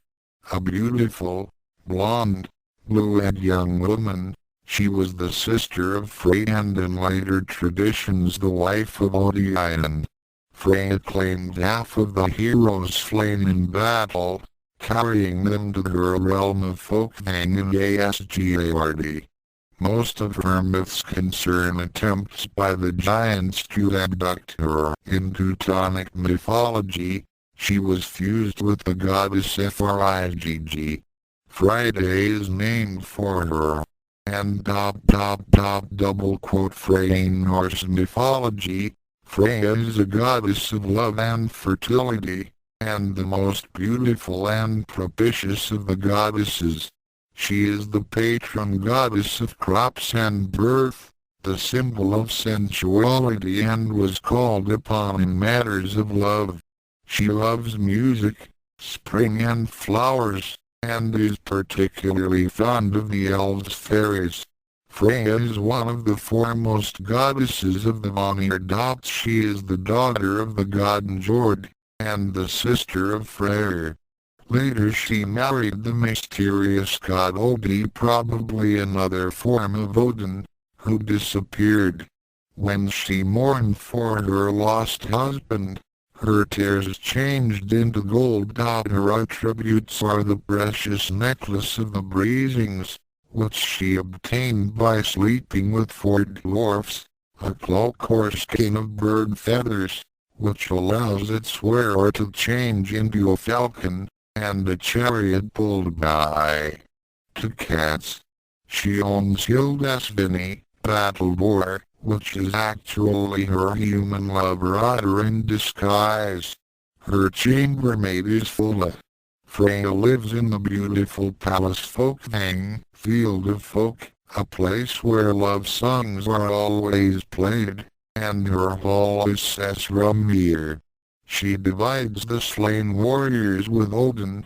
One half goes to her palace, while the other half goes to Valhalla. Women also go to her hall, which was really interesting, because didn't the Freya she and her sister were so puzzled by the necklace she treasured, and her beauty and ready sensuality, and here Kasumi blushed demurely, were quite apparent. And then there was Norse mythology associates the Oral with the beautiful goddess, Freya, daughter of Njord and the giant Skadi. Freya was the goddess of beauty and love as well as battle and death. Friday was named after her. She is always pictured wearing a famous necklace, called a bristling, given to her by dwarfs. Her brother was the sun god Freyr. Battle. Well, The Freya Kasumi knew was certainly good at that, too. Could it be? Kasumi laughed at her own thoughts. It was just too silly to assume that the Freya living with shampoo was goddess Of course, Nirima was known for strange things, like gender and species-changing martial artists, panty-thieving dwarfs, Amazons visiting from China.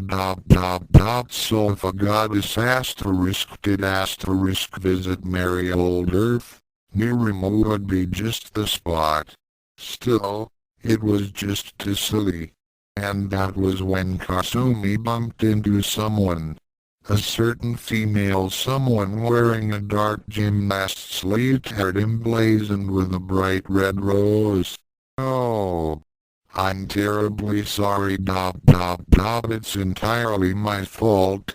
My mind was elsewhere and I'm afraid I wasn't paying proper attention to where I was going. Kasumi offered by way of both explanation and apology. Kodakai Kuno, reigning queen of the high school martial arts gymnastics world, was about to lambaste the clumsy oaf that dared jostle her when she looked up and met the wide, gentle and guileless eyes of Kasumi Tendo. Her hostility instantly melted away. For Kodakai, looking into those eyes was like sinking into a well of unquestioning love and acceptance. There was something devotedly maternal about them or at least what the gymnast always thought of his being maternal. Ono and mother being by far less than a perfect example of motherhood. And Kasumi, looking into the black depths of Kodakai's eyes, she saw some of the shadows of the girl's tormented soul, and she ached to reach out and comfort her somehow. The pair had, of course, encountered each other before, when Kodakai made her force into the Tendo house in some scheme to acquire the heart of her Ranma or some other organ of same. But this time, they were each alone, no other distractions around them. Kodakai, who was just a moment ago quite ready to ribbon lash the unfortunate who had the presumption to bump into her, instead stammered her own apology. No, please, I must surely share some of the blame. My mind, too, was elsewhere, and I was walking with my head in the clouds. Her thoughts filled with Ranma, of course. You are most kind to say so, but it is surely not so. You must let me try to make up for my clumsiness. Would you like to stop by the house sometime for dinner? Kasumi offered. Kodakai thought for a while. She had never had an actual invitation to the Tendo house before and there was something about the older girl before her that was, in a gentle way of course, compelling. There was a hint, just a hint, and please excuse the writer for this, but right parenthesis resistance was useless.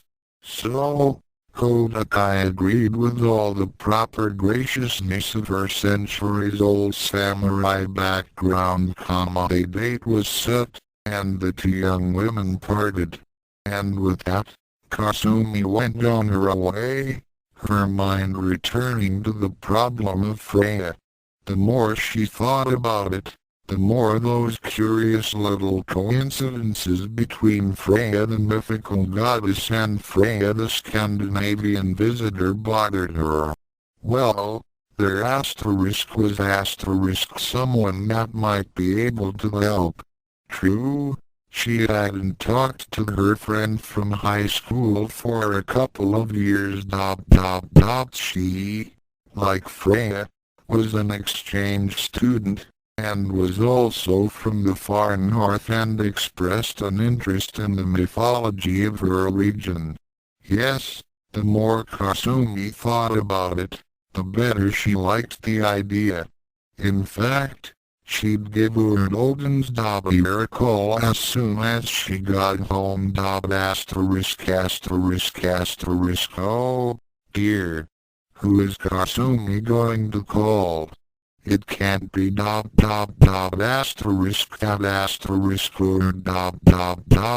it? Kasumi endured together, and in the same high school, in fact. Must be a story there. And what's this about Yukio wanting to play tourist in China? Will she find what she's looking for? Or will there be yet another cursed martial artist in Mirima? And can this four-way relationship really work out? And what about Nebiki and Kasumi playing detective? These questions and more will be addressed in the soon-to-be-worked-on Chapter 6 of Aiyah, My Goddess. Author's note on the matter of the food cliché. Yes, I know been done before, and very likely much better than I wanted to show just how the dynamics of Ranma and the girls had changed. And I couldn't think of a better way of doing that than over breakfast. Don't they say it's the most important meal of the day? Official disclaimer, the characters created by the goddess Rumiko Takahashi and the deity Koju Fujishima are used without permission, and I, the author, do not expect to earn 1 red yen from my unauthorized usage thereof. However, the situations in which the aforementioned characters find themselves are my own fault. How is that for a disclaimer? Aiyah. My goddess. Chapter 6 is chronicled by Trella Friday afternoon. After school, much to the relief of that man of action, Ranma Sodom, who was presently shaking off his terminal case of boredom at Ukens. But then, that's another story. And Nebiki finally had what she had been waiting for. Hey, Kasumi, the pictures came in. Nebiki greeted Kasumi upon getting home. The elder sister was briefly puzzled. Pictures? What?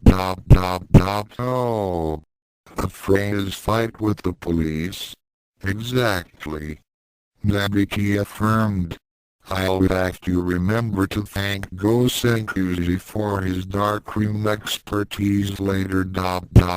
Amazing that the kids actually good for something. The two sisters pored over the photos. It was all there. Freya in her armor, Freya with wings, Freya smearing Tokyo's finest. It all affirmed the theory Kasumi had been developing about Mirima's latest mysterious visitor. She showed Nebiki the materials she found on the internet, and as the younger Tendo girl read through the papers, Kasumi explained, I don't really think Freya's single quote s well quite human, Nebiki. Or maybe it's that she's more than human. The similarities between her and the Freya in those papers is just too much to ignore. And while I don't really believe our Freya's a goddess that single quote be too silly, even for us I feel sure she's some sort of supernatural creature. Perhaps even an angel. An asterisk angel asterisk. Kasumi. That's so asterisk western asterisk. Nebiki scoffed. But look at the wings and that armor. Kasumi defended. Hey, I'm not saying you're wrong about little Miss Freya being something after all. Haven't we dealt with ghosts, phoenixes, dragons, not to mention some really weird martial arts What do you think, Kasumi? Did we do something asterisk really asterisk bad in a past life to deserve asterisk this asterisk sort of karma?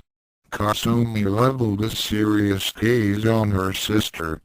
Nebiki we couldn't asterisk possibly asterisk have been asterisk that asterisk bad. Here their single quote has something supernatural about Freya. You're right about that. Nebiki said as she turned her attention back to the matter at hand. And look at this she came to school today during lunch pumped me for info about Kuno and she paid me with asterisk these asterisk. And Nebiki casually dropped the 2 gold coins Freya had given her into Kasumi's hand. Kasumi, naturally enough, boggled. Well, she boggled for Kasumi. At Island her normally placid face quirked slightly as she felt the weight of gold in her hand. That ever so slight catch in her breath was the equivalent of less centered people squealing, or, ells toodles, more blah. New sums rich. Same trope as, here we come. At least, if those people were semi-French, anyway. Then the scholar in Kasumi took over and she examined the pair of coins more carefully. Nebiki, how would you like to go into town today right now? In fact, Kasumi. Nebiki was surprised at this uncharacteristic show of impulsiveness on the part of her sister. We need to get these coins identified. They look old almost ancient but they also look freshly minted. That asterisk can single quote the asterisk be right, can it? We need to find an expert opinion, Kasumi explained. It was that the 2 girls were partaking the advantages of Japan's justly famed public transportation system. Nebiki made a quick change of clothes while Kasumi scribbled out a quick note to the effect that she and her sister would be out for a few hours, a note about which she had some trepidation, since if Akan saw it first, she'd likely take it into her head to cook up a little something for the family, with the usual results, but that was something that couldn't be helped this time. Now while Japan Rail is famous for its efficiency, cleanliness, and punctuality, not to mention the Shinkansen, which is just now reaching the United States, and bloody well about time, too, and Amtrak had better expand bullet train service to more than just the Eastern Corridor. Please excuse this author's rant, and back to the story. It's also famous for being well, crowded. Like, pack the people in like sardines. And when there's many people packed together, It's almost inevitable that an unpleasant percentage of them would be that subspecies of human that are called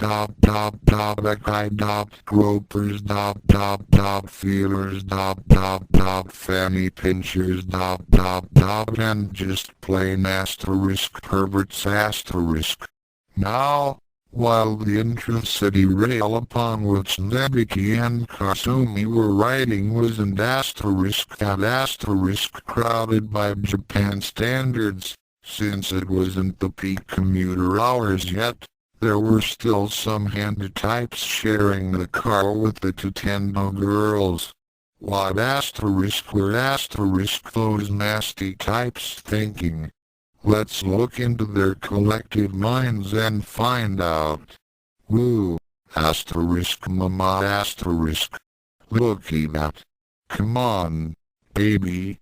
Bend down bend down . This thought was directed toward Nebiki, who was wearing her trademark shorts. Nebiki never minded showing off what she worked so hard to maintain. Then the Shikan pervert saw the young woman next to Nebiki, and his filthy mind instantly envisioned the most naughty of thoughts, of the two girls doing all sorts of things to each other. The fact that they were clearly sisters only added to the lecherous excitement. And then they both turned and caught his eyes. Suddenly, our pervert's thoughts, okay, there were more than one in the train's car, but since he's by far the worst of a nasty lot, the offer is letting him represent the others of his breed take a strikingly different turn. Like that it would be a crime against nature itself to be even thinking such thoughts about the older of the two girls. And it would sully the entire globe to even give her a round and shapely fanny what he could see of it, since Kasumi was favoring a long and demure skirt pat. And as for the other here he shivered as his thoughts turned to her. While the older girl's eyes were quite innocent and utterly guileless, the younger girl's all but announced try it, buddy try anything and you'll be owing me your firstborn child, the hospital in which he's born, the schools which he'll attend, and the company in which he'll end up slaving away his days. I have ways of collecting. Needless to say, even such a consummate and complete pervert like Shimaru decided to leave the Tenbo sisters unmolested. That was the joy of Kasumi, Nebiki reflected as they walked through the corridors of the museum. Despite outward appearances as carefully crafted as Nebiki's own, there was always something new to learn about her older sister. For example, she was quite surprised when, upon entering the museum, the security guards all seemed to know the eldest daughter of Tendo, and what was more astounding, when Kasumi expressed a desire to visit the curator of the coin collection, a quick call to the back offices was made and the tour allowed through. Nebiki knew her sister had a life outside of home and kitchen, but she never suspected it could be so intellectually rich.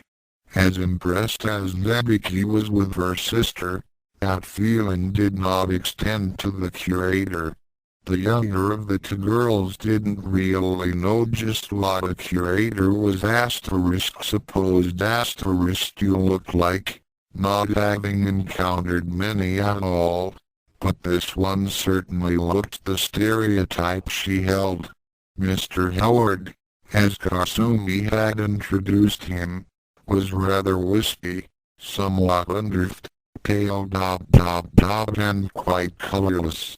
Nabuki had the distinct idea that if someone patted the man on his back, a small cloud of dust would emerge. Indeed, the only thing remarkable about the man was his rich British accent.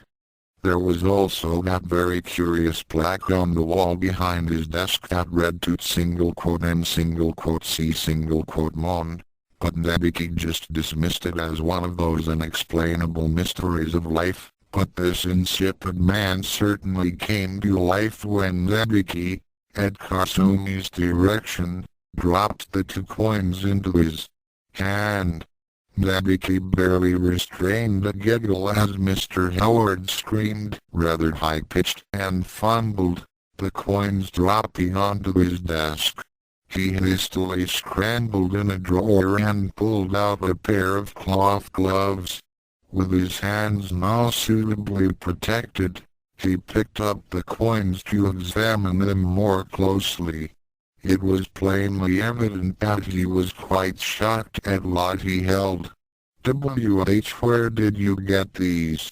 he stammered. "A friend gave them to me. Nabuki responded.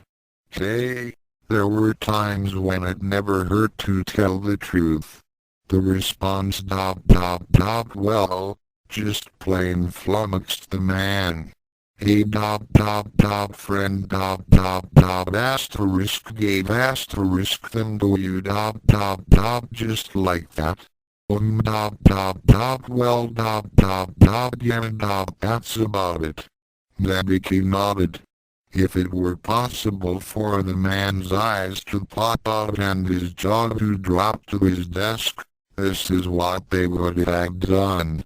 They certainly thought about it. Is there something wrong? Kasumi asked.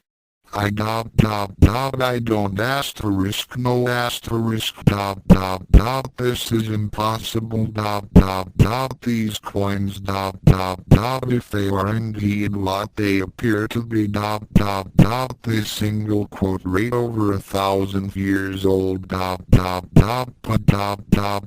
their single quote has no sign of wear at all they look absolutely new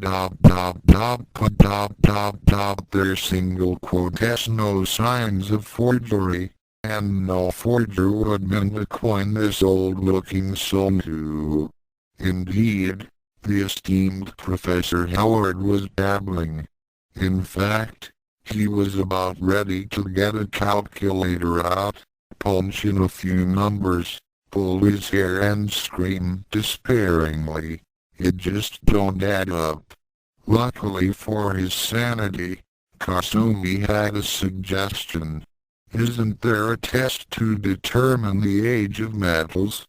Hey, good call, sis, Nabuki whispered. Well, I didn't want the poor man to have a seizure, Kasumi whispered back. The poor man in question mopped his sweating head with a somewhat used handkerchief. Yes yes, you're right, he panted. He was near to hyperventilating. In fact better find an oxygen tank. Girls, fortunately, we've got the labs here for that. The coins were tested for trace minerals to determine where the gold was mined and processed. They were tested for the way the gold was originally melted, examined under powerful microscopes for tool and die marks, and the results compared to an extensive database, and the result is that these coins are about 1060 years old. Eyes on an empire. And I'd like to know just asterisk how asterisk your friend got hold of to such asterisk perfect asterisk specimens. You don't suppose Mr. Howard wasn't gauche enough to come right out and say it, but Nabuki caught on quickly enough. You want them, they're yours. Don't really know what I'd do with them anyway. Actually, Nebiki had several ideas about what she could do with the coins. Collectors would pay top end for them, obviously, or she could find a good auction house. There was always Christie's, for example, although her father would likely flood the house at the thought of the travel expenses. Kasumi thought it somewhat uncharacteristic of her sister to just give away something as precious and valuable as the 2 coins, and said so delicately. Of course. Well, yeah, truly, Nebiki explained. But we can get a hefty charitable tax credit. And we can always hit this guy up for future favors. Might need to do more research on Freya, not ours. I mean, just how did Freya get those coins? It's almost like she had herself a time machine and zipped back to get them. And if he am thinking like then I must be watching too many cheap sci-fi movies. Yes, it's all so mysterious, observed Kasumi in agreement. And then the eldest and most responsible Tenbo's sister squealed like a little schoolgirl. Oh, Nebiki, don't you just love a mystery? Maybe we can solve who's been robbing all those banks next. Nebiki blinked stopped and took a breath. Kasumi. While I appreciate the enthusiasm, this is serious stuff. I mean, we don't know who or what Freya is, what her intentions are. She could be dangerous. After all, wouldn't be the first time some mystical force decided to drop in on the house and give us all a nice big hello. And as for those bank jobs, well, what do they pay the police for, anyway? Then Nebiki muttered to herself, strange, oh, that they haven't found any clues to those jobs. Kasumi pondered her sister's words as they walked. Well, to be honest, I single quote am not sure that Freya really is a threat, or at least a danger, I just have the impression, the asterisk feeling, that her intentions, as you say, are, rather benign. Don't ask me why I feel that way, though maybe it's because well, do you remember the sparring she did with Yukio? Yukio's very good, of course, but I had the feeling that Freya was holding back a lot and that if she had truly wanted, she could have defeated Yukio at any time. In fact, although I hesitate to say it, I had the impression that Freya, mystery that she is, could have demolished the dojo itself without a thought. Nebiki didn't exactly scoff, but she did point out, so? Ranma and his demolition brigade tend to wreck the dojo on a regular basis, usually without thinking. I swear, one of these days I am going to hire them all out to a contractor that needs to take a building down. Put that energy to at least profitable use. Kasumi giggled at that, then sobered. I don't mean the deaths, holes and general mayhem that Ranma and his little friends do which, as you say, they tend to do with distressing regularity I mean. And here the girl made the appropriate gestures with her hands. Boom. Asterisk to asterisk gone. No more dojo. None. Nothing left, not even any debris. Maybe not even any post holes left in the ground. Total devastation. I think that's what Frey is capable of. Wow. I'll trust your instincts on that one, sis I never got that asterisk impression but then it's all the more important that we figure out just asterisk what asterisk Frey is. I might have a solution to that just maybe. We'll be having a guest for dinner tonight Kodakai I accidentally bumped into her and Nebiki, are you alright? You sound like you're choking on something well, anyway, I was thinking of inviting two others, as well. Frey so we can observe her perhaps we can show her those photos you took or have them just accidentally laid on the table and see how she reacts and also my old friend from high school word single quote has always liked mysterious things. After all, Kasumi, you're so devious. Nebiki admired. Although I don't know why, but I remember no boys. Do I remember her and Frey in the same room? I don't know why, but the thought makes me shudder. Yes. I admit the thought gives me cause, too, but Ord knows all about Nordic legends it seems a bit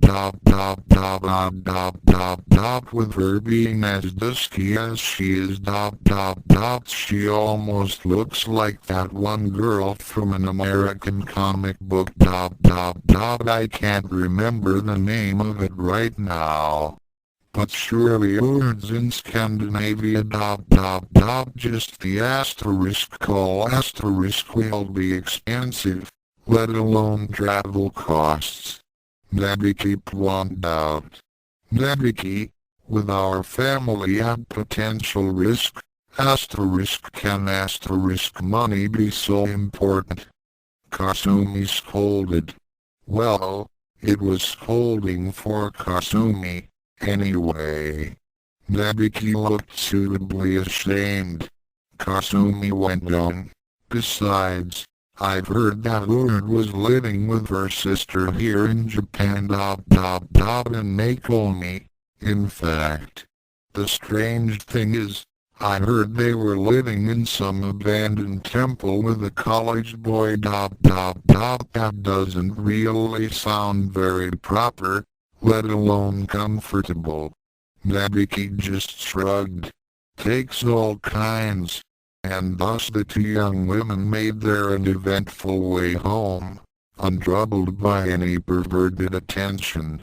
Hey, even among the Handa, there's a grapevine asterisk as had been pointed out earlier. Kasumi was worried that her dear youngest sister might adventure another expedition in the kitchen during her absence and try another go at poised cooking for the family. As well-founded and past precedent as this concern was, in this particular instance, it was a needless worry. Not that Akan had markedly improved her culinary skills, she hadn't. It was just that she, Ranma, and Shampoo had accepted an invitation to a certain restaurant called Yukin's. But this wasn't just some ordinary get-together one might expect between the semi-friendly rivals that Shampoo, Akan and Yukio had been, or between people coming to learn just how important they all were to each other, as they were discovering, perhaps even without the aid of Shampoo's wish. This particular gathering had the air of something important as evidenced by the expression on Yukino's normally cheerful face. Eee, what is wrong? Yukio you look like your best friend is died or something Ranma observed with all his usual delicacy and tact. The eyes so Shampoo agreed. Yukio looked like have much on mind what is up, Yukio? Anything you want to talk about? You know you can tell us anything Akan prompted. Yukio hesitated she had planned to tell her loves well, something